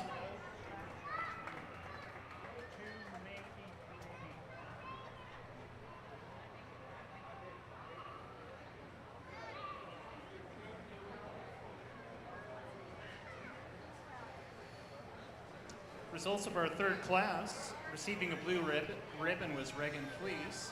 Your reserve champion was Macy Smith, and your champion was Jocelyn Bailey.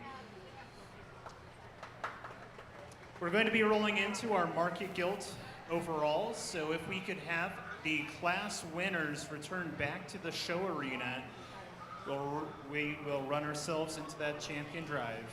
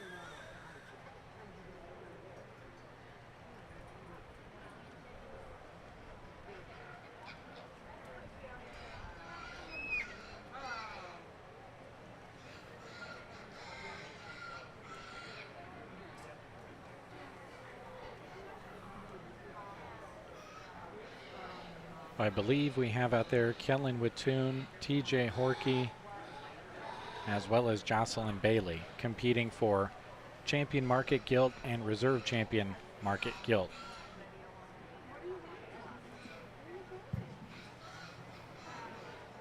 As we bring back the winners from their respective classes, I'm going to go ahead and talk them briefly. The young lady out of the first class, again, that's a stout featured gilt that has some look from the side, stout out of her hip.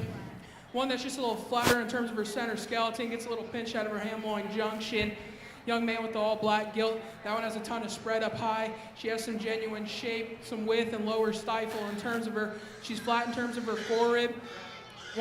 Maybe want to crack that one open off of both ends of her skeleton, make her more wide as you study her down to the surface.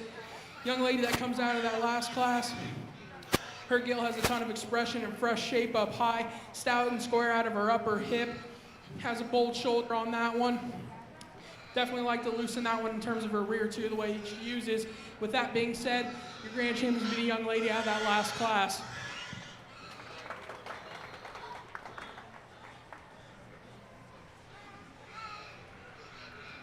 That would be Jocelyn Bailey.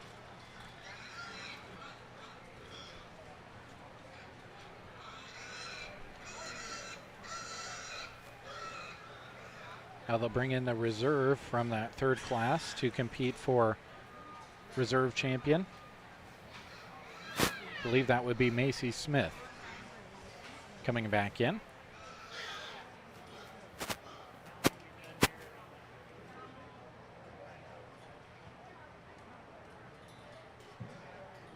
When you bring the second place gilt out of that class, that's a long-bodied gilt that has some genuine squareness up high. Probably a little flatter in terms of her lower leg, flatter out of her forerib and shoulder. Probably not as cracked open down at the surface. That's an awfully nice gilt to tie into this final drive for the reserve overall. But for me, I'm going to go ahead and use the young man's all-black gilt here. She'll be your reserve.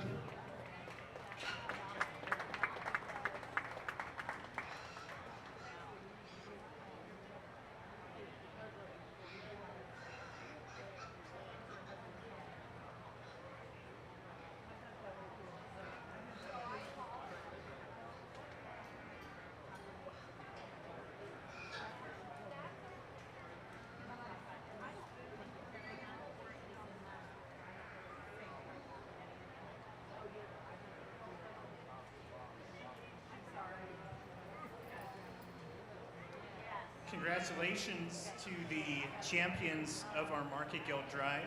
Your reserve champion, Market Gilt, was exhibited by TJ Horkey, and your champion by Jocelyn Bailey.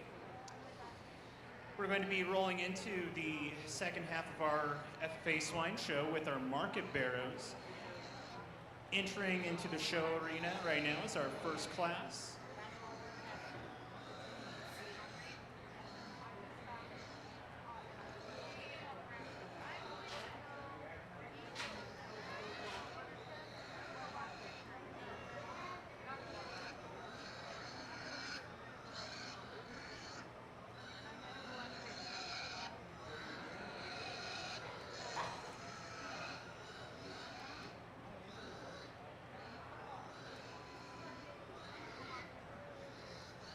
The class is closed.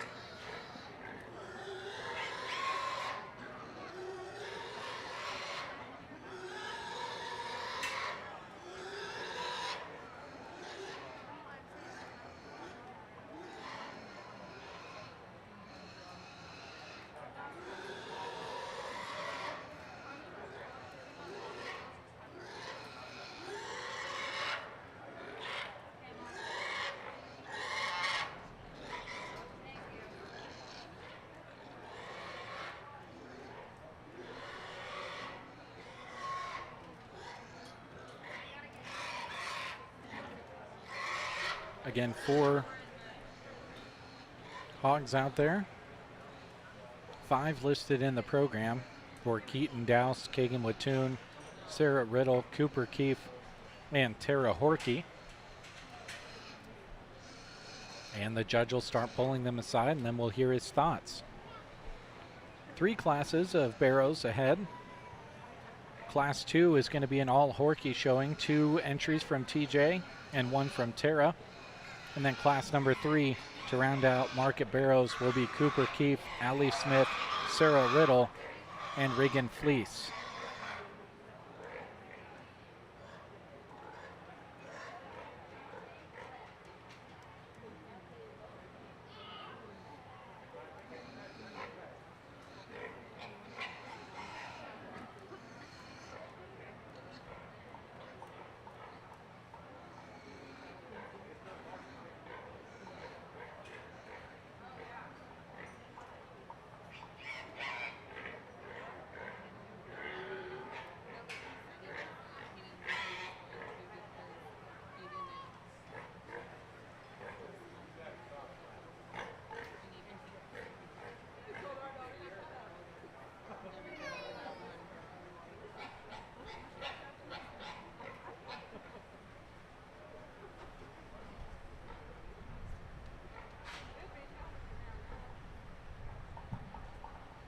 As we get into the first class of market barrows, I'm going to go ahead and use the young lady's wide belted barrow over there.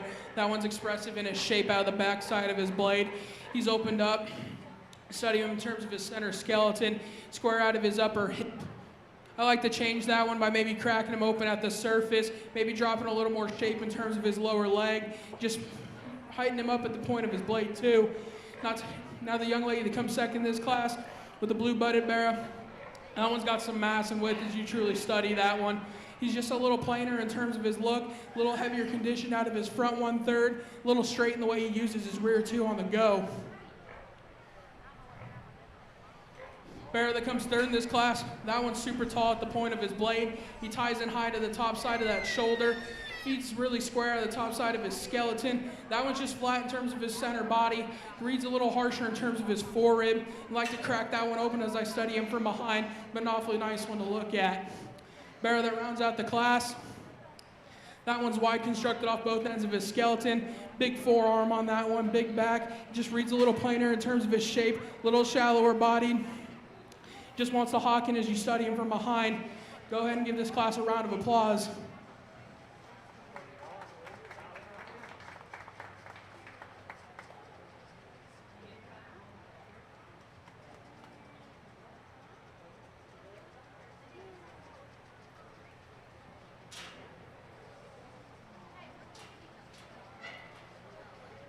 Congratulations to the winners of our first class.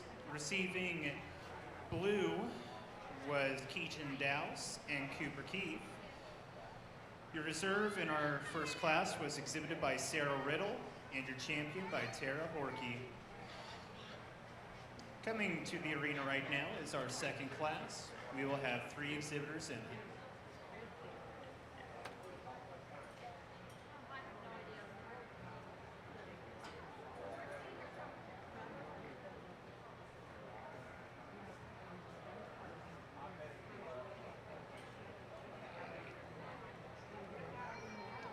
The class is closed.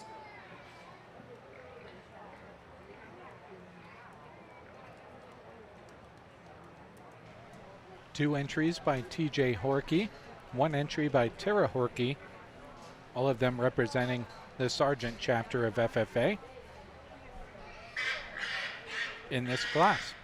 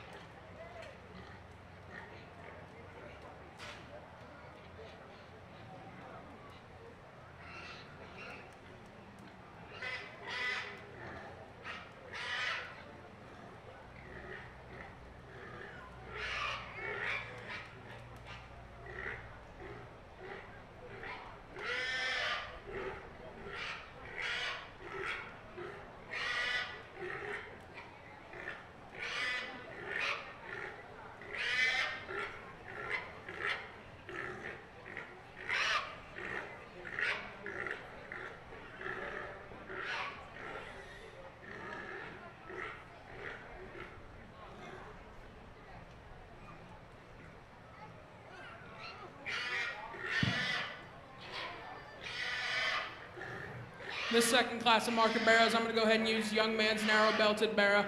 That one's wide constructed. He's bold bladed on that one. Feeds some shape out of the top side of his skeleton. But I like to change that one, loosen him up in terms of the way he uses his rear too. Maybe drop his flank just ever so slightly. And I think that's where this one in second takes over. That one ties into the backside of his sternum into a really pliable, soft-centered skeleton. That one just doesn't feed enough shape up high. It's a little plainer in the way he has that shape up there. That one's big forearm though.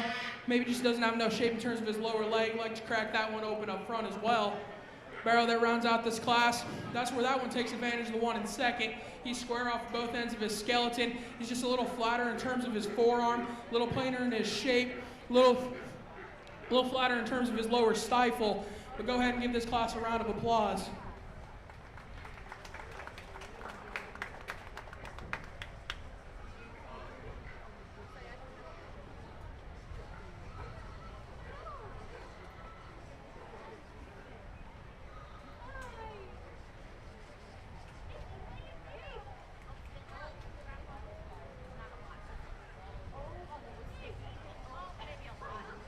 Results of our second class of market barrows. Receiving a blue ribbon was Tara Horkey, and both your champion and reserve in that second class were exhibited by TJ Horkey.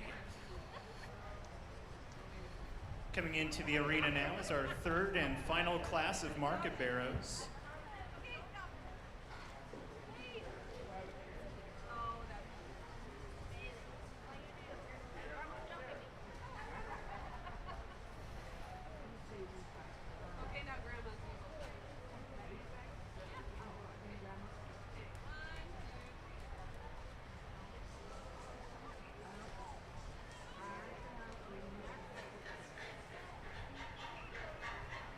The class is closed.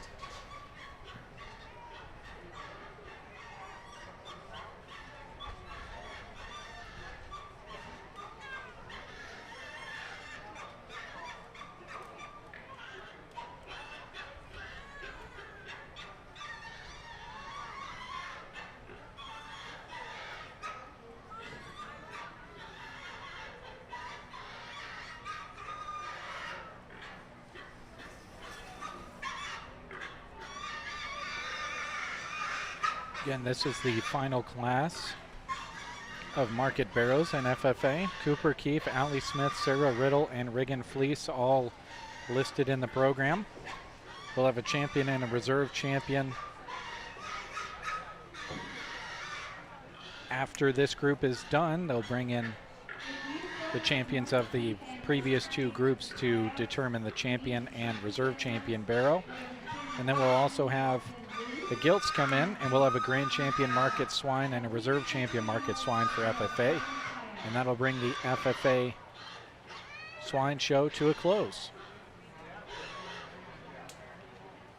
As we look at our schedule for today, just pop that on your screen for a quick second.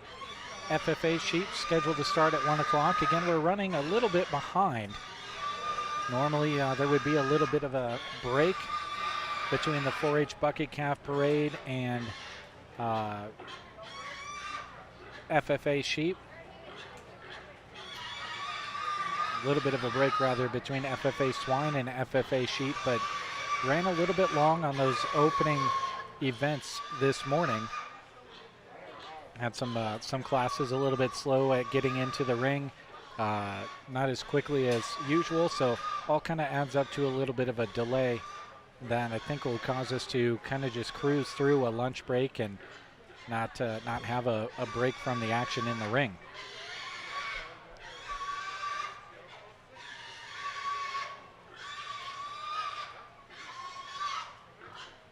Been live coming up on 3 hours on the dot here in the next 30 seconds. Thank you so much for tuning in with us here throughout the day.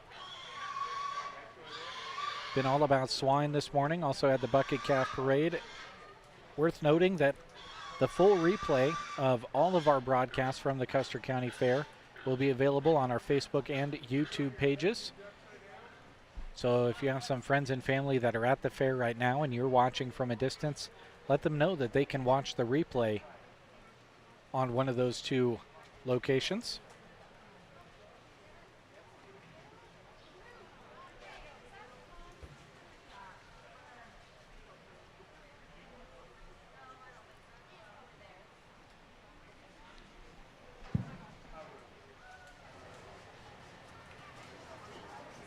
This class of market barrows, I think the two that sort themselves up to the top both have some mass and dimension as you study them. Both have some shape as you study them up top, so the skeleton, both soggy in terms of their center body. But for me, I'm going to go with the one that's a little more flexible in terms of his skeleton off both ends of his skeleton. Reads a little softer in terms of the way he uses his passions, a little more flexible off both ends. Young lady's black barrow. That one's a little too straight and rigid off both ends for me. That one needs to be laid back in the angle to his blade. Barrow that comes third in this class. It's a long body barrow that's extended out of his front third. It has some shape to his lower leg, which reads a little plainer up high, a little flatter in terms of his center skeleton.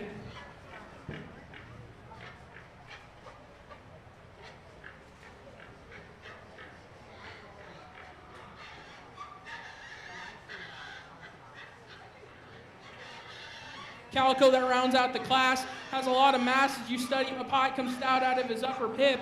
But when you study him down to the ground, he's really narrow. Got to crack him open off both ends, make him a little softer in the way he uses his joints as well. Go ahead and give this class a round of applause.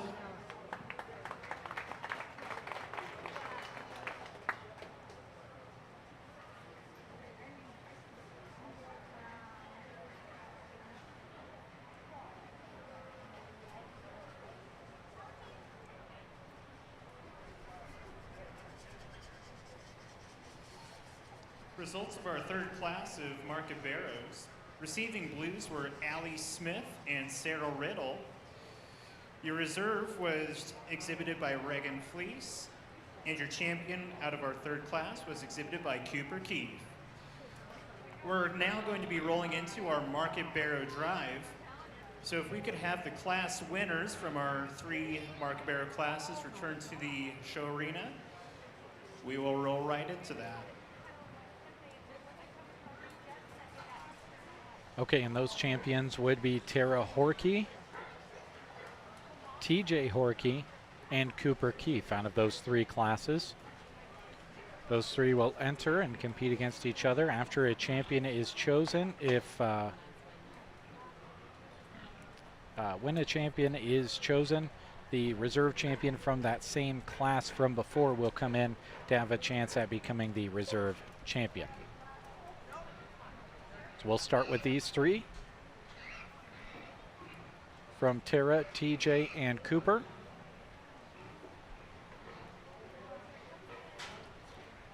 And we'll find a champion barrow.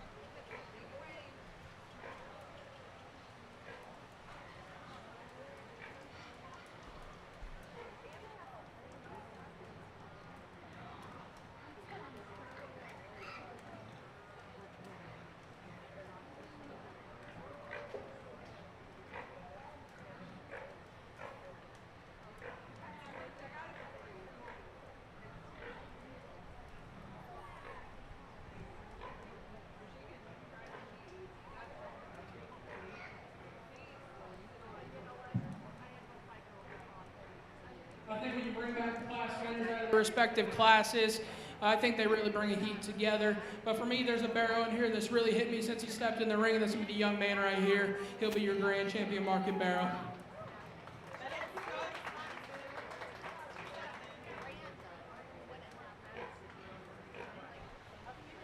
Okay, that would be TJ Horkey, your grand champion barrow. And TJ happens to have the reserve champion from class number 2 that needs to come into the arena now. And he's going to get a friend to help him out and show that one, and bring it in to the show ring to have a chance at reserve champion.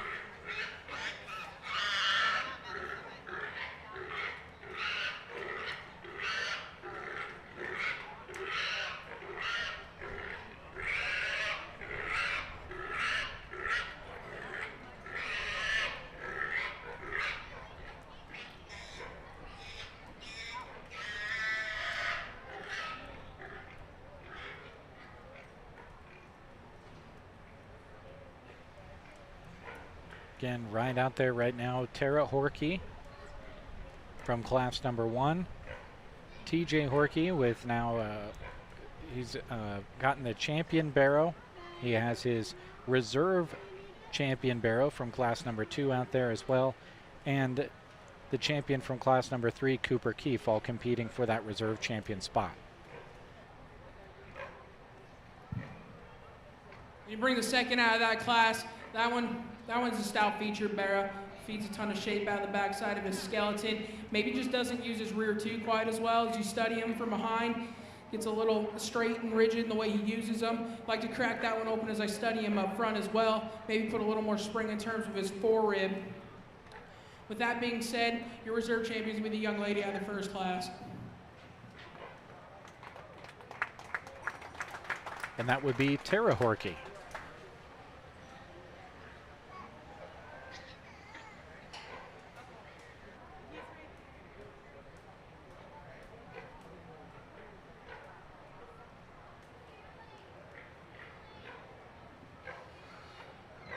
Congratulations to the winners of our Market Barrow show.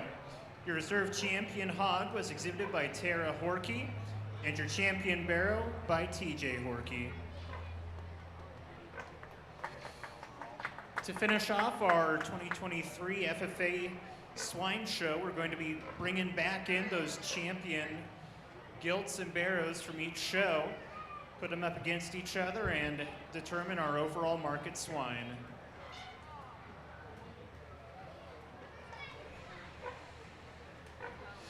So that would be... We're going to need back in the arena.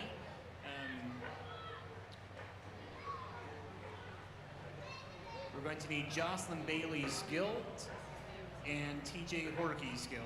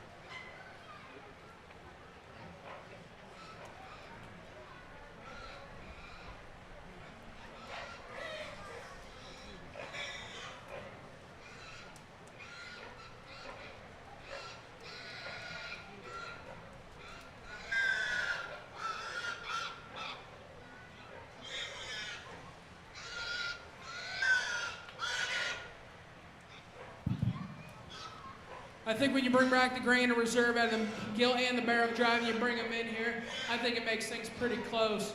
I'm going to go ahead and talk each one briefly. Grand Champion gilt, that one has a ton of spread up high. She's shapely. She's bowled out of her blade, square out of the top side of her skeleton, maybe like a little more spring out of her forerib, widen her out down at the surface, stouten up her foot and bone just slightly. You study that black gilt. That one probably feeds a little more shape and a little more fresh out of there. She's a little too tight in her ham-loin junction. Probably flat out of her forerib. Doesn't have enough lower leg comparative to the champion. Grand Champion barrow, that's a big square back barrow. Bowled out of his blade, square off both ends of his skeleton. Probably a little too restrictive in the way he uses his rear too. And then we get on to the reserve barrow. That one also level out top side of his skeleton. It's fresh, big out of his hip. Has some look as you study him on the profile, a little shallower in terms of his center skeleton. With that being said, your grand overall is going to be the young lady with the market gilt.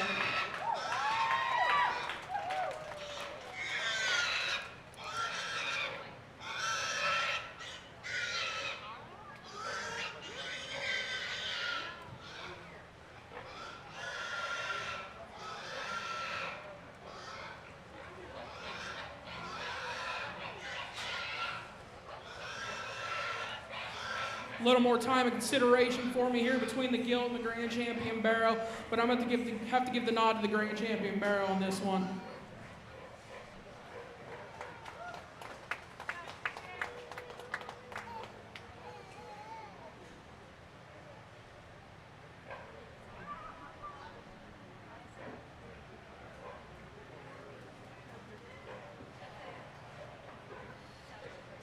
congratulations to all of our FFA swine exhibitors this year. Your overall reserve champion market swine was exhibited by TJ Horkey, and your overall grand champion market swine was exhibited by Jocelyn Bailey. Again, congratulations to all our exhibitors.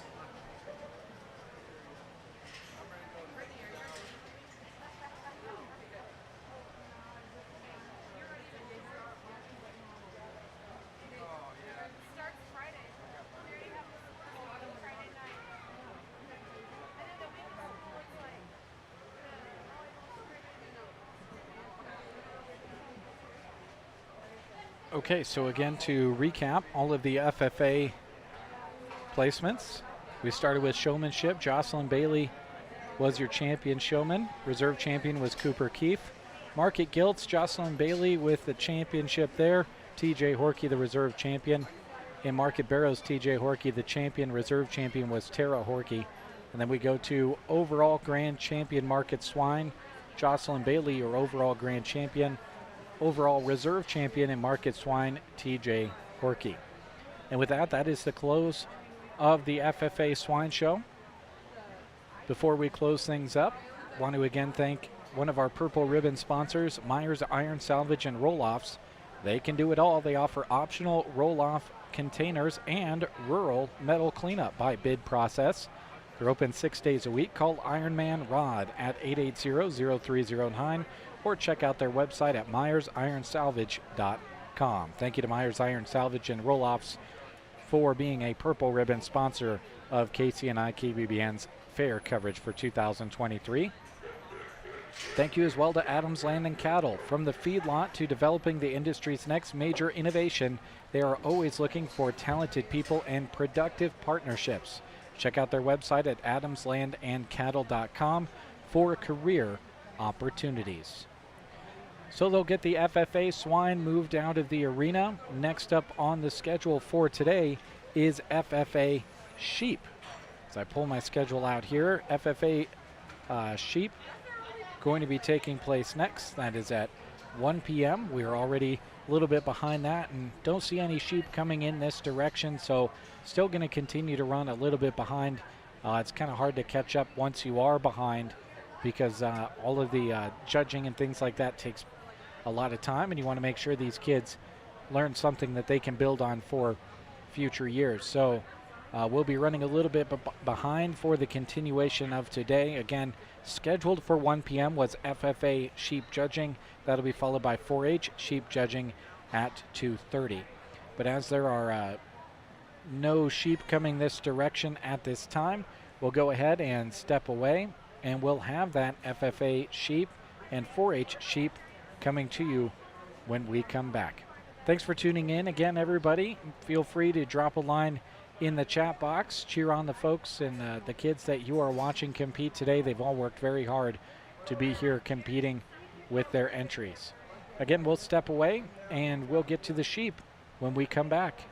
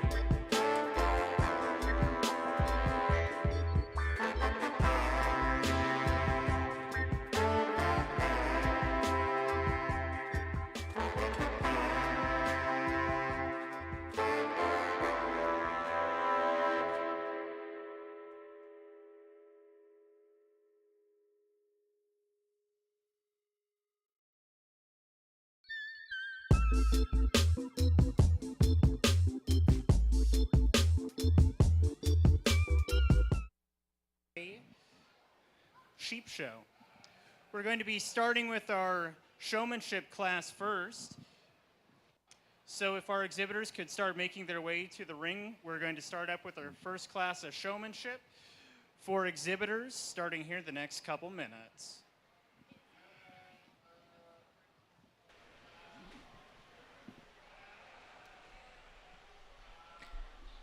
All right, so overall running about 25 minutes behind today.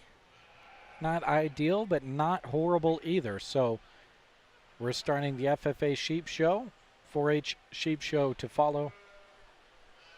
Mahia Jones, Alex Berghorst, Casey Evans, Allie Smith, and Elizabeth Fetty all scheduled to be in the show ring for FFA Sheep Showmanship.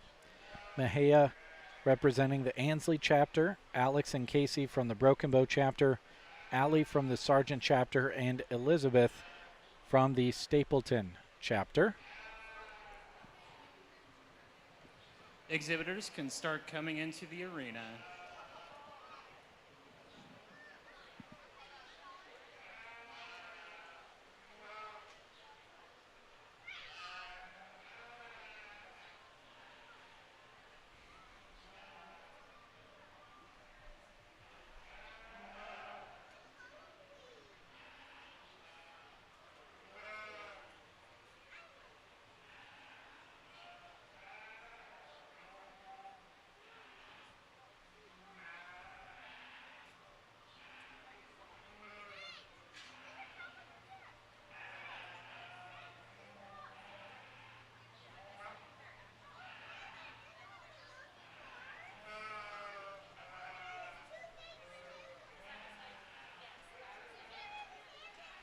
Okay, we have one person shorter than what is listed on our program. So 4 competing for champion and reserve champion showman here today. As we get started here with FFA Sheep Showmanship, want to thank another one of our great Purple Ribbon sponsors, Lashley Land and Recreational Brokers. They're proud to be serving the Custer County area. Right now, land is moving at a high rate of speed, so if you are considering selling your land, now is the time. Contact John Farley with Lashley Land to find out what your land might be worth. Call 308-530-7854 or check out lashleyland.com.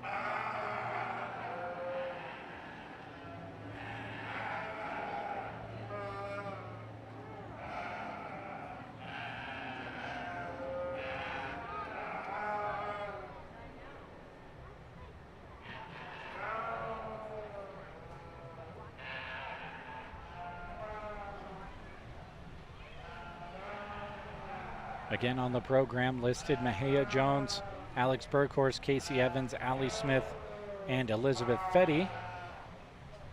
4 of those 5 names are out there at the moment. So we find a champion and a reserve champion showman in FFA Sheep.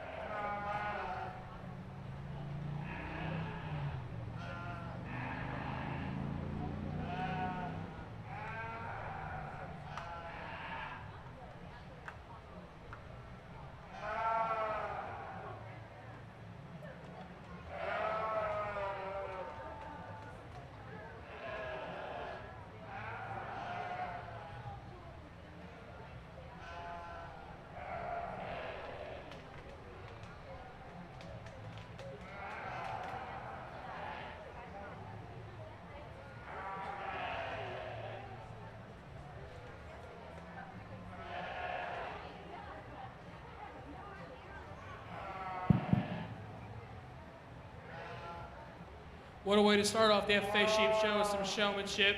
For me, it's comes down to a lot of efficiency in the way that head looks out of the top side of that sheep. Just placing feet correctly, things like that are for me. I'm gonna go ahead and name your grand and reserve. Grand champion's gonna be the young lady in the blue shirt right here. Your reserve's gonna be the young lady down here at the end.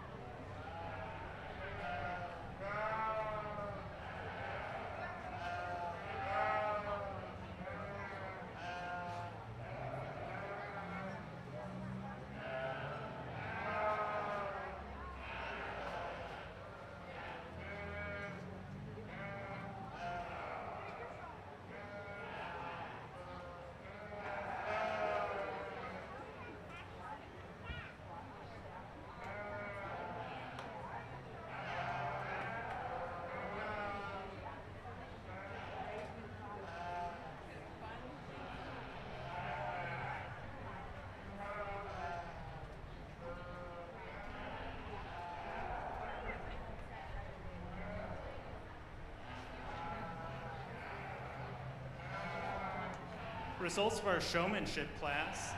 All exhibitors received a purple ribbon.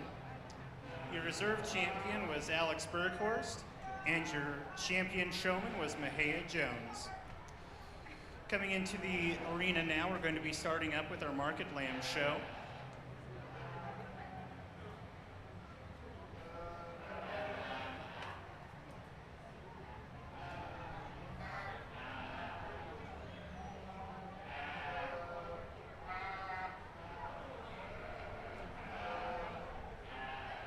The class is closed.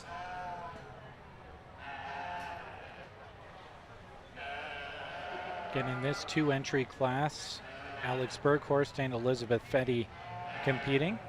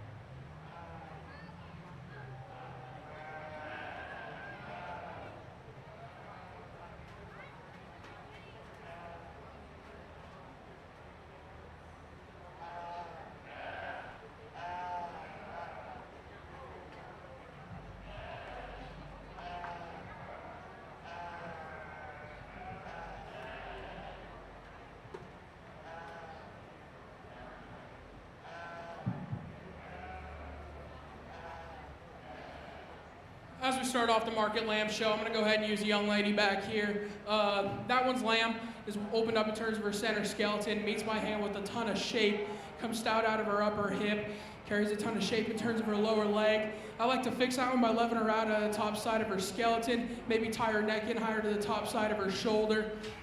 That's a good one to start this class. One coming in second, where she's different from the one that wins this class. She wants to run up hills, taller at the point of her shoulder, ties in a little higher and neater up there.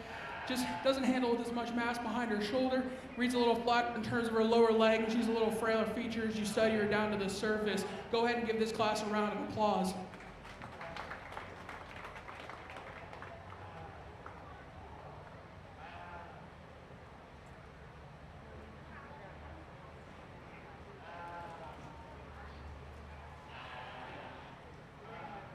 Results for our first class of market lambs. Your runner-up was exhibited by Elizabeth Fetty, and your class champion exhibited by Alex Berghorst. Coming in next will be our second class of market lambs. There will be 3 in the class.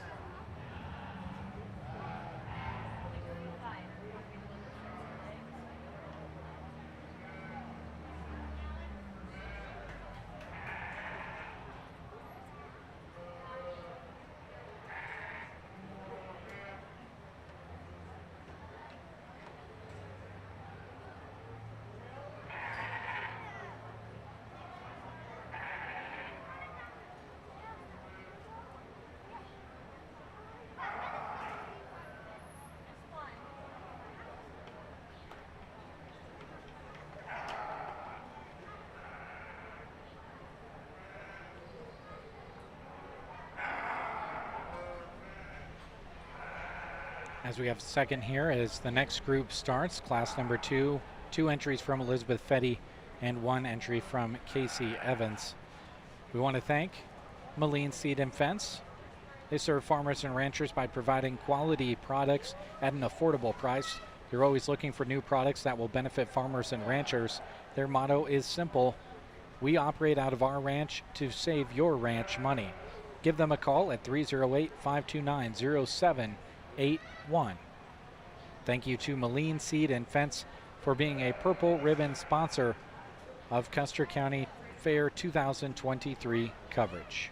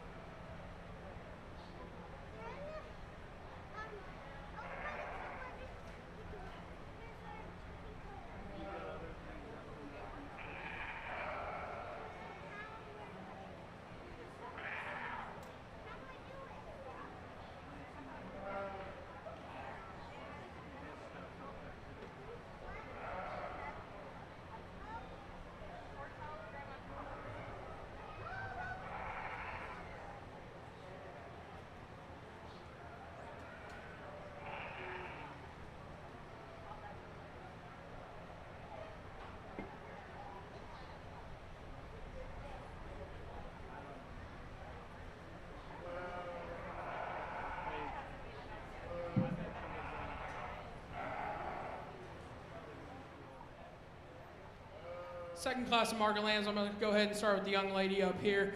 That's a bull-bodied sheep, handles with a ton of shape behind her blade, stout out of her pin set, progressive in terms of her lower body progression, maybe one that's a little flatter in terms of her forerib, gets a little rounder out of that hip when you sit her into motion, gets wants to get underneath herself ever so slightly.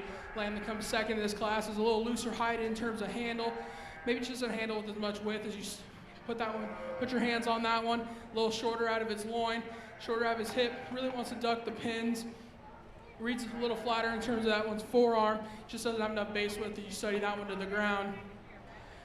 Lamb that rounds out the class, that's a hard handling sheep, it's tall at the point of her blade, extended out of the front side of her, extended out of her front 1/3, but one that's just flatter in terms of her lower leg, one that just doesn't have enough mass and dimension as you study the two ahead of her. Go ahead and give your hands a round of applause for this class.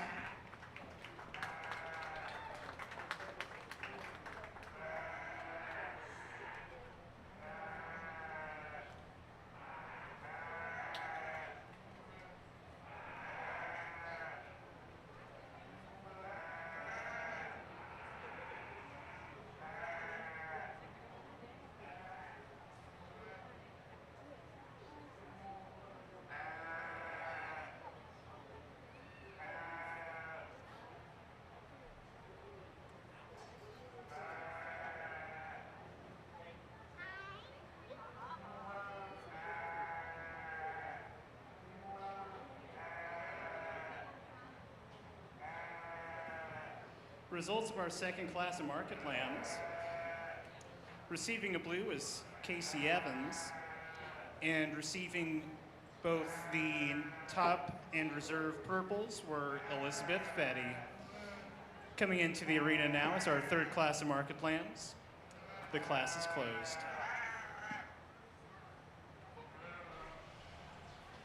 Competing in this class, Casey Evans and Mahia Jones. Casey representing the Broken Bow chapter, Mahia representing the Ansley chapter.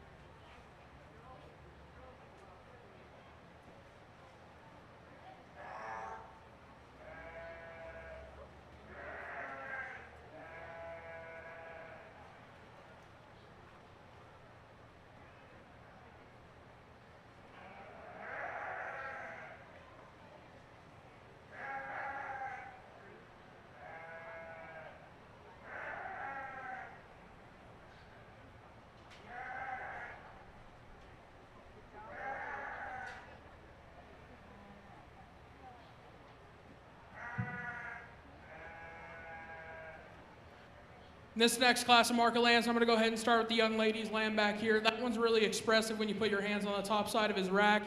Stout out of his pin set, carries a ton of shape in terms of his lower leg. He's big out of his forearm. Like to put a little more spring onto that one's forerib. He handles a little washout over the top side of his loin edge. That's picking holes in an awfully good one. Not taken away from the young lady's sheep that comes second in this class. It's a bull-bodied sheep, handles a little fresher over the top side of his loin. Little looser heighted, wants to get rounder out of his hip, doesn't carry enough shape and dimension to his lower leg. Go ahead and give this class a round of applause.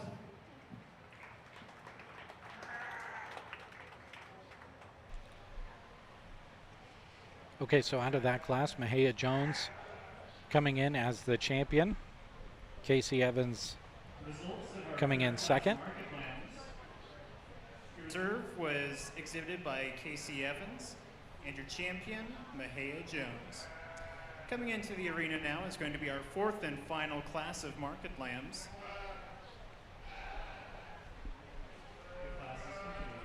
As you heard there, class 4 and final class of market lambs. This is Allie Smith.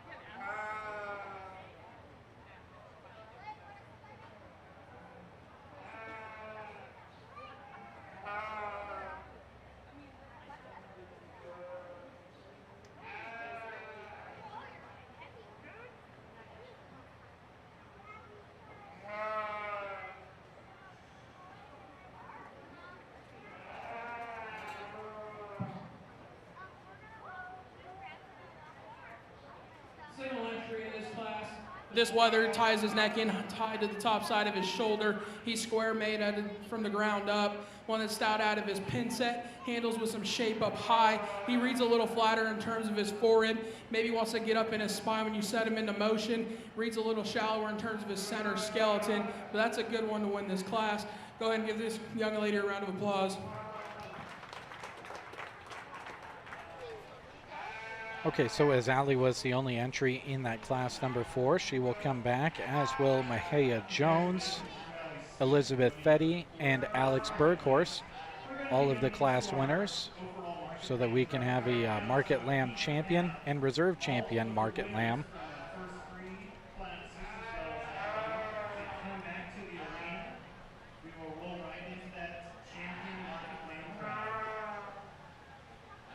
After this, the pen of 3 market lambs, 1 entry listed, that is Elizabeth Fetty, representing Stapleton. Then we'll move our way into breeding sheep. First class there will be breeding rams. Class 2 will be ewes born after January 1st, 2023. Alex Berghorst, Casey Evans, and Allie Smith all have entries there. But right now, this is our champion and reserve champion market lamb drive.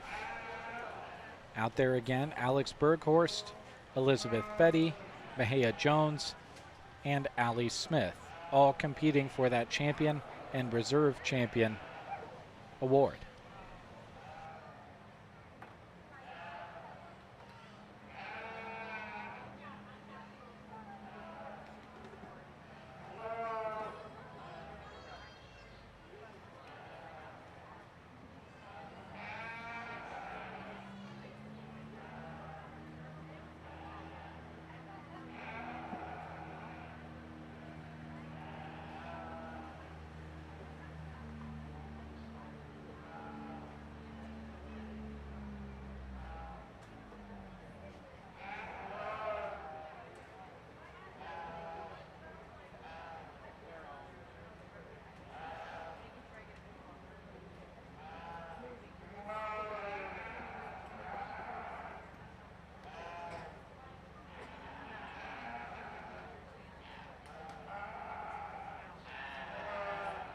As we have a quick moment, want to again thank one of our Purple Ribbon sponsors, bringing you coverage not only here on video stream, but also on KCNI Pure Country with 4-H and FFA interviews. Trotter Service and Trotter Fertilizer of Broken Bow. They want to thank everyone for their business at all of their surrounding locations. Whether you're visiting Trotter Service, Trotter Fertilizer, or one of the many Trotter's Woe and Go locations, they've enjoyed serving you in Central Nebraska since 1962. Again, thank you to Trotter Service and Trotter Fertilizer for bringing you 2023 Custer County Fair coverage. Again, this is our championship drive of Market Lambs. Alex Berghorst, Elizabeth Fetty, Mahia Jones, and Allie Smith all competing on your screen right now, your left-hand side of your screen.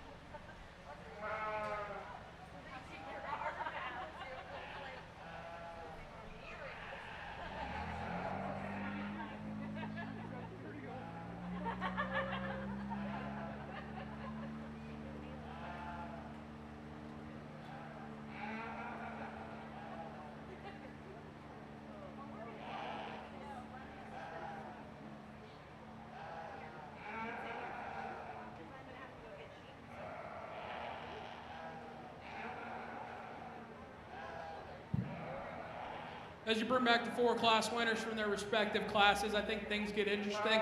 I'm going to go ahead and talk each one briefly. Lamb out of the first class, that one handles with some shape, comes stout out of her hip. One that's deep bodied, opened up in terms of her rib cage. That one just needs to be lifted up at the point of her shoulder, maybe tying a little higher to the top side of that blade. Sheep that comes out of that second class, it's a bold-bodied sheep, has some touch and width, offers more shape to his lower leg. Deep-bodied sheep. One needs to be knocked back in the angle to her shoulder, stouting that one up at the ground, squared up. Sheep out of that third class, that one's really expressive over the top side of his rag. Square up high, stout out of the top side of his hip.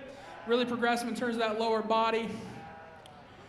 One that's really good looking, needs to put a little more spring to that forerib, washed out over the top side of that loin, freshen that one up there.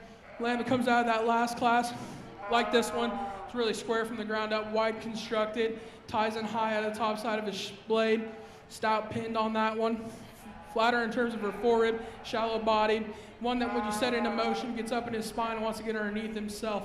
With that being said, young lady out of the third class is going to be your grand champion.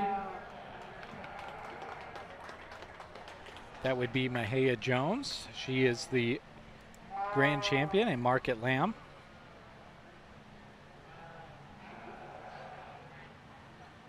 I believe that would mean that Casey Evans needs to come in with her entry out of class number 3 to now compete and have a chance for reserve champion Market Lamb. And here she comes.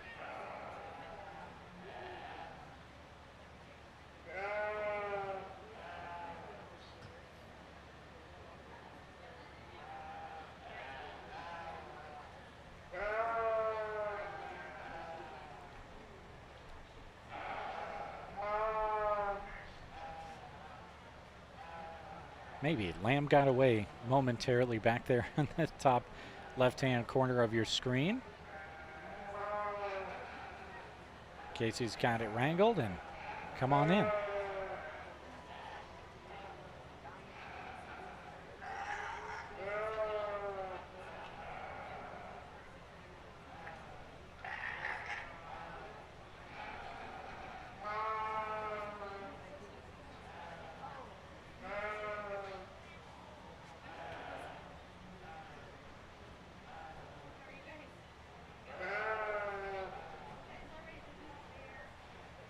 Bringing the second out of that class, and that's a bold-bodied sheep, stout out of her pin, square down to the surface.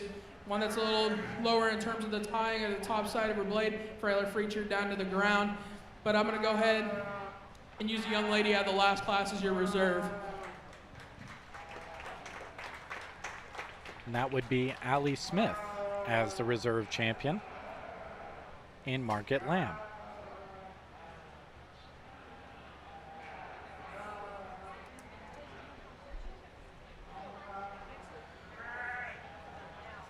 So that brings us, at least according to what I'm seeing here on the sheet in front of me, the pen of 3 Congratulations to market all of our lambs. FFA exhibitors with market lambs.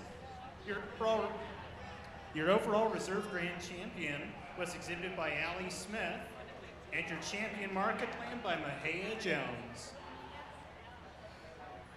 We're going to be rolling into our single entry for our market lamb pen of 3, after which we will be getting into our FFA breeding sheep show.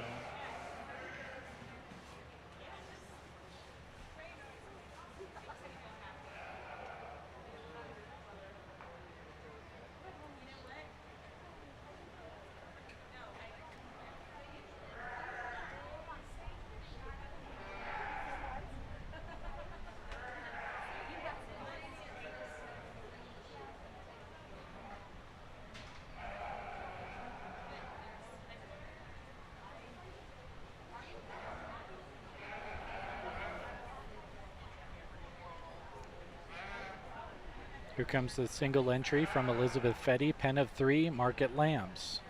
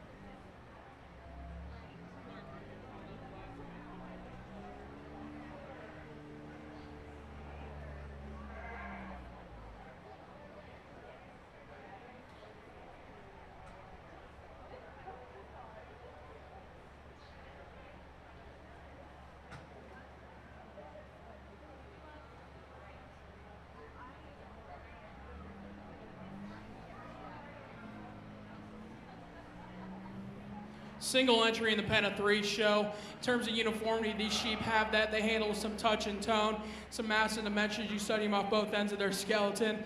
All have some relative look to them. It's a really nice pen of 3 here. Go ahead and give this classic a round of applause. Okay, so Elizabeth Fetty will receive a purple ribbon for that single entry in pen of 3 market lambs. That moves us on to breeding sheep.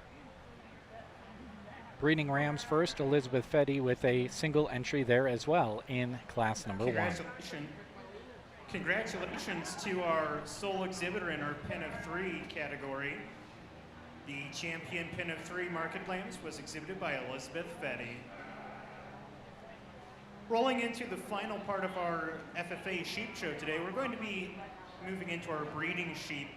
Starting off with our first class of breeding rams, we have a single entry coming into the show arena.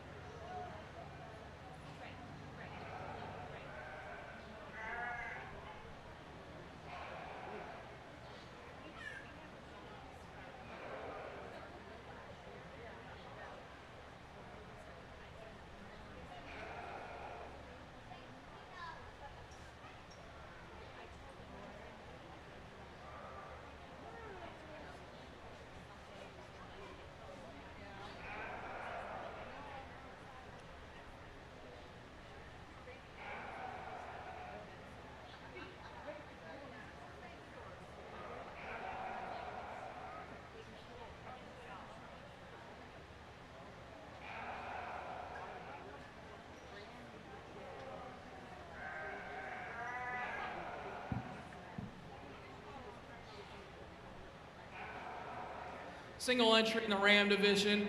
He's really cool in terms of his look from the profile. Level out of the top side of his skeleton, ties his neck in high to the top side of his shoulder, handles with some touch and tone. One that's stout out of his pin set. Reads a little flatter in terms of his lower leg, a little flatter in terms of his forearm, a little narrower when you study him at his chest floor. Like to crack that one open at the surface, maybe stouten up his foot and his bone just ever so slightly. But that one's a really good project. Go ahead and give this young lady a round of applause.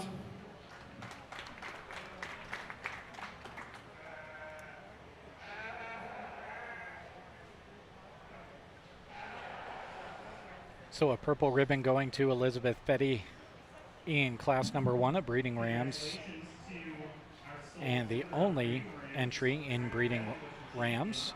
Class number 2 is going to be ewes born after January 1st, 2023. 2 representations for the chapter of Broken Bow from Alex Berghorst and Casey Evans. And also the Sergeant chapter being represented by Allie Smith in this group. 3 entries in class number 2. Again, ewes born after January 1st, 2023. I want to take a moment to thank the Grocery Cart in Broken Bow, where they love to help you with all of your grocery needs at the lowest prices. Fresh groceries, produce, high-quality meat department, a full-service deli, fresh bakery and cake decorating, GK Wine and Spirit Shop, and health and beauty section, and more. They're at 937 East Southeast Street in Broken Bow. The Grocery Cart, a purple ribbon sponsor of the 2023 Custer County Fair.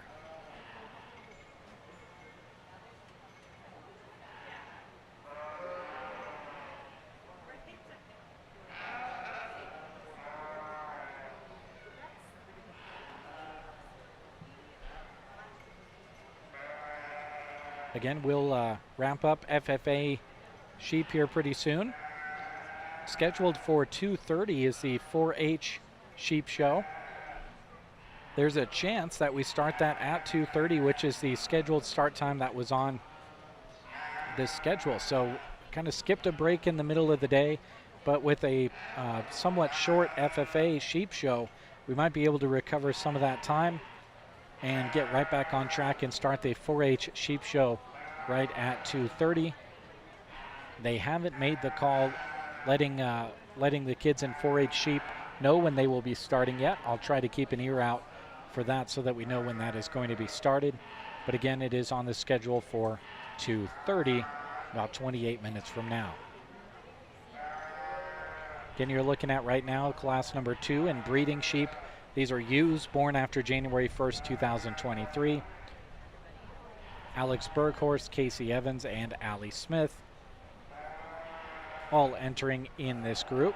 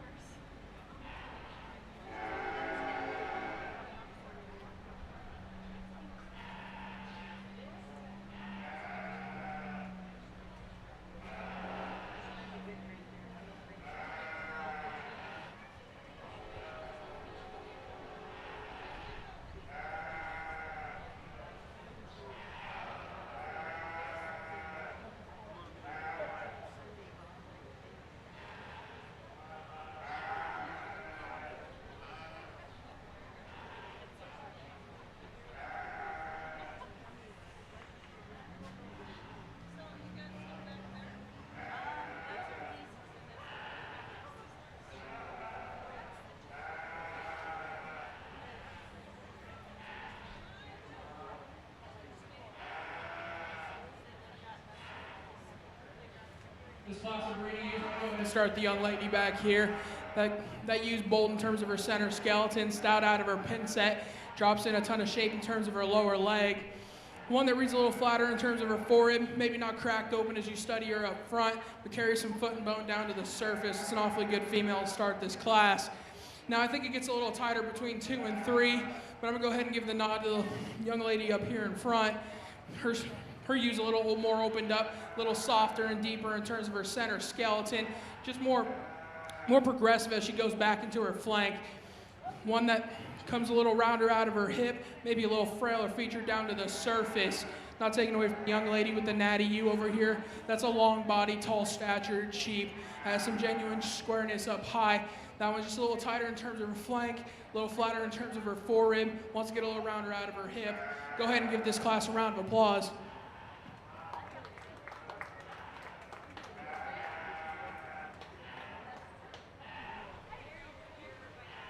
So first out of that group is Allie Smith.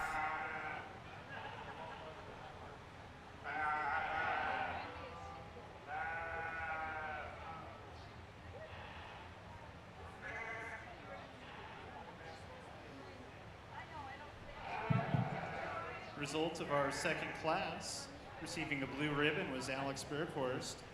Your runner-up in the class was exhibited by Casey Evans, and your champion by Allie Smith. In the arena now is our breeding sheep drive.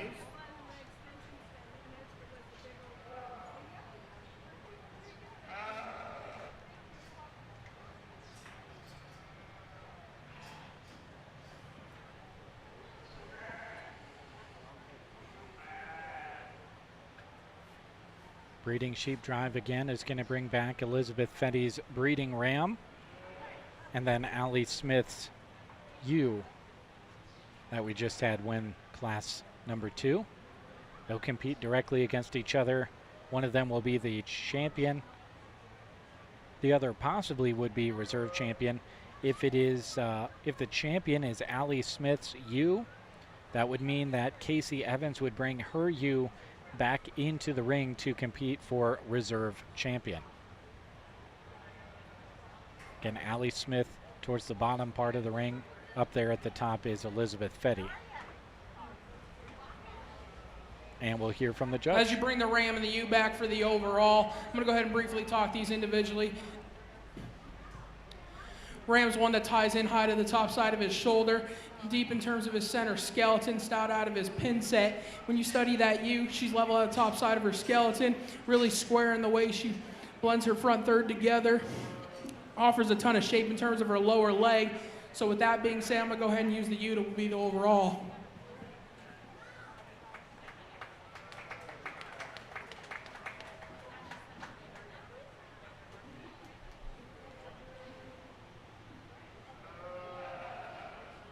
Okay, so Allie Smith's ewe was the champion.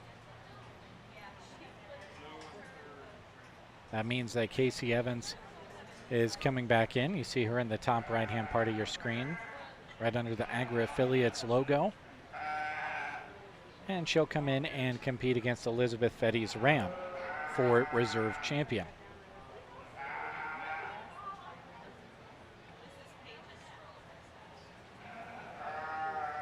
As you bring the second in down to that U class, that's a deep body female. She drops in some shape into her lower leg, one that's really level out of the top side of her hip, level from her hooks to her pins. Has some look as you study her from the profile, but I'm gonna have to give the upper hand to the ram. He has a touch more tone and shape today, so she'll be your reserve. So Elizabeth Fetty with her ram is the reserve champion in breeding sheep.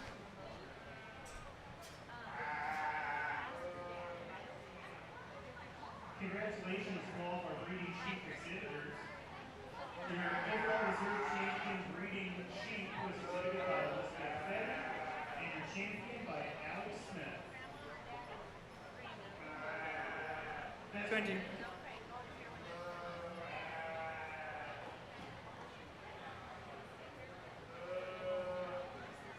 That's going to conclude our 2023 FFA Sheep Show. We'd like to take just a quick moment and thank our judge, Jose de la Cruz, for judging for us today. So if you could help me, give him a big round of applause. All right, so that, as you heard, is the close of the 2023 FFA Sheep Show. Again, 4-H sheep should be able to start on time based on what is on the schedule. That is scheduled for 2:30 this afternoon. Before we close things out here from our Crow's Nest at the show arena, we want to thank another one of our Purple Ribbon sponsors, the Custer County Ag Society. There's always things going on here at the fairgrounds, folks. And the Custer County Ag Society welcomes you to the fair and urges you to come out and take in the fun. They also want to encourage you to look at the calendar of events for the entire Custer County Fairgrounds throughout the year at custercountyfair.org. You don't want to miss out on any of the activities going on, and there are plenty of them. Again, the 4-H Sheep Show is going to start at 2:30. We'll step away, and we will bring it to you at that time. I want to go ahead and check my clock here. Yeah, we've been streaming for just over 6 hours. So we're hoping to be able to wrap everything up within that 8-hour time slot, which is the maximum amount of time that they allow you to stream in a row on Facebook. We'll see if we can pull that off. If not, we'll end one stream and start another. We'll be right back, and thank you folks again for watching our video stream. Notice those sponsors scrolling across your screen as we are in the break, and we'll come back with 4-H sheep.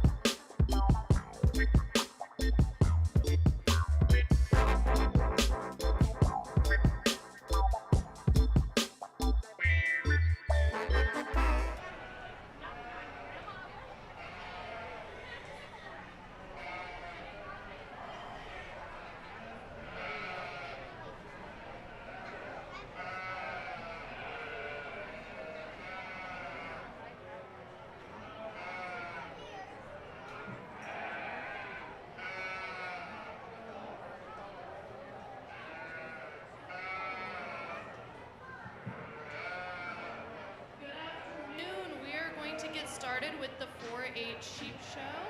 Our judge today is Jose De La Cruz from Columbus, Nebraska. He grew up showing cattle and pigs through 4-H and FFA. He attended the Nebraska College of Technical Agriculture in Curtis, Nebraska, where he was a member of the livestock judging team. Then transferred to the University of Nebraska-Lincoln, where he was also a member of the judging team and will be going into his final year at UNL this fall. We are going to get started with our senior showmanship. Entering the ring, we have Alex Burkhorst, Mahea Jones, Faith Rabine, Skylar Smith, and Heston Swisher. And as you can hear, we have obviously changed two sheep from the swine. They each have their own tone. Swine a little bit deeper. Sheep a little bit more vocal consistently. But again, as you heard announced, Alex Burkhorst, Mahea Jones, Faith Rabine, Skylar Smith, and Heston Swisher all in there for senior sheep showmanship for those ages 14 and older by January 1st of this year. You'll see eye contact depending on where the judge is. You'll see different positions. You'll see foot placement. And you'll see just overall control of the sheep mattering a lot as we work through showmanship, not only here on the senior side, but junior as well as pre-junior, which is the last group.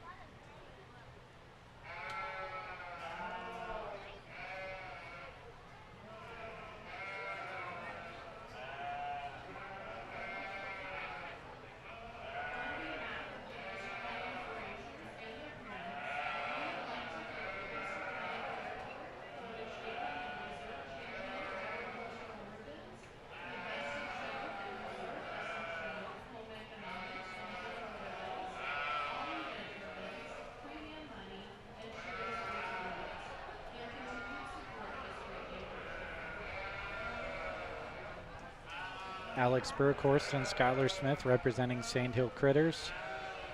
Ansley Junior Livestock is represented by Mahea Jones. Thumbs Up with Faith Rabine, and Great Connections with Heston Swisher. All in the ring right now for senior sheep showmanship.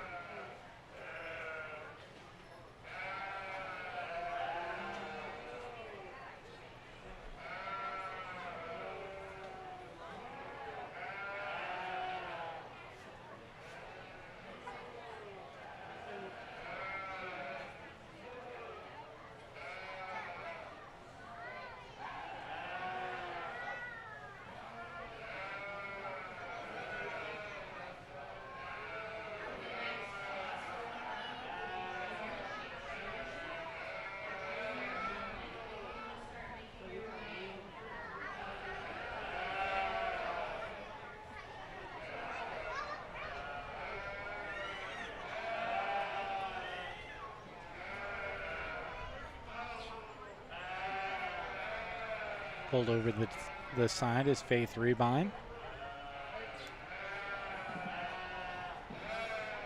She'll come in 5th.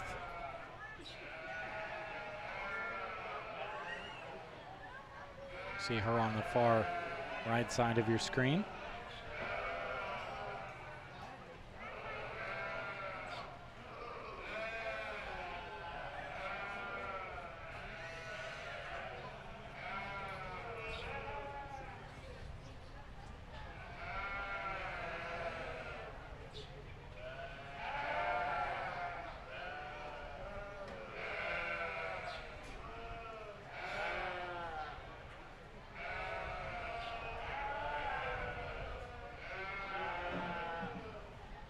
Coming in 4th is Heston Swisher.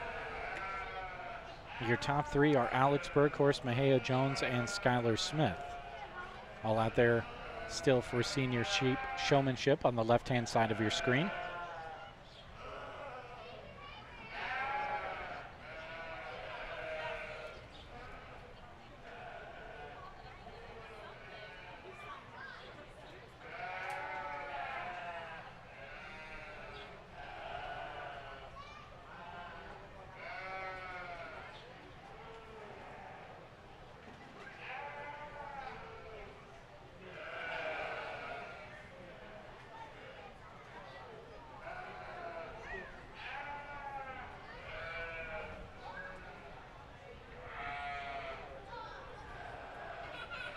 Judge putting a lot of thought into this one.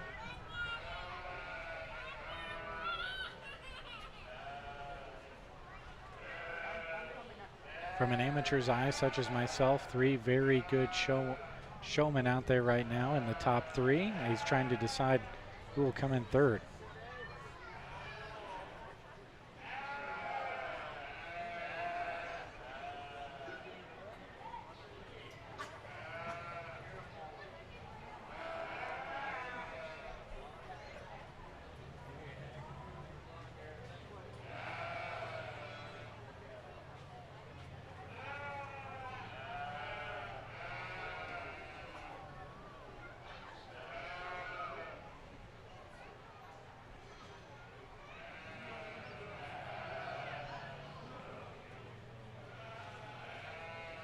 While we're waiting on his decision, we'll take a moment to thank Pearson Physical Therapy.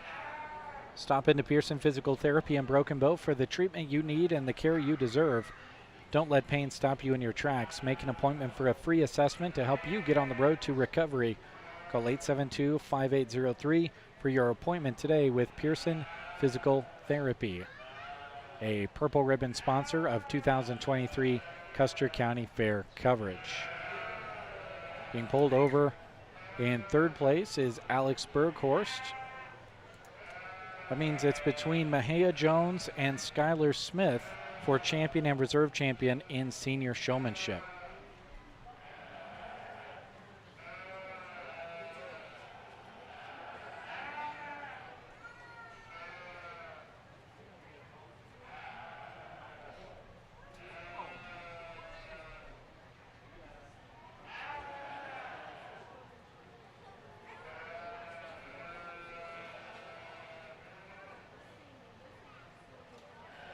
And we'll hear from the judge.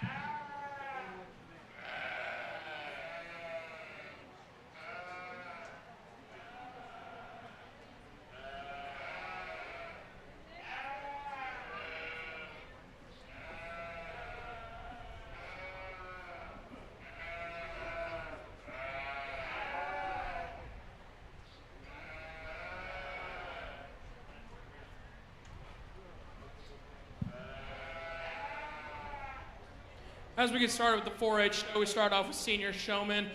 For me, it's efficiency and the way you set that sheep up. Got to make sure that neck's coming out square on the top side of that skeleton. Make sure that sheep's square, his feet are set correctly, giving me the best looks, knowing when to move around that sheep, giving me the proper look and position. With that being said, the young lady up here is going to be your grand. The young lady behind her is going to be your reserve.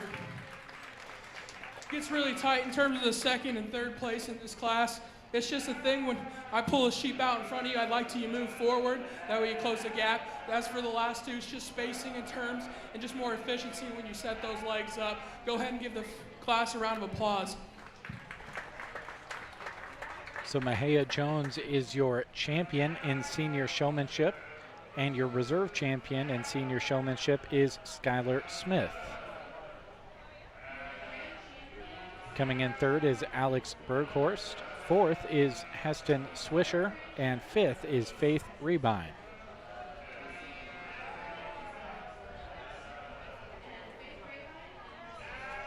That will move us into junior sheep showmanship. That would be participants ages 11 to 13 years of age by this past January 1st. Lillian Gregoski, Mesa Jones, Hallie Meyer, Taylor Shaw, Allie Smith, and Anna Lee Smith all will be entering the show ring.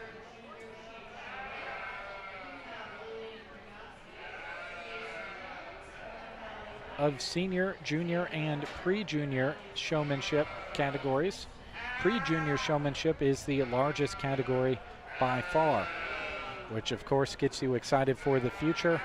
We'll have plenty of pre-junior showmen moving up into the junior and senior ranks in the years to come.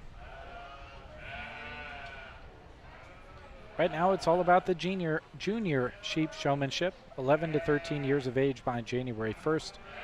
Again, out there, Lillian Gregoski, Mesa Jones, Hallie Meyer, Taylor Shaw, Allie Smith, and Anna Lee Smith. Lined up there on the left-hand side of your screen.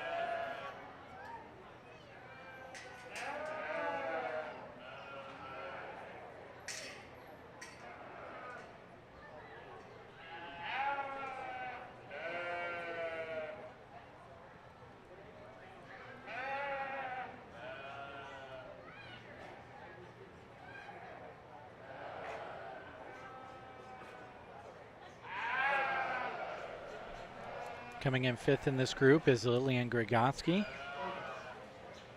Excuse me, sixth, as there's 6 entries.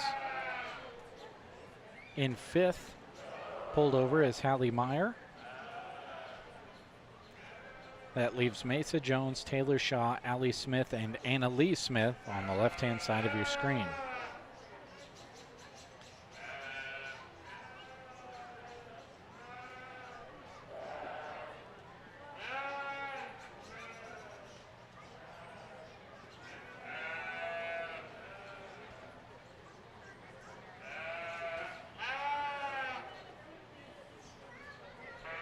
We're in junior showmanship. All of these showmen are between 11 and 13 years of age as of January 1st of this year. Thanks to those of you that have dropped into the chat box throughout the day, whether it be on YouTube, Facebook, or both. We appreciate you dropping a line in. Let us know who you're cheering for as you're watching today.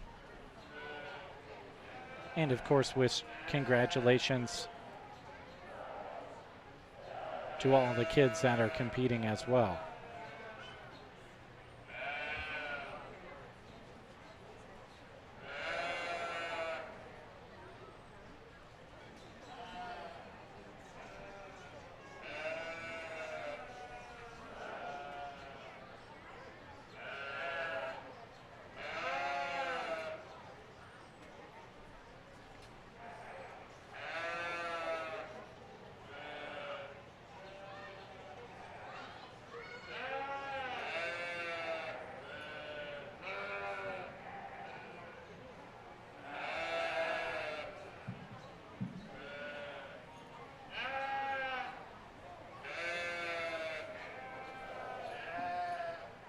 As we get into junior showmanship, some top 3 showmen in this class, you can shuffle either way, but I'm going to put my preferences in terms of the way the efficiency is going, the way those sheep are set up, just the way those sheep behave as I walk behind them. So that's part of it. It's the work at home, get these sheep set up and worked with every day. With that being said, the young lady back in the back of this lineup here will be your champion.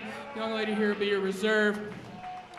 Now down the line, the young lady in third, it's close. It's just that sheep sometimes wants to move around on you, not giving the best look, not wanting to brace at time. As we go down the rest of the 3, it's just spacing sometimes, keeping those feet where they need to be, making sure that comes out square out of the top side of that sheep skeleton. Go ahead and give this class a round of applause.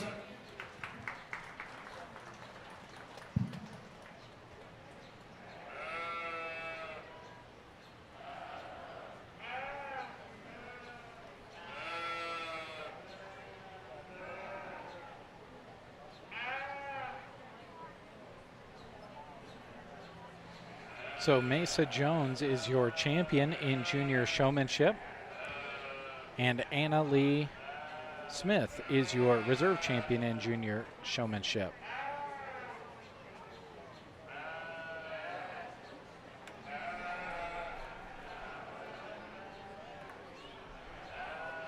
As we have a moment,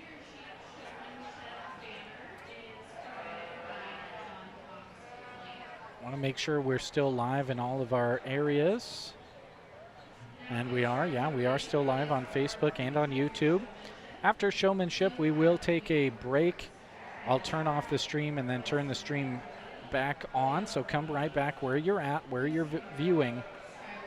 We're just going to run up on that 8-hour time limit on Facebook, and we're going to have to lose the stream anyway. I'd much rather have control of when I end the stream and then start it back up, rather than just have it quit when we hit that 8-hour mark when I'm not ready for it. So just want to prepare you for that ahead of time after we are done with showmanship, which will be after we choose an overall and overall reserve champion in sheep showmanship. We will have that break just momentarily, because immediately after that we will get into breeding sheep. You will not miss any action. Don't you be worried about that. We'll just turn it off for a quick moment, enough time to reset and get ready for the next segment.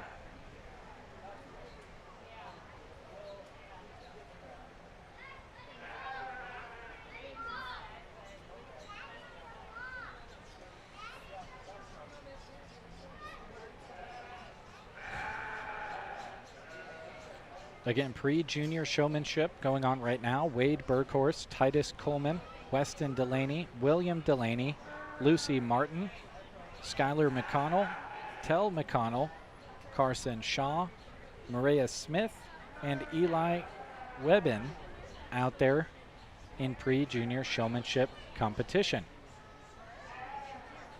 All currently lined up on the left-hand side of your screen.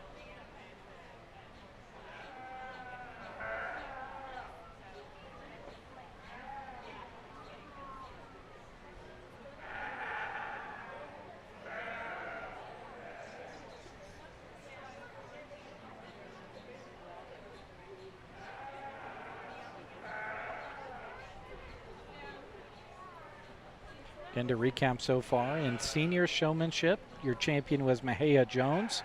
Your reserve champion in senior showmanship was Skylar Smith. In junior showmanship, which just wrapped up moments ago, Mesa Jones was the champion and Elise Smith was the reserve champion. Now we have pre-junior showmanship out in the show ring at the moment. These are kids that are between 8 and 10 years of age by January 1st.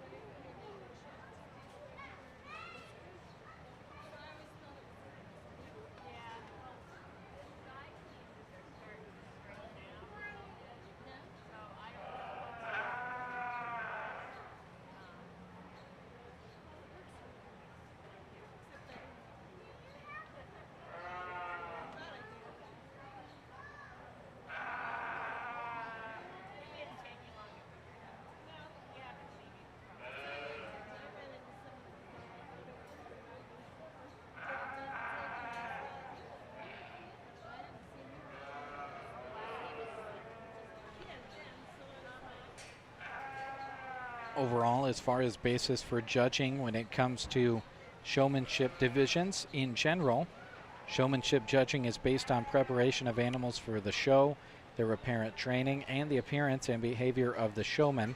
Minor technical points are not to be overemphasized, nor do minor infractions disqualify. Primarily in showmanship, it is the skill of the showman in presenting the animal before the judge that counts, while individual excellence of the animal does not.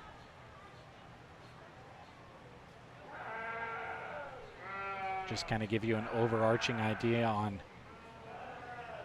how showmanship scoring works.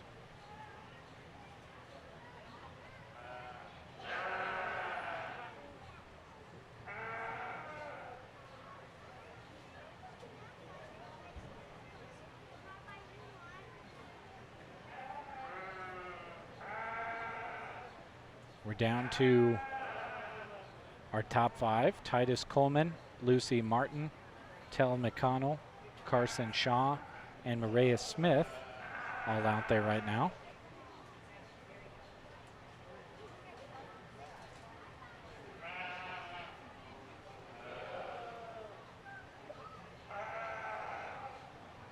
All these kids doing a great job. We're now down to Lucy Martin, Carson Shaw, and Maria Smith.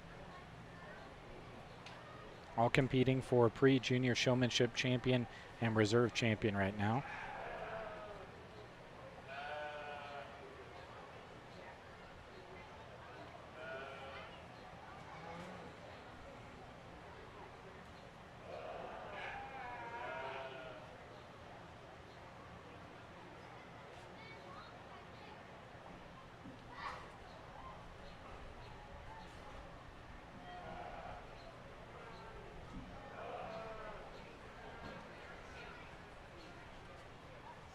Still down to those final three in the ring up at your top left of your screen.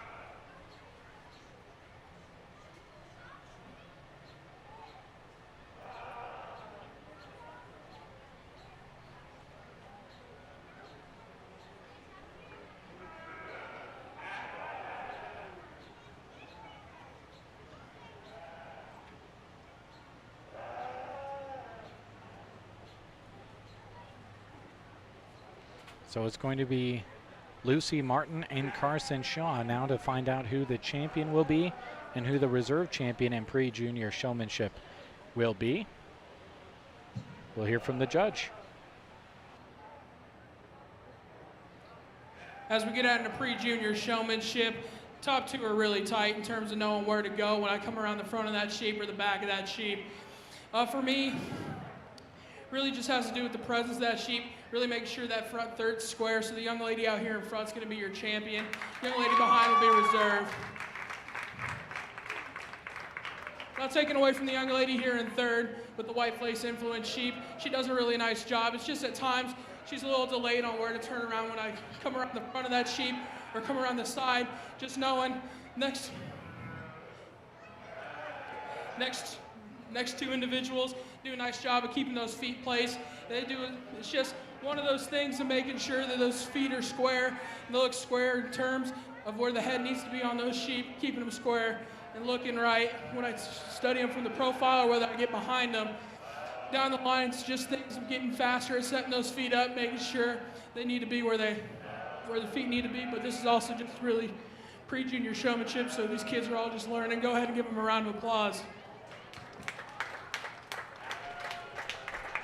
So your champion in pre-junior showmanship is Carson Shaw, and your reserve champion in pre-junior showmanship is Lucy Martin. Next, we will have the overall grand champion sheep showman drive. And again, I'll try to remember if they just bring out the champion in each division or if they bring out the champion and reserve champion in each division. I think it's the latter of those two options.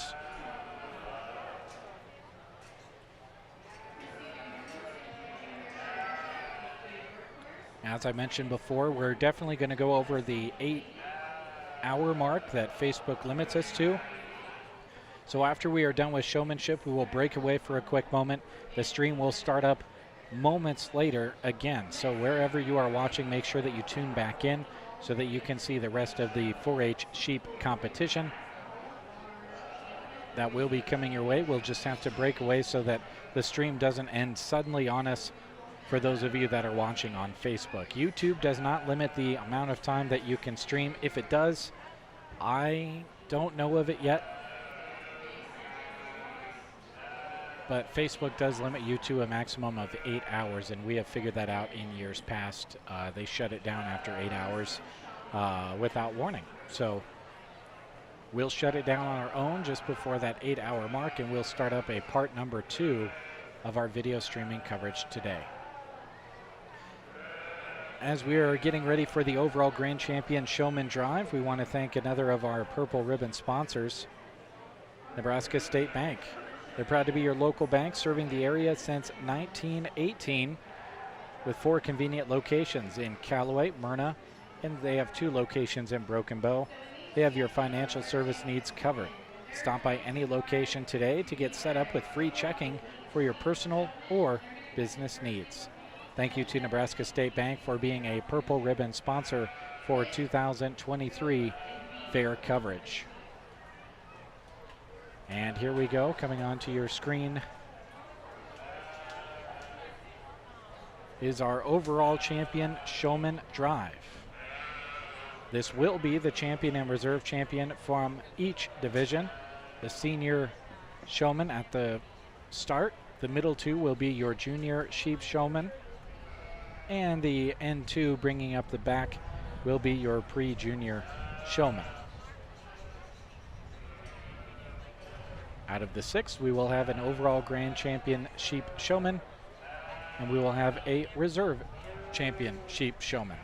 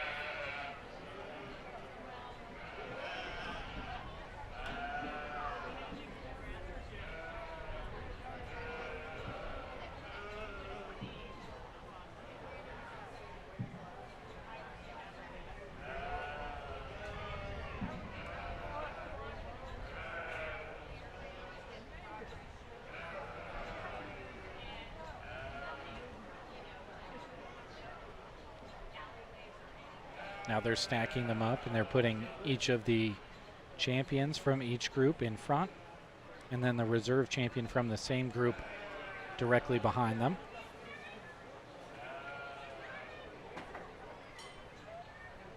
Again, seeing great form from all of these kids. You can tell why they are each champions and reserve champions in their own respective right.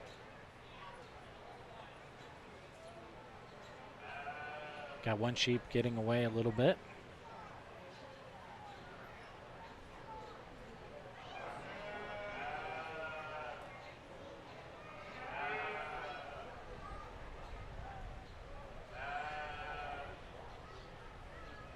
Getting away from Mesa Jones, your junior sheep showmanship champion. She wrangles it back in and gets back in line with it. Gives a couple of whispers in its ear.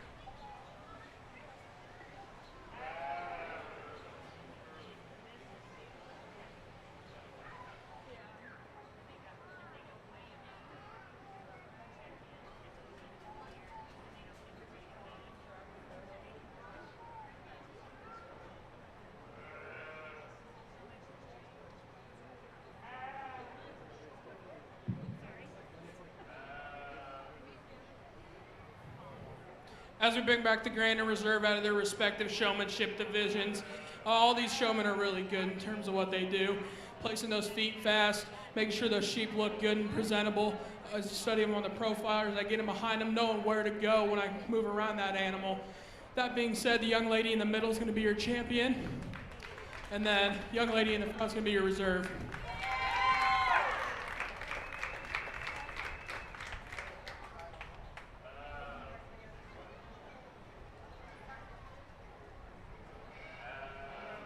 So congratulations to Mahia Jones. She is your overall grand champion sheep showman.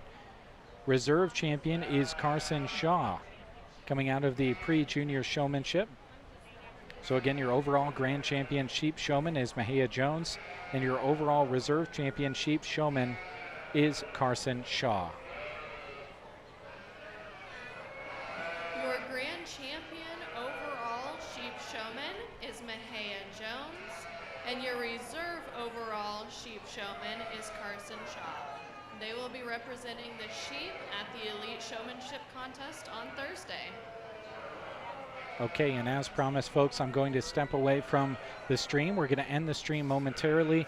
When we come back, we will have part 2 of The today's next class we stream, have coming breeding in sheep is heading our your Ram direction. Lambs. So we're And going this is to going end to that be first, Alex Burkhorst. and then we'll come back in a moment.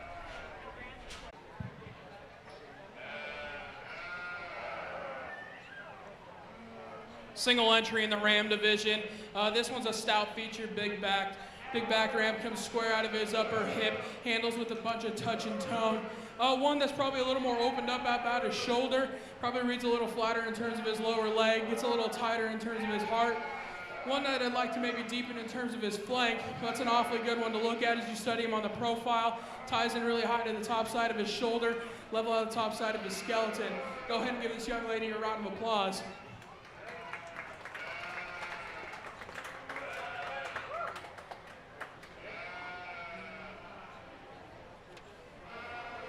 In our Ram Lamb class, Alex Burkhorst received a purple ribbon. Our overall Champion Ram banner was sponsored by, it is in memory of Harlan Burkhorst.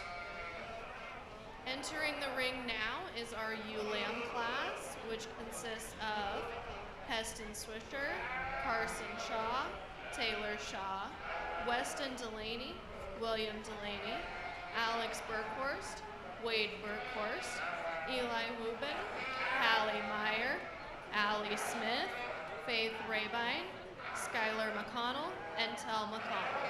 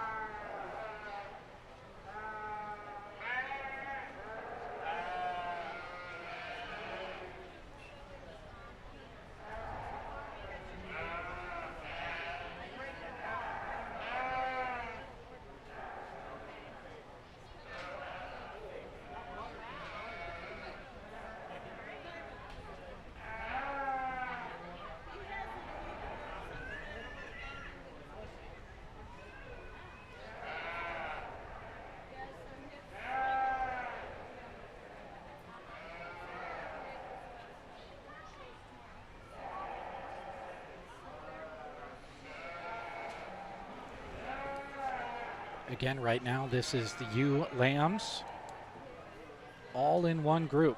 Lots of lambs out there, stretched across the left-hand side of your screen. Heston Swisher, Carson Shaw, Taylor Shaw, Weston Delaney, William Delaney, Alex Burkhorst, and Wade Burkhorst. Eli Wubin, Hallie Meyer, Allie Smith, Faith Rabine, Skylar McConnell, and Tel McConnell, all competing in the ewe lamb division.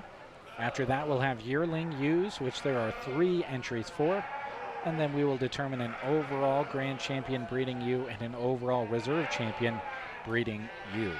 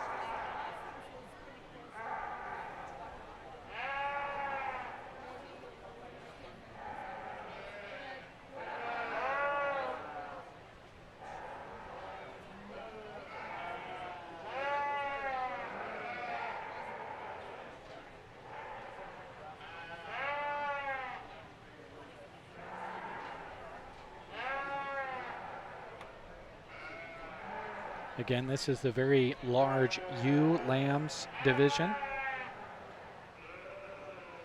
In ram lambs, there was just one entry. That was Alex Berghorst, so Alex will compete against the ewe lambs and the yearling ewes to determine an overall grand champion breeding ewe.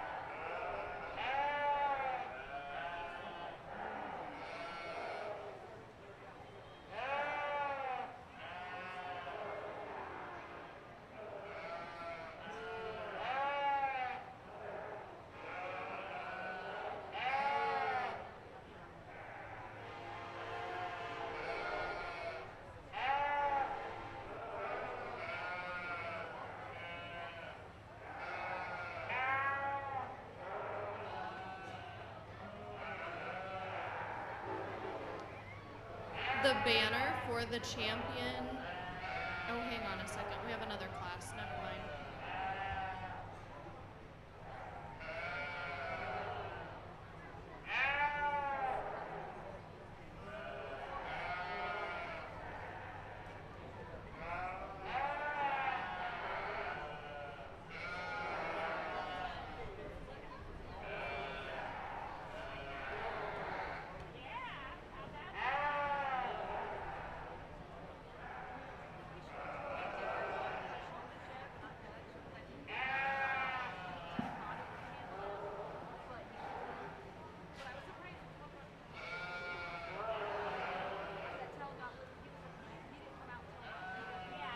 As we get out here in the class of breeding ewes, I'm going to go ahead and start the class off with the young ladies ewe. That one's really expressive and fresh in terms of her shape up high. Comes stout out of her pin set, drops some more shape in terms of her lower leg. She's one that's really flexible as you set her into motion. But as I study her off both ends of her skeleton, maybe like to crack her open off of both ends, make her wider down to the surface. The young man that comes second in this class, that's another ewe lamb that's opened up in terms of her rib cage. One that has some look of quality as you study her on the profile. Maybe gets a little flatter in terms of her lower leg, reads a little flatter in her forerib. Just doesn't handle with as much shape and mass behind her shoulder. Young man that comes third, that one's a stout pinned ewe that's really round bodied. That one just handles a little staler over the top side of her skeleton. Maybe a little frailer feature as you study her down to the surface. Wants to hawk in as you study her from behind. Young man that comes next after that one, that's another round-bodied female. Like to make her taller at the point of her shoulder, maybe lengthen up her neck just ever so slightly. But that one's got a big pin set in her. She's just a little heavier conditioned when you put your hands on her. Young lady that comes next, another female that's round-bodied, has some look of quality as you study her on the profile. One that's just a little shallower, a little flatter in terms of her forerib. Need to stouten her up at the foot and bone as you study her down to the surface. Same can be said for the next 3. Those that just need a little more width as you study them up high, need to handle with more expression and touch of tone. Ones that round out the class are some ones that have some look as you study them on the profile. Taller, stouter featured sheep that have some genuine look, but ones that need to be made wider constructed off both ends of their skeleton. Maybe loosen them up just ever so slightly in terms of their joints. Give them more flex and ease as they go on, as they get set into motion. Go ahead and give this class a round of applause.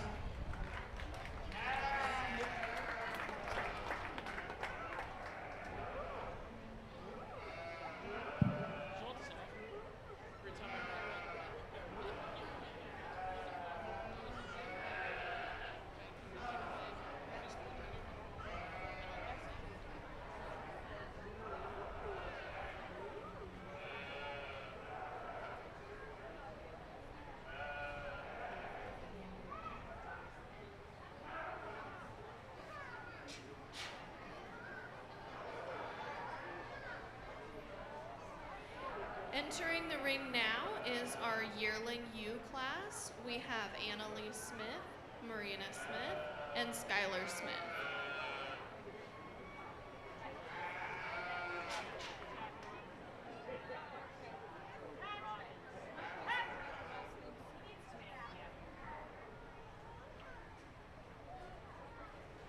Allie Smith was the winner of the U-Lamb division. I didn't catch the back bib number of the young man who was reserve in that group. I'm hoping for an announcement on that. Right now is 3 yearling ewes from Annalie Smith, Maria Smith, and Skylar Smith. After that, we'll have the competition for the overall grand champion breeding ewe and reserve champion breeding ewe.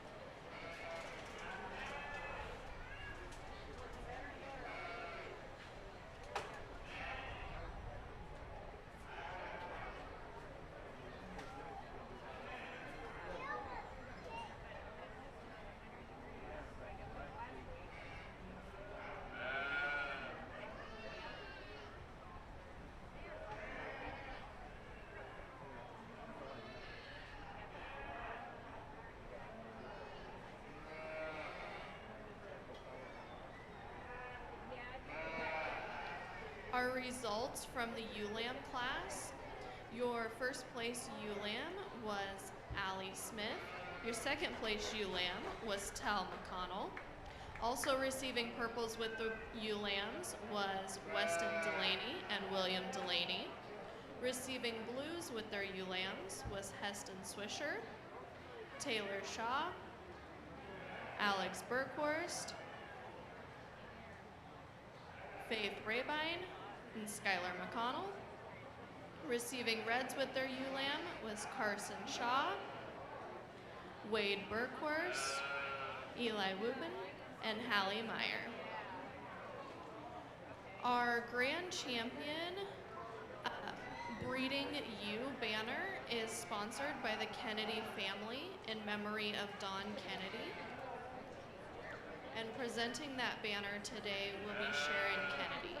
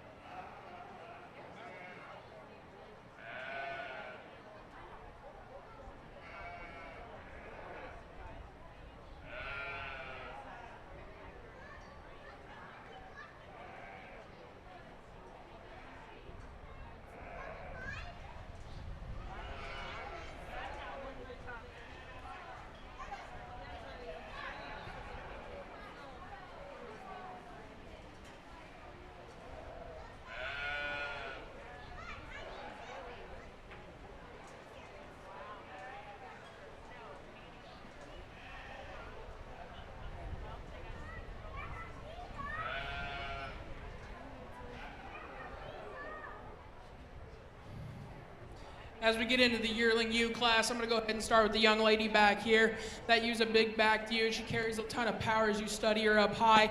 She's really stout out of her pin set, carries a ton of shape in terms of her lower leg. She's better in terms of her lower body progression from chest to flank. One that maybe just isn't as stout a bone is the one that's coming in second. That one handles with expression and shape. A little tad more tone to her when you put your hands on her. My thing is she's deeper in terms of her chest floor, tightens up into her flank, reads a little flatter in terms of her rear leg, a little tighter hearted. But two awfully nice females to run the top of the class. Not taking away from the young lady here in third. That's a long body, tall statured sheep, has some genuine look from the profile. She's just a little shallower body, tighter hearted female.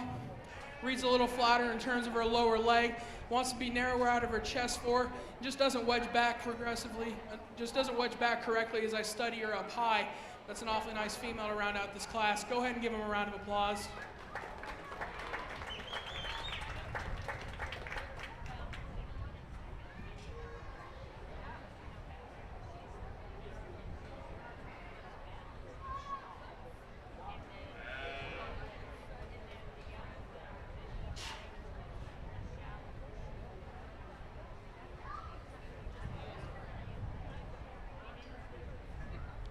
Your first place purple in the yearling U's goes to Marina Smith. Second purple goes to Annalie Smith. Skylar Smith also received a purple. Now in the ring, we will do our overall grand champion breeding U. So we have Allie Smith returning with her ewe lamb and Tel McConnell returning with his ewe lamb.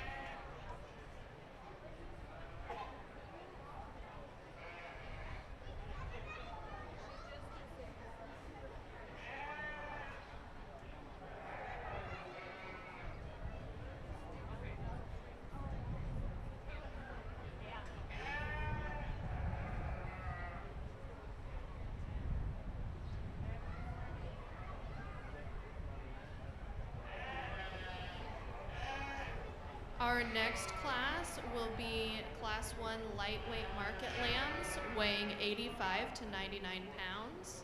If you are in Class 1, you can go ahead and bring your lambs over.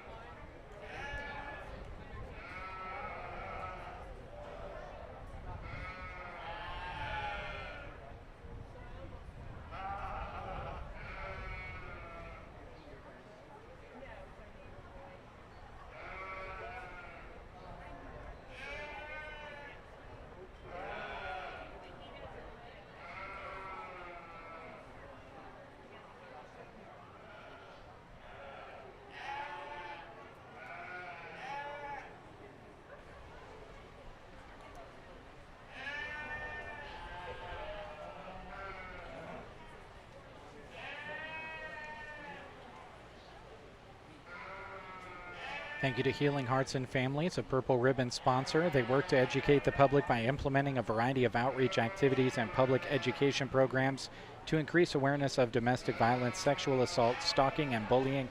Keep listening for information about how to donate and to attend their upcoming gala this fall.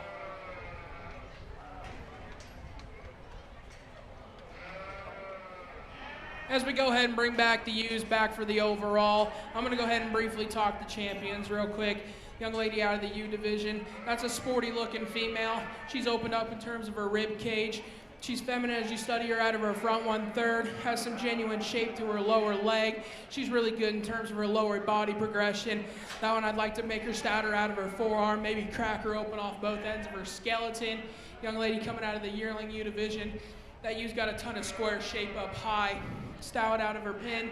One, maybe in terms of looking at her from the side, one that's a little more fuller in terms of her forerib. She ties in higher to the top side of her skeleton.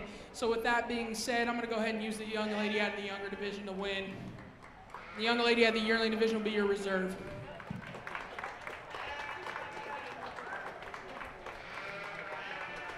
So your overall grand champion breeding ewe will be with Allie Smith, and your overall reserve champion breeding ewe will be with Maria Smith.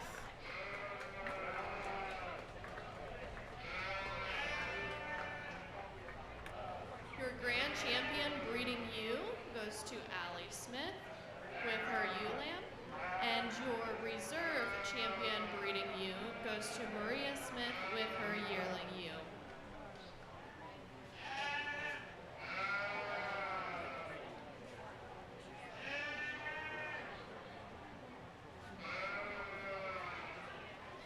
Now entering the ring is our first class of lightweight market lambs, weighing 85 to 99 pounds. We have Lucy Martin, Carson Shaw, Wade Burkhorst, Lucy Martin with a second lamb, and Faith Rabine.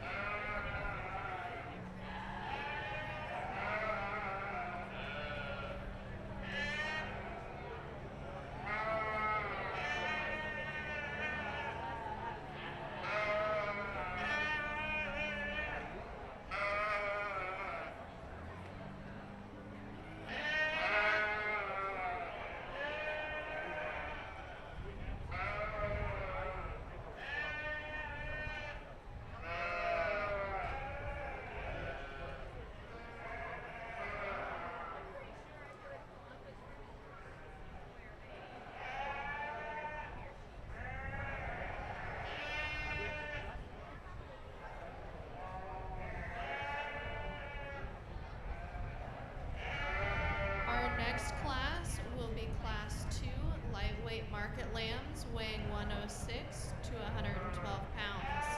If you are in Class 2, go ahead and bring your lamb over to the back.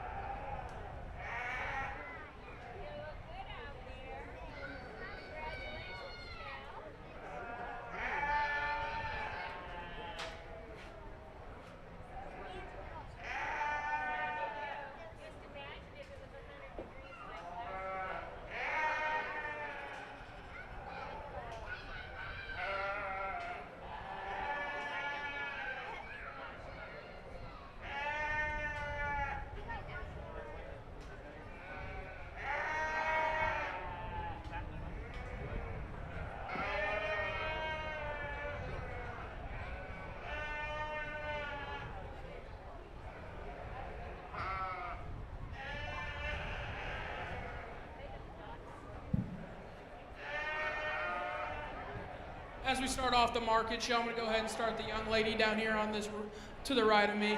That's a sheep that handles with some touch and tone. One that's round in terms of his rib cage, comes stout out of his pin set, has some genuine shape if you study that one down low. That one maybe is a little frailer, a little flatter into his forearm. The one that has some genuine width as you study him down to the ground. Not taking away from the young lady sheep that comes second in this class. That one's probably a little fresher in terms of his handle, but he's a little flatter in terms of his lower leg, gets tighter in his forerib, and wants to be narrow off both ends of his skeleton, but one that has some look as you study him on the profile. Young lady sheep that comes third in this class, that one's a bull-bodied sheep, comes squared, stout out of his upper hip. That one just handles a little staler, a little flatter into his forerib. One that's just narrow off both ends of his skeleton, needs to be wide and structured outside of himself. The two that round out the class, those are ones that are long neck sheep, that are level out of the top side of their skeleton, have some genuine rack shape to them, but they're just giving up too much mass and dimension compared to those ahead of them today. Go ahead and give this class a round of applause.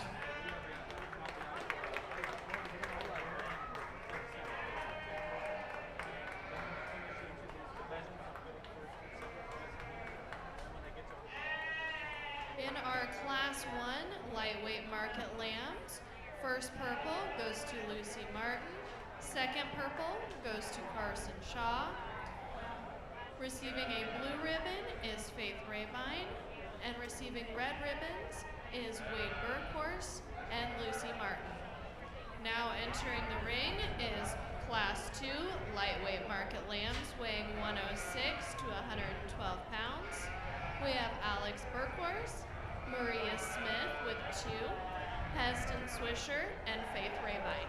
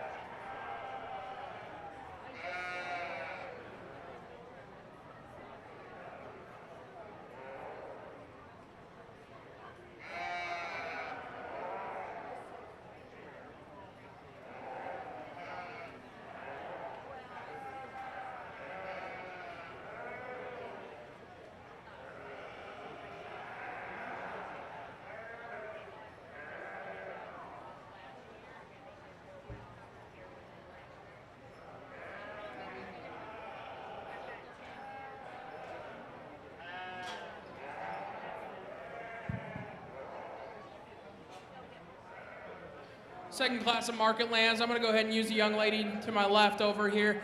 That sheep handles with a ton of fresh shape. One that's square out of the top side of his skeleton, has some pin set to him. One that has some look as you study him on the profile. I'd maybe like to put a little more spring to his forerib, to add a little more shape and more depth to his twist as I study him from behind. Moving on to the young lady sheep in second. That's where this one gets better. This one probably a little more athletic, runs uphill as you study him on the profile, a little more extended out of the front side of his skeleton, ties in higher to the top side of his shoulder. This one's just a little staler in terms of his handle, a little more washout over his loin edge, but one that's really cool and athletic as you study him on the profile. Young lady's sheep that comes here in third, that one's a hard touching sheep. His issue is just flatter in terms of his forerib. Just doesn't wedge back correctly as I study him up high. One that's a little frailer featured. Two that round out the class. Ones that have some length of body, some stature as you study him on the profile. Ones that are opened up in terms of their rib cage. Just don't handle with as much touch and tone compared to the ones ahead of them. Go ahead and give this class a round of applause.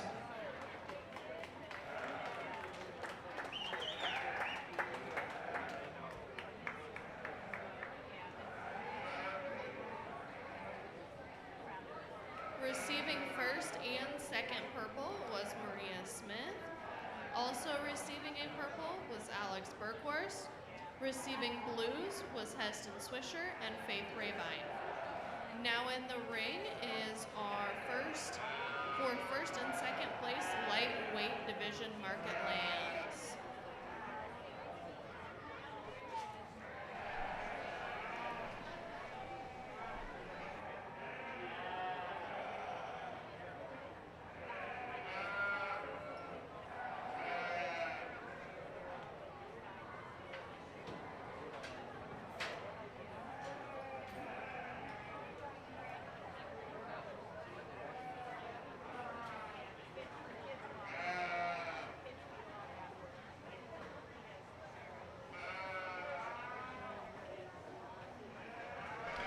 And we will see the return of our lightweight market lambs to determine the first place lightweight division and second place lightweight division for the market lambs. This will be between Maria Smith and it looks like Lucy Martin.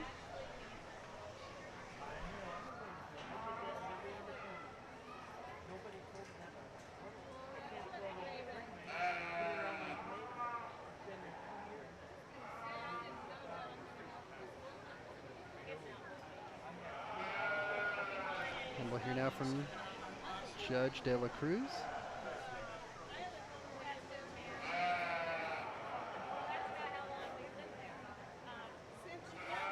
As we bring back the class winners for the division drive, I'm going to briefly talk the sheep that came out of that first class. That one's level in terms of his top. One that has some length and extension out of his front third. Deep-bodied sheep to open up in terms of her rack shape. One that's got some shape as you study him from behind. A little frailer featured sheep, flatter in terms of her forerib. One that's just flatter in terms of her lower leg. Sheep that comes out of that last class, that's one that's a tall fronted sheep, has some look, handles with some fresh shape and expression over the top side of her rack. With that being said, she's going to go ahead and be your division champion.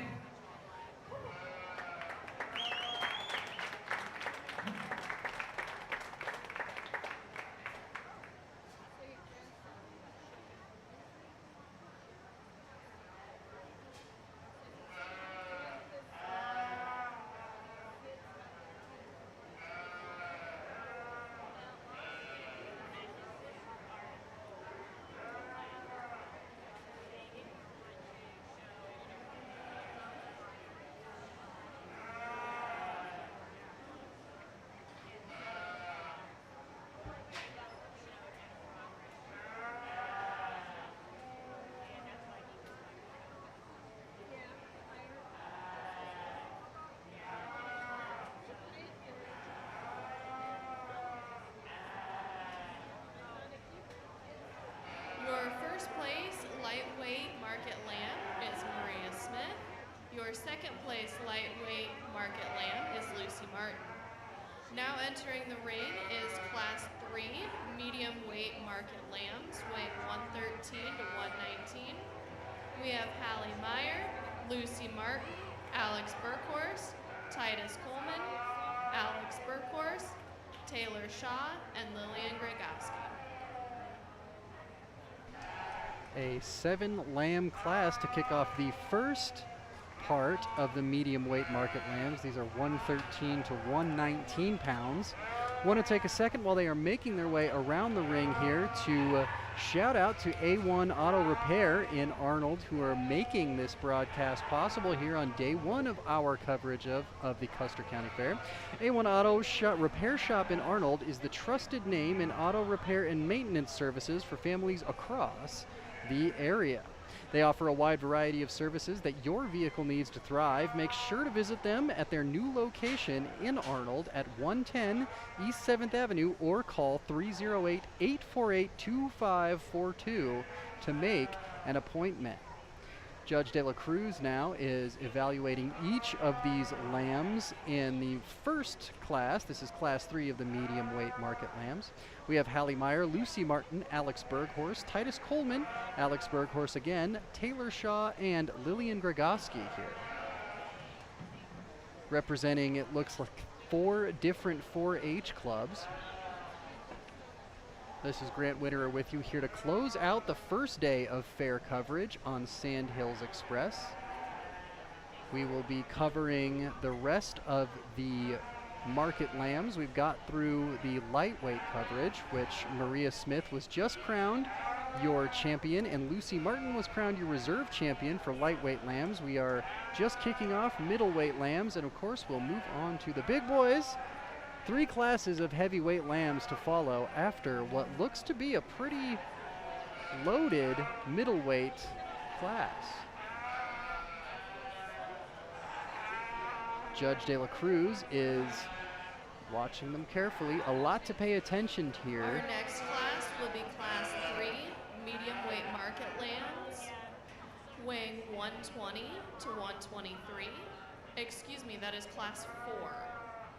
If you have lambs in class 4, you can go ahead and start bringing them over. And they're just moving right through the classes. You can see kind of in the wings of our video coverage that class 4 is already lining up. And De La Cruz is now calling lambs from the line. They won't cage them the way they did swine. They will just pull them aside. And we will hear shortly, once we get to the top 2 or 3, the reasoning behind Judge De La Cruz's decisions here.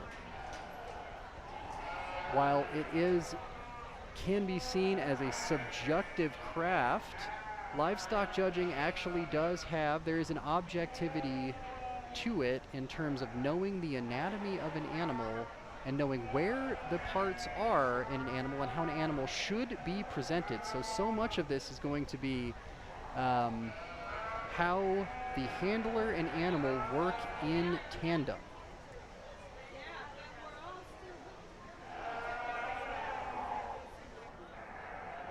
We are down to our final 3.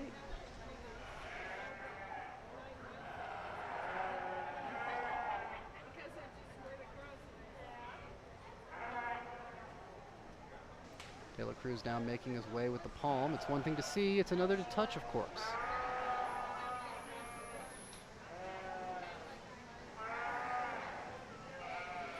Nice stance from all 3 of these 4-H'ers.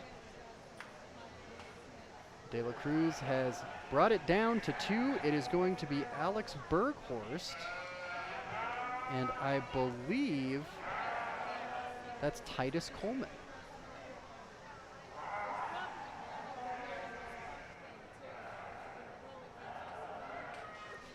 But who will come out on top? 1 and 2. Of course, winners here punch their ticket to the medium weight division market lamb championship show. That drive will happen after we have seen the other 2 classes, which go up to 128 pounds. We'll hear from De La Cruz now as he makes his way to the center of the ring. As we move on to the first class of middleweights, I'm going to go ahead and start with the young lady sheep out here. That one's really expressive in terms of touch and tone. That one's just square upper rack shape. That one has a lot of shape in terms of his lower leg. Deep body progressive sheep, stout features. You study that one to the ground. That one likes to get up in his spine just ever so slightly. Maybe needs to be cracked open in his chest floor. One need to tie in a little higher to the top side of his shoulder. Not taken away from the young man sheep that comes second in this class. That one has the length and extension. Did you study that one up front? That one's level out of the top side. One that's level out of his top side comes square, level out of his hooks and pins. One that just lacks the shape to his lower leg, maybe a little tighter in terms of his flank, but one that's got the extra width and power as you study him off both ends. Sheep that comes third, that's a bull-bodied sheep that has some touch and tone. One that just frailer features, you study that one to the ground. Needs to be bigger in terms of his forearm, more spring to his forerib. Sheep that comes fourth in this class, that one, that's a bull-bodied sheep. Stout and square as you study that one from behind, but when I put my hands on that sheep, just doesn't have enough spread and mass behind the blades. And the three sheep that round out the class, those are sheep that are level in terms of their look from the profile, have some added length and extension, have some width as you study off both ends, just lack the touch, tone, and mass as those ahead of them today. Go ahead and give this class a round of applause. That was my mistake. It was not Titus Coleman who came away with second, as Titus is now making his way out of the arena. I think that may have been Berghorst's second sheep, which if that's true, that means she will have taken both first and second in the 113 to 119 medium weight market lamb division. We'll wait for the official call here to verify, but if so, that is quite an achievement for Berghorst.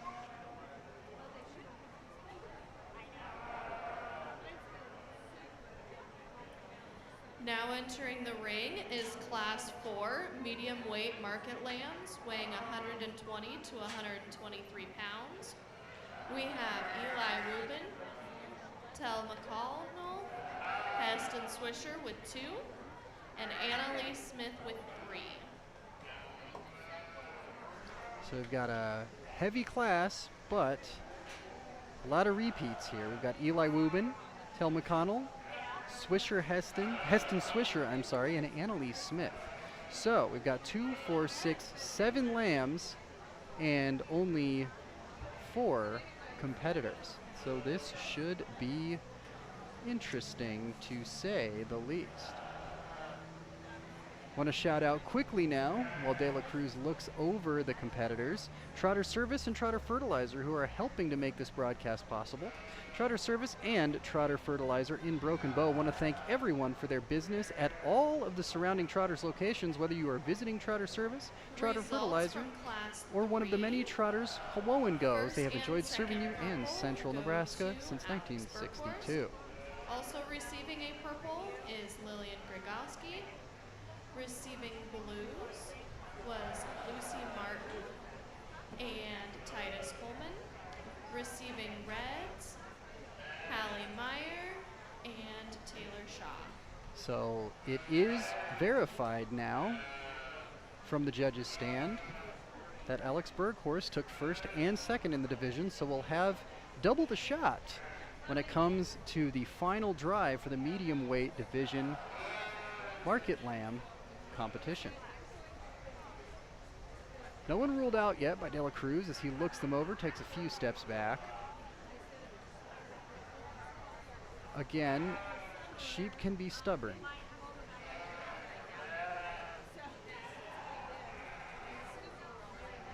It's not a walk in the park, and you got to hand it to these kids. They make it look pretty easy. Some of these animals weigh more than they do.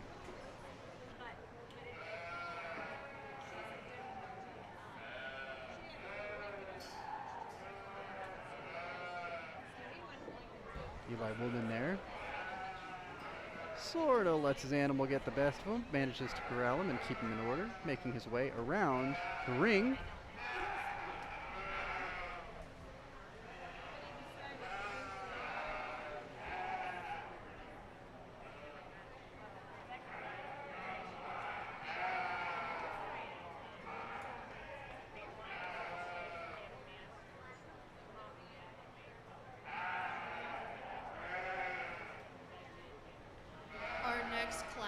Be Class 5 medium weight market lambs weighing 124 to 128 pounds. If you have a lamb in class 5, go ahead and bring it on over. And you can hear they're calling for class 5, most of which appear to be already on deck, which is nice to see. Keep everything moving.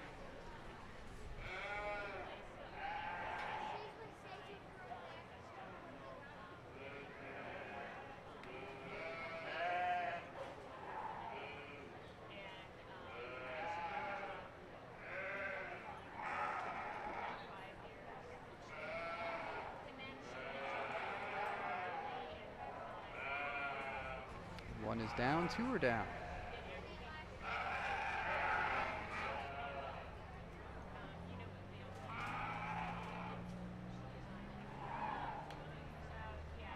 It looks as though Heston Swisher and Eli Woobin are out, leaving Annalise Smith, 3 of Annalise, and Tel McConnell. A lot of helping hands for Annalie out there.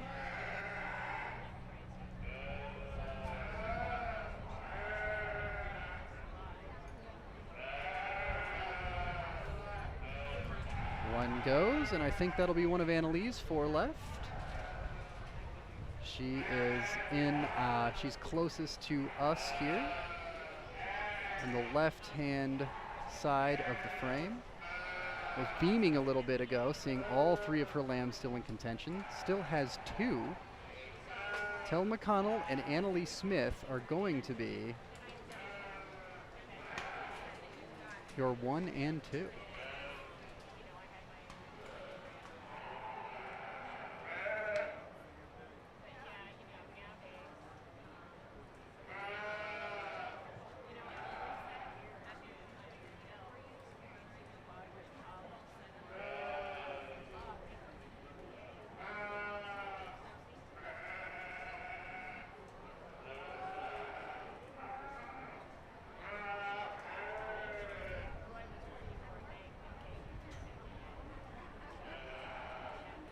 We are down to our final 3.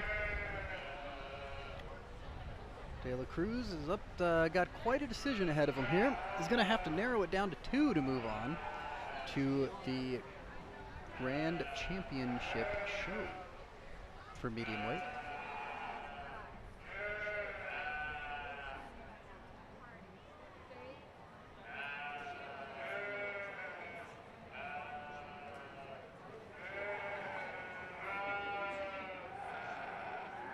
And there are 2 left. It looks like one of Annalise will remain, and Tel McConnell as well.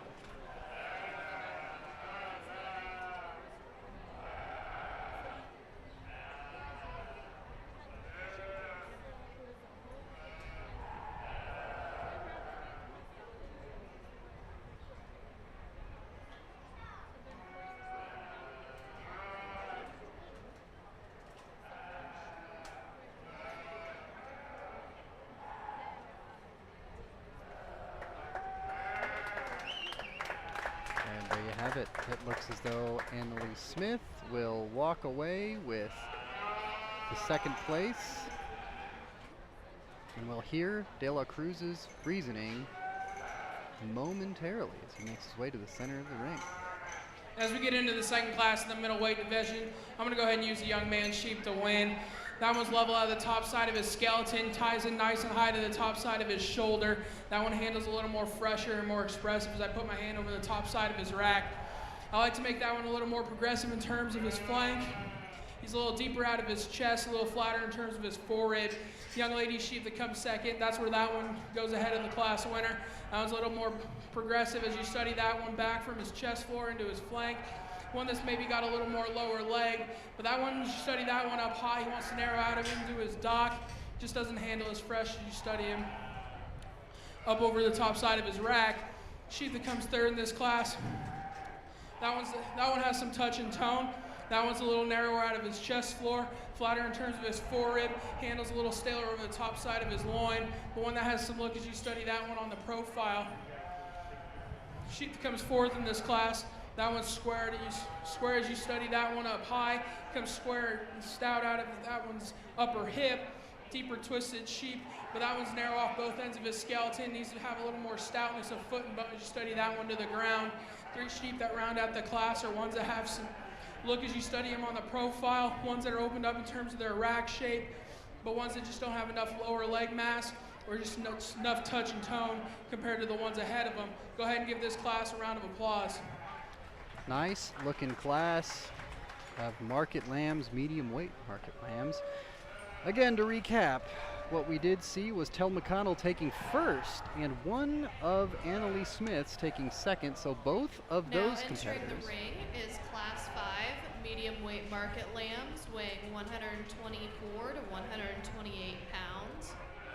We have Skylar Smith with 2, Lillian Grigowski, Weston Delaney, William Delaney, and Taylor Shaw with 2. So both of those. Just a reminder, everyone, we do need to tear down the panels after the show is over, so be sure to stick around and help get those tore down. Community effort, of course, here at the county fair. Everybody pitches in to do their part to make it happen, and that's why this event is so special. It is on the backs of so many countless, tireless volunteers. De La Cruz now gets the lineup that he wants, and we will be looking at the 5th class and final class of medium weight market lambs, 124 to 128. Skylar Smith has 2 in the ring. Lillian Grigowski has 1.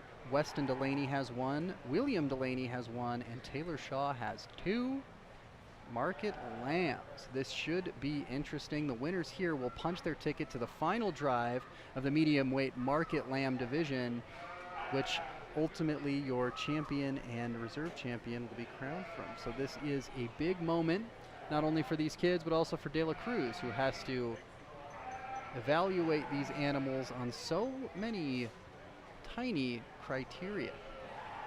Results from Class 4. We'll wait for the results from Class 4. Your first place purple went to Tel McConnell. Second place purple went to Annalie Smith. Also receiving a purple was Annalie Smith. Receiving blues was Heston Swisher and Annalie Smith. Receiving reds was Eli Wubin and Heston Swisher. As Class 5 makes its way around the ring, we want to take the time to maybe thank the grocery cart in Broken Bow, who loves to help you with all your grocery needs at the lowest prices. Fresh groceries, produce, high-quality meat department, full-service deli, fresh bakery and cake decorating, the GK Wine and Spirit Shop, health and beauty section, and more. They are located at 937 Southeast Street in Broken Bow, and they are helping out, making this broadcast possible for those of you who cannot be in attendance at the fair in person today. They are one of our many sponsors. De La Cruz now starting to bear off some of the lambs. It looks like he's borne off 2, and we've got 5 remaining in a class of 7. One of Skylar Smith's looks like has been retired for the day. It remains to be seen what De La Cruz will decide to do as he gets a little bit of a closer look at the remaining 5.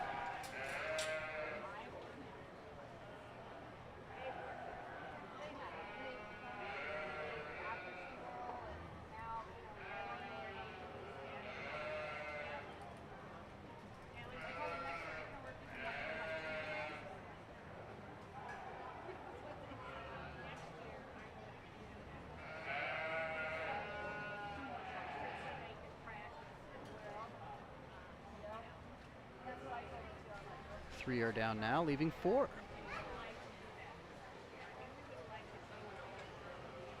We will find out soon enough. 3 are left. And one final close look here from De La Cruz as he seems to have found his choice of animals.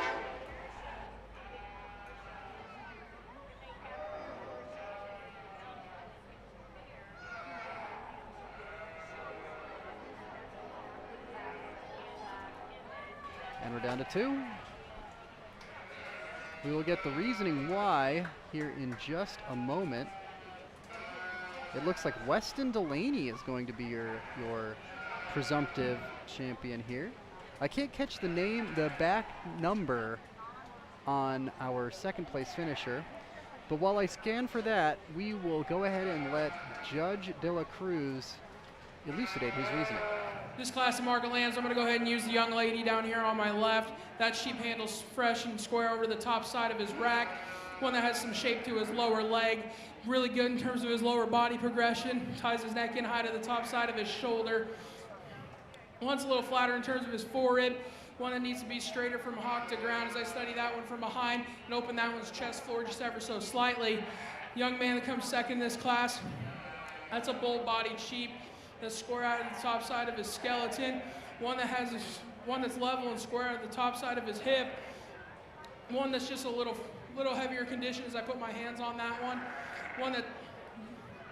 One that needs to be widened and cleaned up through his chest floor as I study that one up front. Wants to get a little push forward in the angle to his shoulder, so it makes him drop down ever so slightly as I study that one. Lamb that comes third in this class, that's a hard touching sheep.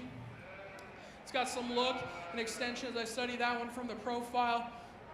One that just runs out of gas as I study that one from behind. Reads a little tighter hearted. One that needs to be stouter in terms of his foot and bone down at the surface. Young lady sheep that comes fourth in this class.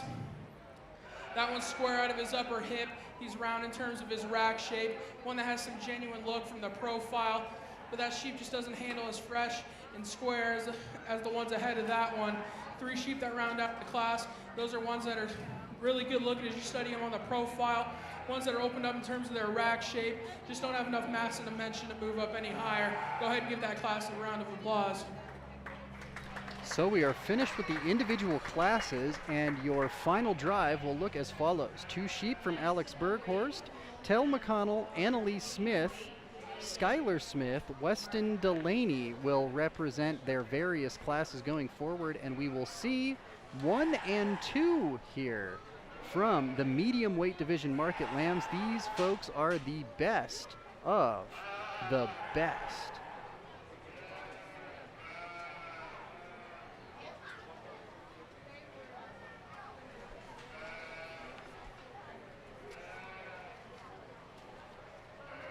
I suppose my mistake. They only take the top of each division, so it looks like we will have Tel McConnell, Alex Berghorst, and Skylar Smith, all represented with 1 sheep here.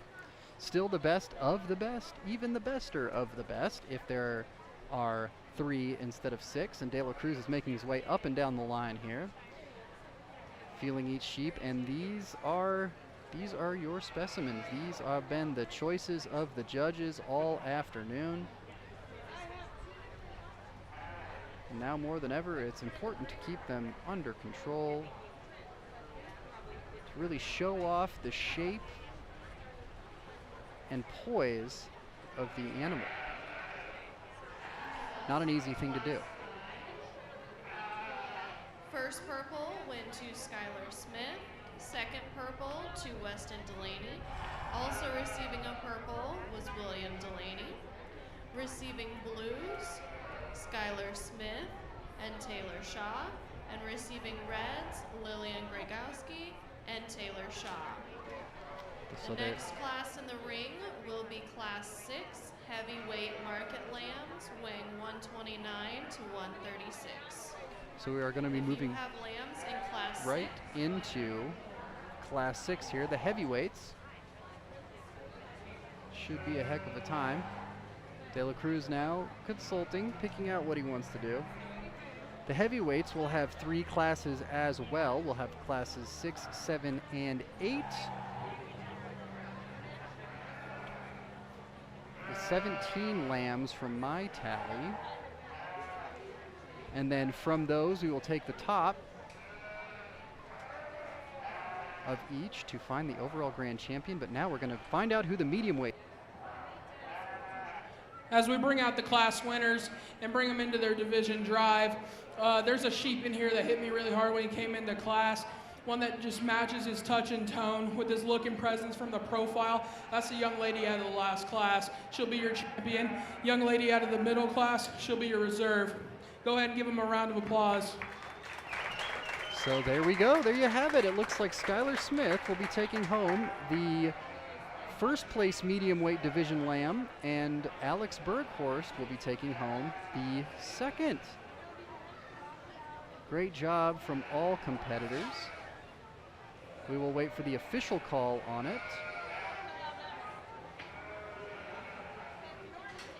as the heavyweights make their way into the arena. This is the first class of heavyweights, Class 6,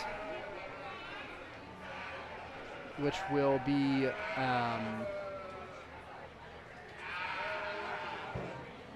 Titus Coleman, Maria Smith, Wade Berghorst, Carson Shaw, Faith Rabin. In the ring now is Class 6 heavyweight market lambs weighing 129 to 136 pounds.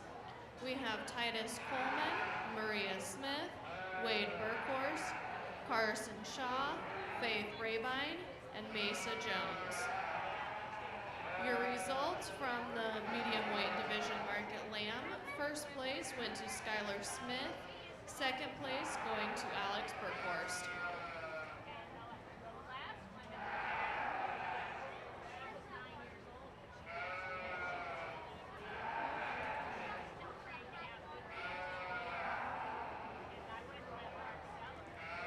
So as De La Cruz looks these up and down, we'll have time to thank another sponsor, and a big one here today, the Custer County Ag Society, who welcomes you to the Custer County Fair and urges you to come out and take in the fun. They also want to encourage you to look at the calendar of events for the fairgrounds throughout the year at custercountyfair.org. You don't want to miss out on any of the activities going on. This is a group and a fairgrounds that has something going on just about every single weekend, from the time it starts to get nice out to the time that it can be very cold. We're talking April until November. Now De La Cruz is asking that the first class of heavyweights make their way around the ring. Good looking group of lambs. Eventually he's going to have to start bearing them off.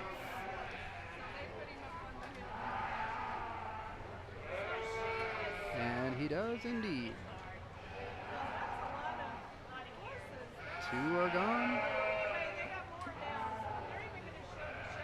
Just like that, he's cut the number in half, and now we will wait for the final two.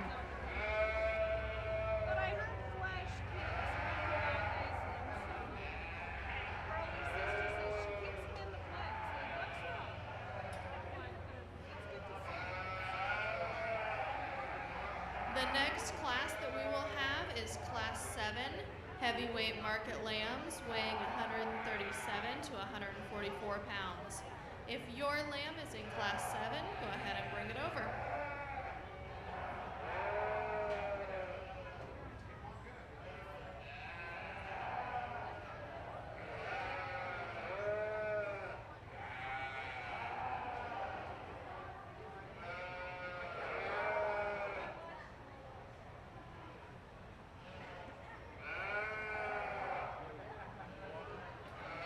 And we've got our two.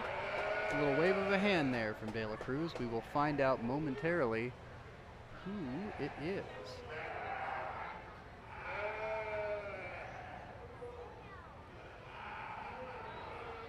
And the reasoning behind it.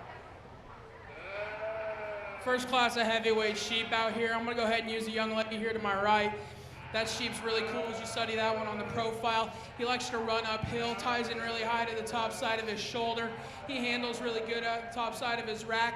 I like to really freshen that one up over his loin edge. He's handling a little stale today. One that's maybe not as full in terms of you study that one's true rib shape.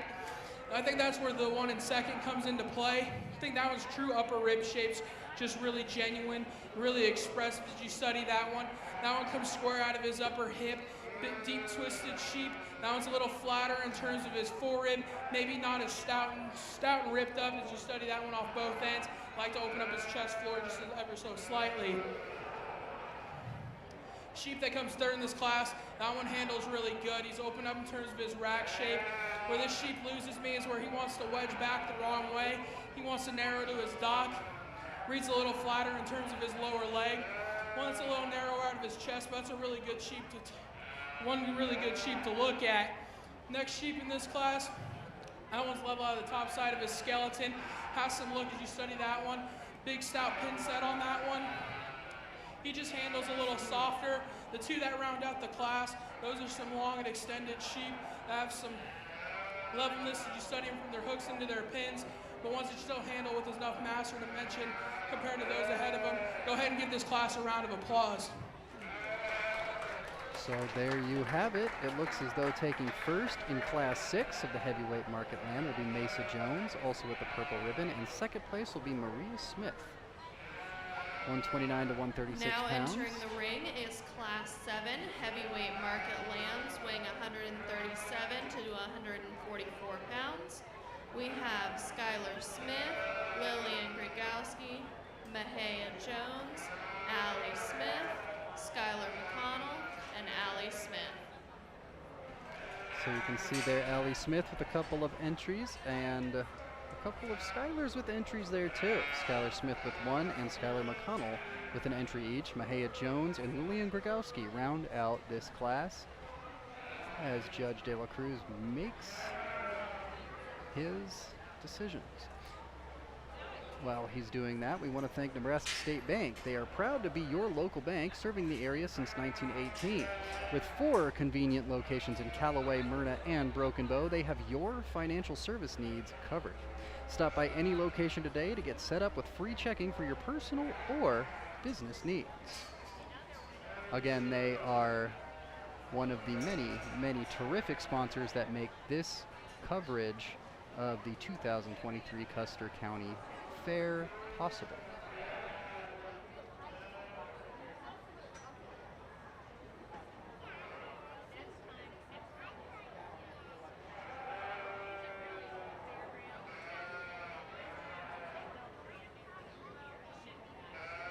De La Cruz has not borne anyone off yet. He's allowing for another turn, it looks like. Get a good look at how those animals move.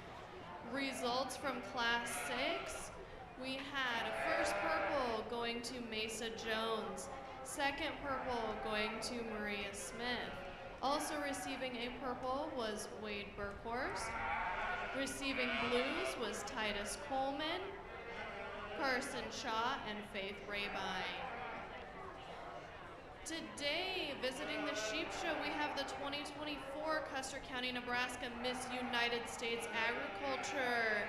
And she would like to say a couple words. Hi everyone, I am Zoe Gorm. As she said before, I am 2024 Custer County, Nebraska Miss United States Agriculture. This is a organization that's starting to grow back up after we had COVID. We have 9 different age categories for title holder positions. So if you have any questions, you can find me all week here at Fair. Thank you for coming down this week.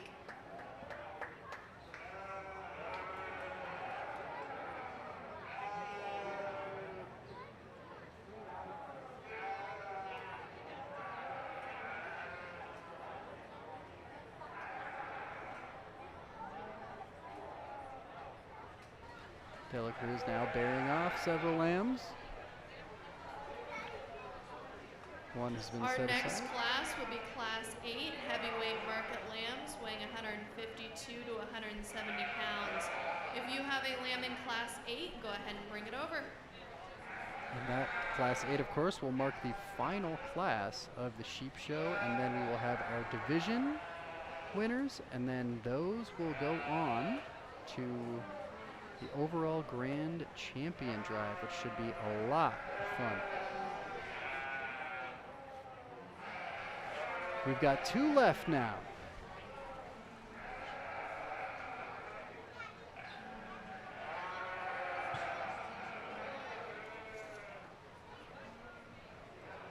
We'll get the reasoning behind the 2 here momentarily.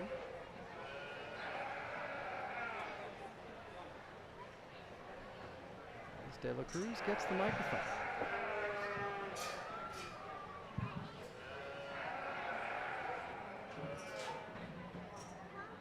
As we get into this next class, a heavyweight sheep, I'm going to opt to start the class with the young lady to my left here. That sheep's really fresh and expressive over the top side of his rack. One that's really cool as you study that one on the profile. He's tall at the point of his shoulder, really extended out of his front 1/3. He has the look to play, one that's really progressive in terms of his center skeleton. It's a good place to start in this class. Not taken away from the young lady's sheep that's second in here. That one's got a groove going down his back. He's one that feeds a ton of shape out of the backside of his blade. One that's stout and square out of his upper hip. Where I have issues with this one is this one wants to get a little deeper in terms of his chest floor. Handle's a little softer behind his shoulder. Sheep here in third. That one's really cool to look at from the profile as well. He's level in terms of his back. One that ties in really high out of the top side of his shoulder. He's square as you study him from off both ends of his skeleton. This one just doesn't handle as fresh. He's a little staler over the top side of his loin edge. One that's a little flatter in terms of his forerib. One that I like to construct a little wider down to the surface. Young lady that comes fourth in this class. That's a sheep I really liked at the beginning, but the more I handled the rest of him in this class, he just gives up too much freshness over the top side of his loin edge. He's not true and square there. One that's a little washed out. Gets a little rounder out of his hip when you set him into motion. Sheep that rounds out the class. That's one that wants to get up in his spine, but he's a bull-bodied sheep, has some genuine width. Go ahead and give that class a round of applause. So there you go. The second class of heavyweight market lambs. Now entering the ring is Class 8 heavyweight market lambs weighing 152 to 170 pounds. We have Mesa Jones, Allie Smith, Wade Burkhorst, Mahaya Jones, and Carson Shaw. And there they are. Again, the top two from the last class were Mahaya Jones and Allie Smith with their lambs, 137 to 144 pounds in the heavyweight market lamb division, Class 7. This is our final heavyweight class that is now entering the arena. And we would actually like to take this opportunity to thank our sponsor, Pearson Physical Therapy, for helping sponsor this coverage. Stop into Pearson Physical Therapy in Broken Bow for the treatment you need and the care you deserve. Don't let pain stop you in your tracks. Make an appointment for a free assessment to help you get on the road to recovery. You can call them at 308-872-5803 for your appointment today. That is Pearson Physical Therapy. De La Cruz making his way up and down the line here. Might see them walk around once more before he makes his final decision. We'll start bearing off lambs soon. And then we will bring back those from each division, the champions from each division, to determine an overall grand champion after we determine the heavyweight division champion. Should be a lot of fun, a lot of excitement still to come here at the Custer County Fair on Monday. It is only Monday.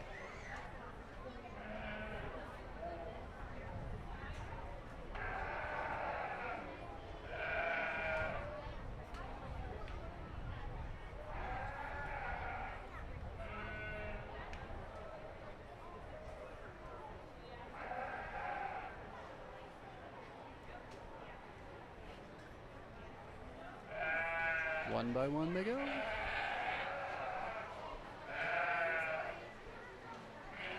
Looks like Allie Smith is still alive.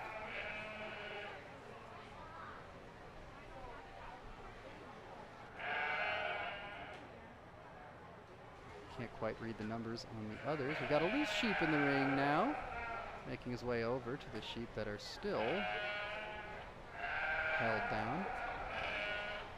Results from Class 7. Our first purple went to Mahaya Jones. Second purple went to Allie Smith. Also receiving a purple was Skylar McConnell. Receiving blues was Skylar Smith and Lillian Grigowski.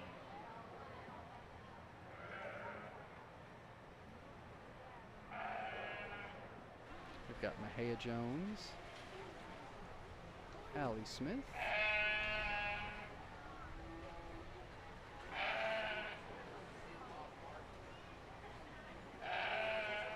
and one other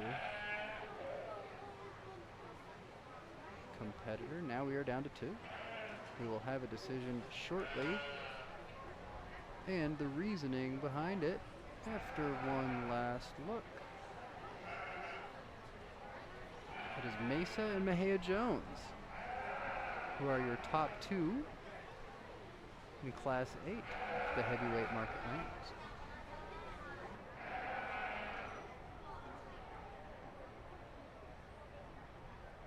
This class of heavyweight market lambs, I'm going to go ahead and use the young lady here to my right. This sheep is really cool as you study him on the profile. He's sporty in terms of his silhouette, one that's tall at the point of his shoulder, ties in nice and high to the top side of that shoulder as well. He's really fresh, square over the top side of his loin edge, one that's got a ton of aggressive shape behind his shoulder, comes stout out of his pin set. One's maybe a little flatter in terms of his forerib, a little greener yet in terms of his condition. That's where the one in second probably goes ahead of him. Probably a little more mature today in terms of handle and touch and tone. It's a wide-chested sheep. Where he's a little flatter in terms of his lower leg. He wants to get up in his spine just ever so slightly when you set that one into motion. Young lady that comes third in this class, this sheep's big racked. He's deep-bodied. One that carries some shape through his lower stifle. But this one's a little narrower out of his chest fore, a little plainer in terms of his touch and look from the side. Last 2 sheep that round out the class, in terms of product and production, those sheep have a ton of power with just a ton of meat on those sheep, but they're a little softer handling compared to the ones ahead of them today. Go ahead and give this class a round of applause. So there you go. That rounds out Class 8, the final class of the heavyweight market lambs. So we will have your champions from each of those classes come back to determine the overall heavyweight division winner, which, looking at the sheet that I've got, is going to be an issue of keeping up with the Joneses. Mesa and Mejia Jones took first in all 3 of those categories.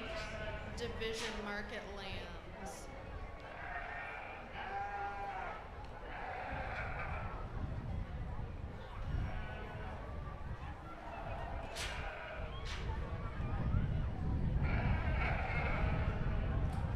Results from Class 8. We had first purple going to Mesa Jones, second purple going to Mejia Jones. Also receiving a purple was Allie Smith.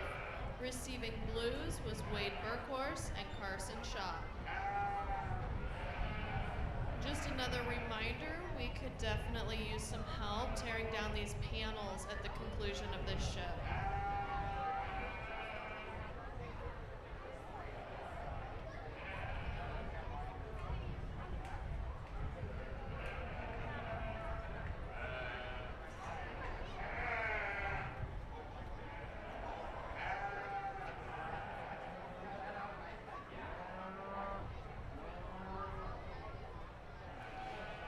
Cruz asks for one more turn around the ring before making his final decision.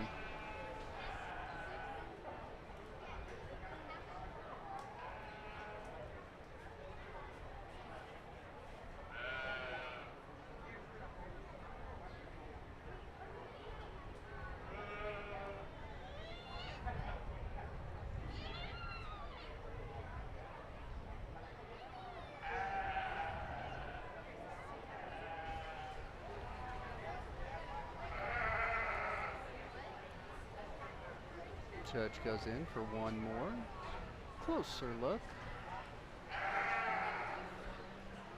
before he'll have to look at least one of these sheep again for the overall grand champion and overall reserve grand champion in the market lamb categories, which marks our final, well, second to final competition. We've still got the group of 5, which follows this, and we are about to crown a heavyweight champion here. As we bring back the class winners into the heavyweight drive, for me, there's a lot of different ways you could do this. Anyone can sort it any way, but for me, I'm gonna have to go with the young lady far to the left. That sheep adds a ton of power, freshness, has a ton of shape, the look and quality that you're looking for in a show sheep. Stout, square, and athletic as you study that one. Yeah, maybe that one needs a little more spring to his forehead, one that maybe needs to drop in a little more shape to his lower leg. What's an awfully good sheep to start with. Young lady out of the last class going to be a reserve in this division. That sheep's got a ton of fresh shape over his loin edge, got a groove going down his back. He's really athletic as you study that one from the profile. That one's look and silhouette is impeccable in terms of what show sheep should look like. That one doesn't have enough, that one just lacks the lower leg compared to the one ahead of him. One that's probably a little better in terms of his lower body progression, just doesn't have enough stout feature compared to the one that wins this division as well. But two really nice sheep for this division. Go ahead and give this class a round of applause. And there you have it.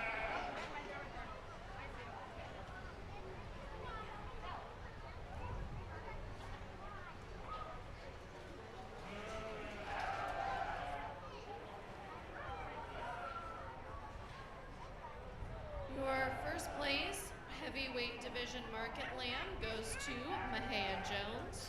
Your second place heavyweight division market lamb goes to Mesa Jones. Now we will be bringing back your first and second place division market lambs for our overall grand champion market lamb. Our grand champion market lamb banner is sponsored by the R. Anderson Farms. And our reserve market lamb banner is sponsored by BD Life Sciences. And while our grand champions, the best of the best, make their way out into the ring, we've got 5, it looks like, 4. We want to take the time to thank Healing Hearts and Families who work to educate the public by implementing a variety of outreach activities and public education programs to increase awareness of domestic violence, sexual assault, stalking, and bullying. Keep listening for information about how to donate to and attend their upcoming gala this fall. They are one of many terrific sponsors that without them we could not make this broadcast happen. Judge De La Cruz now is looking over the best of the best from the afternoon of market lambs. Says goodbye to one. Looks like that one belongs to Allie Smith. We've got 3 left in the ring now. There can only be 2, a grand champion and a reserve champion. He wants one more walk about the ring. And of course On behalf of the Custer County 4-H'ers and their parents, we would like to thank the Custer County Fair Board for the champion and reserve champion agricultural ribbons, the best of show and reserve best of show home economics and general ribbons, all event ribbons, premium money, and shooting sports awards. Their continued support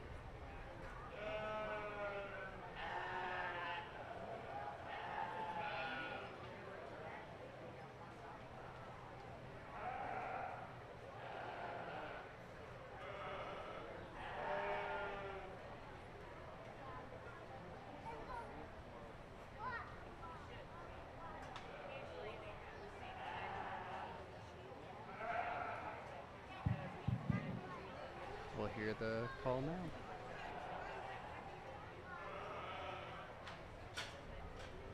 As we come out here and bring the division champions out for the overall, I'm going to go ahead and briefly talk these.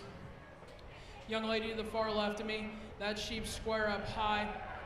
One that's tall at the point of his shoulder, comes square out of his upper hip. That one may not have as much shape to his lower leg. It gets a little tighter in terms of his flank, but one that's got some look, some touch into him. Sheep that's here in the middle, for a white-faced sheep, that one handles really fresh and tone, has a lot of fresh shape and tone to that one. That one's level on the top side of his skeleton, wants to run uphill, extended out of his front third. Wants a little flatter in terms of his forerib, wants to be a little shallower in terms of his twist, maybe wants to hawk in as you study him from behind. Young lady sheep that comes out of that heavyweight division, that one's big, square up high, stout pin, has a ton of shape to his lower leg. One I'd like to stouten at the surface, crack open his chest for just ever so slightly. That being said, the young lady with the heavyweight's going to be your grand.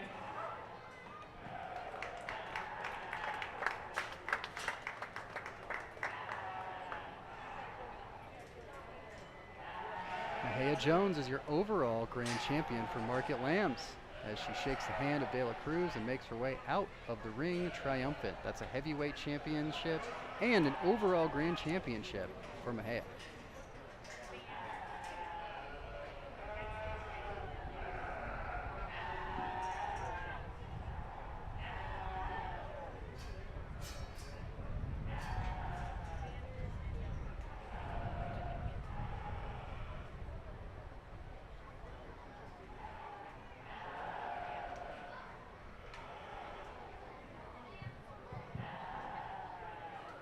I think when you talk sheep and you want to look at silhouette on these things, body progression, the way they wedge back from the front to rear, and some look and extension out of their front third, I think the one that matches my winner the best is also the reserve out of the heavyweight division.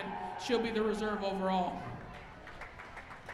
Mesa Jones takes home the reserve overall champion as well.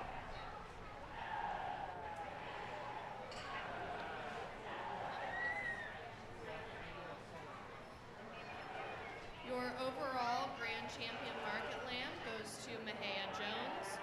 Your overall reserve champion market lamb goes to Mesa Jones.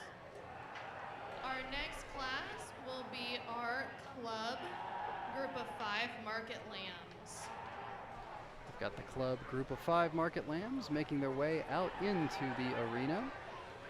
This will be the Connections Club, the Sandhill Critters, Burr Oak, and Middle Loop as they are getting set.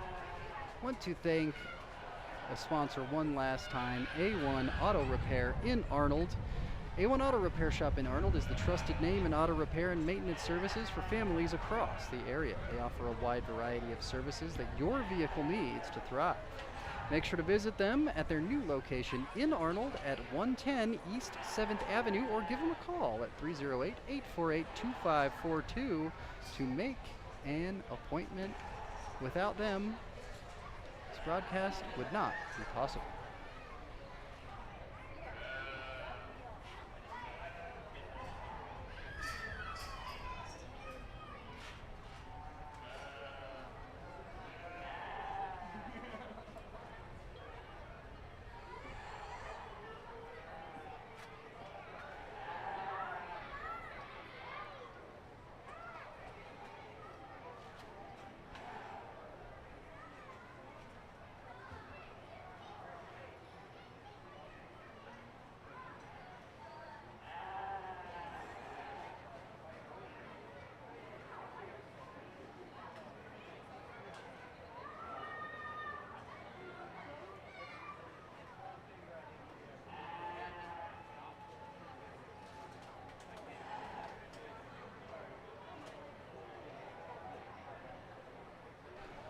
As they're getting set up, we'll take the time to let you know that while this is our last event we'll be covering today, we will be back bright and early tomorrow. Now that is Tuesday, August 1st, for beef showmanship, followed by the market beef classes. That is at 8 a.m.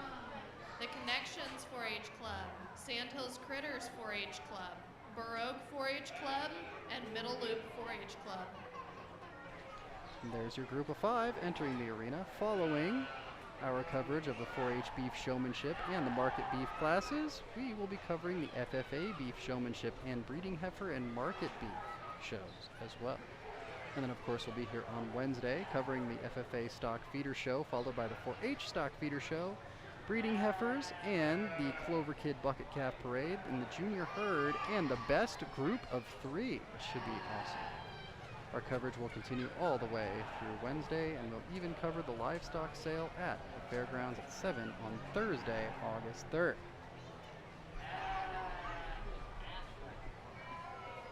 Now the group of 5, are getting lined up, and we'll see how De La Cruz evaluates these animals. It's of course one thing to look at animals one-on-one against each other, but it is another thing entirely to look at 5 at a time against another series of 5. There's a lot more going on. This is a challenging way to close out the day for our judge.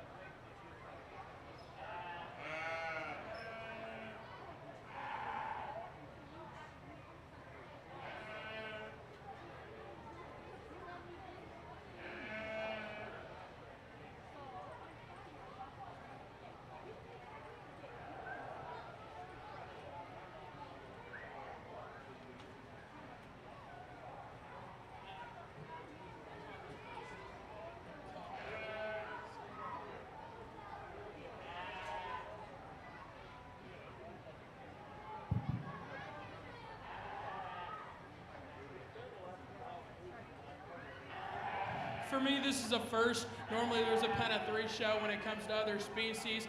Pen of 5's a little different, but not any different than the way you would judge a pen of 3 show. So for me, I put priorities on terms of uniformity, in terms of what those animals look like together, just genuine production and mass, just overall look, and just how uniform those groups are really puts into perspective where they need to be. So with that being said, the group in the middle is going to be your champion, and then the group over to the far left is going to be your reserve. Young ladies here, really nice set, just not uniform in terms of size and just overall mass and dimension on those sheep.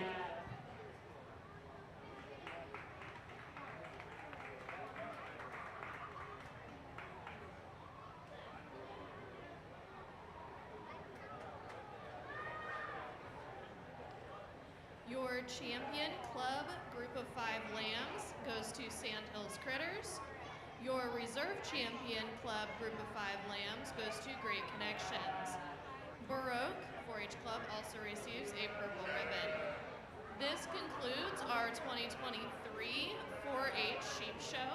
After we get the lambs out of here, we will be tearing down these panels and could sure use some help. Thank you all for coming out this afternoon. And that will just about do it for our coverage as well of the 2023 Custer County Sheep Show. We had the swine show earlier today, the sheep show we've just wrapped up with, and of course we'll be back bright and early for beef. So we hope to see you then. We have sponsors that have been going in the top right corner of the video broadcast throughout the morning and afternoon.